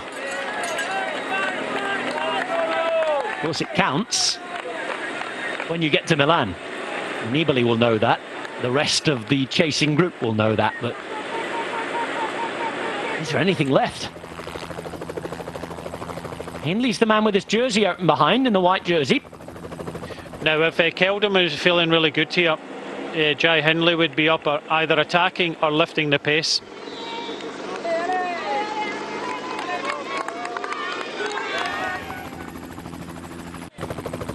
Pozzovivo, Conrad is the last man there. Maiko said he wasn't feeling well today. I think it's one day to get ticked off for him, and again his terrain is tomorrow, isn't it? Those steeper climbs. Riding a solid enough Giro d'Italia, I think, Rafael Maiko. As is Fausto Masnada. Pulling at the front for the Koenig Quick Step. He himself in 10th overall. Well, Ben O'Connor, it's not happened for him with a GC. He lost time early on. He wasn't so well actually down in Sicily at the start in the race. He's certainly recovered now. He's got half a minute on Pernsteiner, and he is riding away, I think even maybe to enjoy the last kilometre and 800 metres on the road. He knows surely that unless there is some disaster to befall him, he will be the winner of stage 17 of this 2020 Giro d'Italia.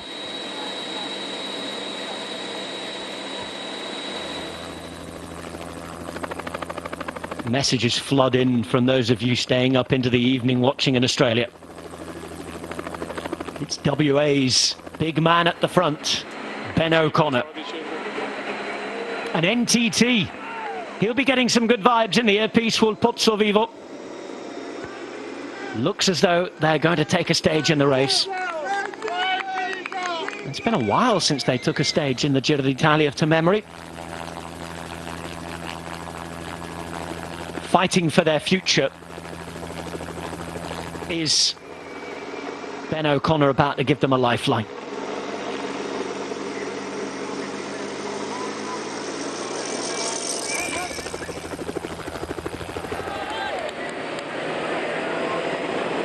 One kilometre to go, and from Bondi in the east across to Bunbury in the west, they will all be cheering for this man. Australia's Ben O'Connor will also be provoking quite a reaction in South Africa.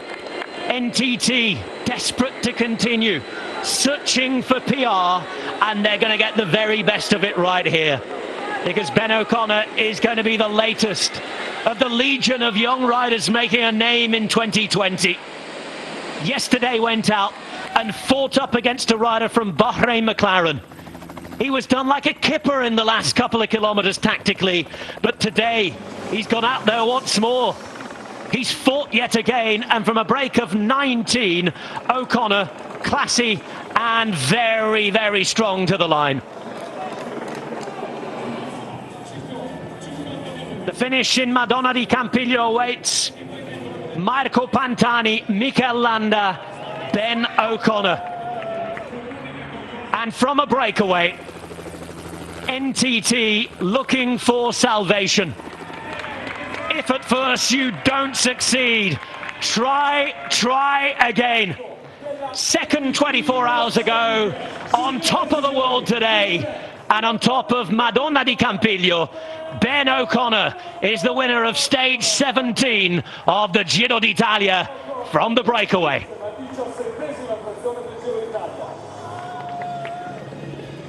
And it is the first stage win for NTT in 3 whole years coming to Italy. From Omar Fraile down in the centre of the country to Ben O'Connor up here in the north. What a ride it's been from Hermann Pernsteiner. Falling away the other day, but right back in the swing of things. He's getting big time in the GC today. Again, it's a 1-2 between NTT and Bahrain McLaren, but this time victory has gone for the superstar from Subi. Ben O'Connor from Subiaco in Perth takes the win. Thomas Agent, yet again, winning fans. And if you weren't a Thomas Agent fan before today, what have you been watching for the last few years? Combative, consistent, incessant at the front of the race. It's another podium for him. Great ride from the man from Lotto Soudal. And Anil Zakarin, always one to give it a go from a breakaway. He's in 4th. And as O'Connor goes off to soak up the adulation, sign him up, somebody.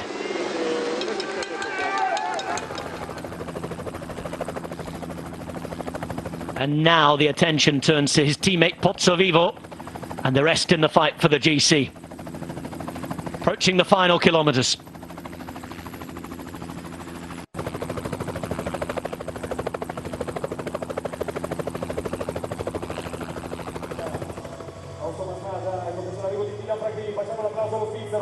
Kylian Franchini coming in almost 2 minutes down. Good ride from the Swiss. Another big day on the bike, almost 6 hours once again. Remember yesterday it was 6.5 hours on the bike and 4 hours on the bus. Long days at the Giro d'Italia. Tomorrow, the biggest climb. Cima Coppi will be ridden. We will have the Stelvio. The talk is, though, we will not have the Agnello on Saturday. With that in mind, who can steal seconds here or there? 2 kilometres to go. It's looking pretty good again for Joao Almeida to make it day 15 in Maglia Rosa, Brian. Yeah, amazing, and you know, well deserved. The Koenig Quick Step have, you know, pretty much set the tempo all day, and Masnada has been there in a very difficult moment when Jai Hindley and Kelderman tried to attack. But I have to say that Almeida was up for it. You know, he was actually talking to Kelderman at the time, but super effort. Thought we'd see some fireworks, but it does look as if everybody's waiting for tomorrow now. Rowan Dennis into this group. Can he do anything for Theo Gegenhardt? That's the question. I'm not sure. And I'm not sure at this point that Gegenhardt needs it, following the wheel of the Maglia Rosa. Dennis will try and hang on. And of course, tomorrow, he'll be required, I think, yet again to ride.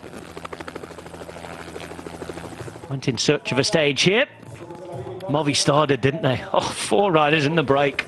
And they didn't get near. Not a good day for the telephone squad from Spain. We'll have to wait and see if Almeida decides to sprint and try and get another 2-second gap at the finish here. They all count to Milan, Brian. 1 kilometre to go, and here's Masnada to drag them in. More difficult terrain to try and gap anybody today. Only a 2% gradient, really. It is Masnada, Almeida, Gegenhardt. Then Kelderman in the white. Jersey Open is Hindley. Nibali's there, just on the wheel of the rider from Bora Hansgrohe's Comrade, who has his rider Micah in front, then Fulsang and Bilbao at the back with Pozzovivo. Nobody else there. And the meters tick by. And in GC terms, you have to say the stage has been a bit of a disappointment. No fireworks, nothing. Not even a Catherine wheel, Brian. Nothing doing at all. And they're going to sprint, though, for anything they can get. It's Micah at the front. Now Gegenhardt on his wheel. Are there going to be gaps? Hindley having to close the gap to Gegenhardt. Remember, 1 second would take Theo Gegenhardt onto the podium. It's difficult to do it here, though, for a couple of metres to the line. You can see Micah still there. Gegenhardt right on his wheel. No gaps opening up just yet, as Gegenhardt's going to put in a dig, and he's being followed closely by Hindley. Gegenhardt going to the line, trying for that 3rd place, but he's not going to get it. No gaps on the way in today. It's as we were going into the Stelvio. Ben O'Connor wins the stage. Joao Almeida keeps the Maglia Rosa. And for a 15th day, the Koenig Quick Step, from Classics team to well-oiled GC machine, are in charge of the Giro d'Italia. And it's a man from an Italian-founded town in Australia who's taken stage 17.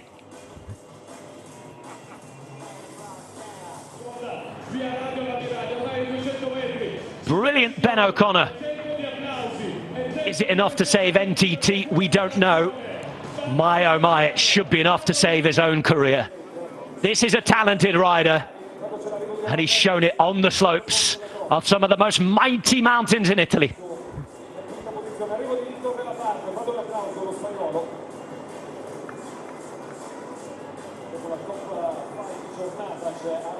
They've been coming and failing for a long time at this race. After Fraile comes O'Connor.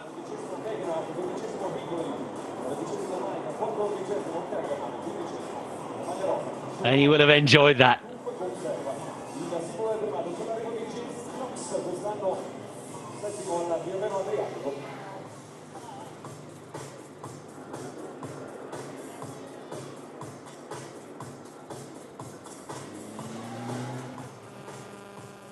They've got a lot of staff who've been working with the team and coming here for years, Brian. Bus drivers, mechanics, carers, soigneurs, all suffering, let's be honest, more than the athletes. The athletes can win a stage maybe and try and take a new contract elsewhere. For all of those staff members, that result will have brought a lot of joy. As Ben O'Connor, at 31 seconds from Hermann Bernsteiner, is the winner of stage 17. Thomas again took just over a minute after providing us with endless entertainment. And the peloton coming home at almost 5 minutes. Signed in here a couple of years ago with a great GC ride until he fell off. Signing out today as a stage winner of the Giro d'Italia. Can João Almeida survive 4 more days? 17 seconds for the 22-year-old Portuguese. Wilco Kelderman did not have the goods today. Neither did Hindley, Gegenhardt, Bilbao, Maika, Nibali, Pozzo Vivo, Conrad. They're all in the top 10. Rendezvous tomorrow for yet another try. The snow's up on the mountains, but a path has been cleared over the Passo dello Stelvio. And it is there we will see Cima Coppi, and the place that anything and everything could change at.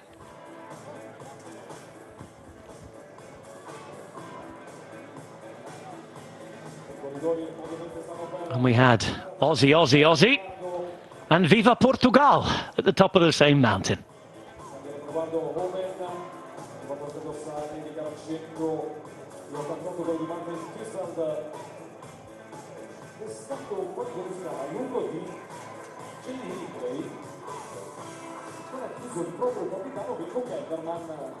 It's WA Day at the Giro.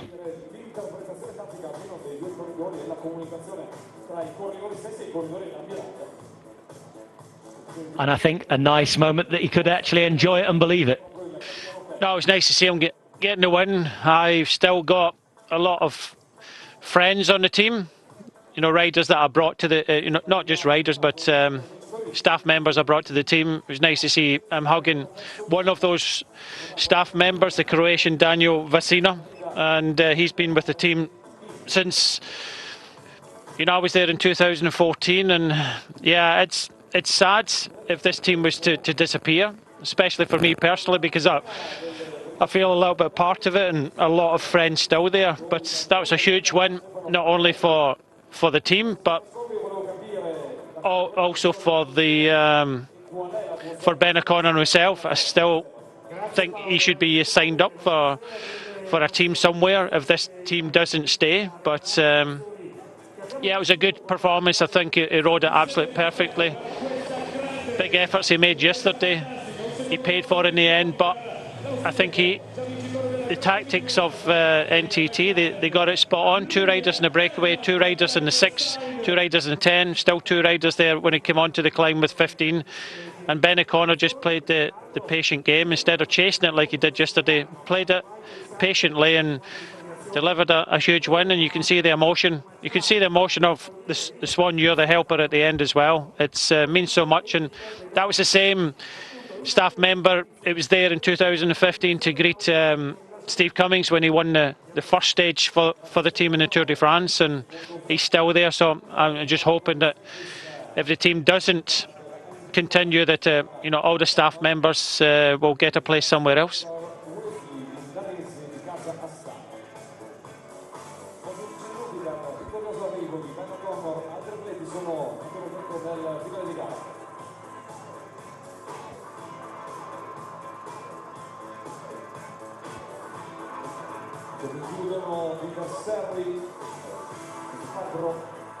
This was the sprint in behind.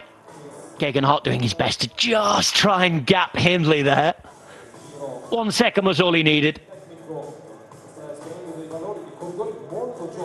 And it's as you were.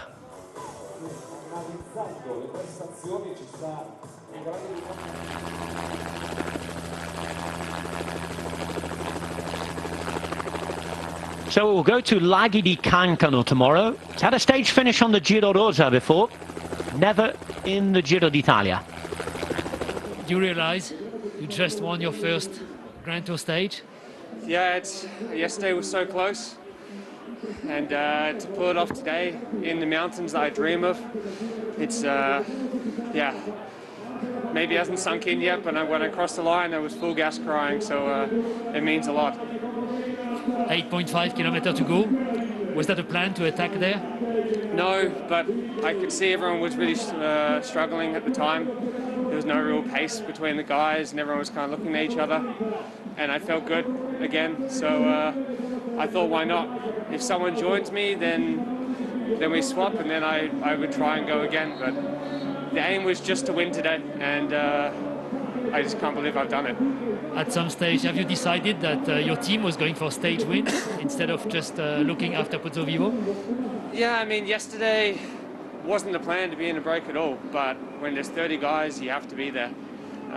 Today, the plan was to be in the break, and if a team decides to come and chase us, then we're there up front for Domenico, and then we can play our cards. It's always a win-win situation, and for the three of us to be up there, it really helped, so we could share the load, I guess, a little bit. So in the end, it was a perfect day.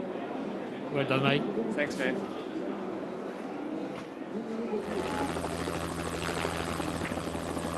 Perfect day indeed for Ben O'Connor.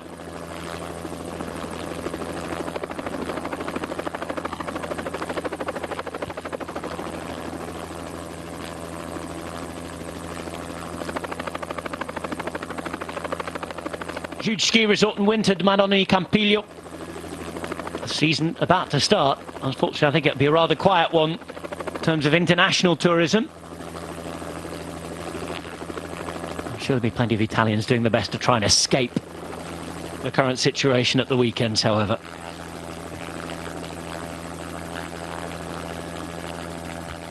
Madonna di Campiglio has seen a wonderful win for Ben O'Connor. And we leave you with images of how it went today from Brian and me, Rob. We'll see you tomorrow when His Majesty the Stelvio will deliver the verdict.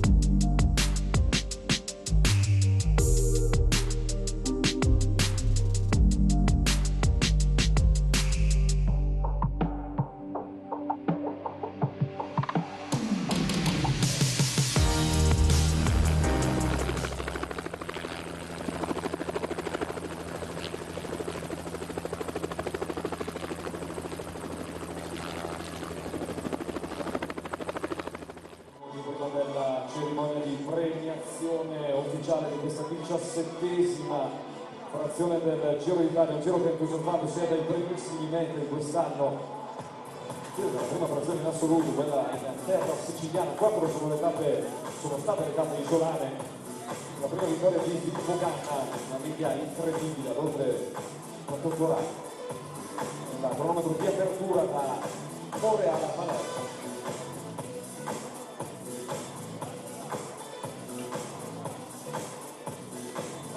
Che è stata dominata invece da Diego Lissi, davanti a Peter Sagan e a Peter Frolic Orore.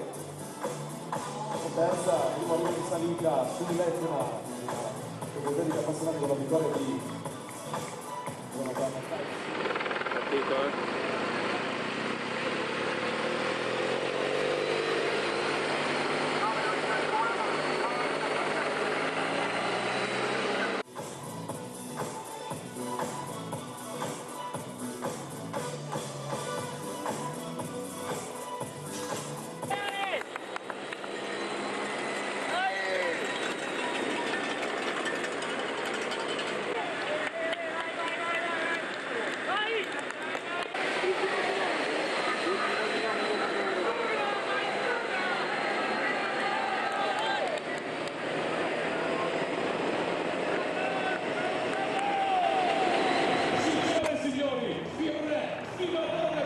Splendido protagonista in solitaria, una cornice poco uguale, quella di Vieste, partenza da Giovinazzo, provincia di Bari.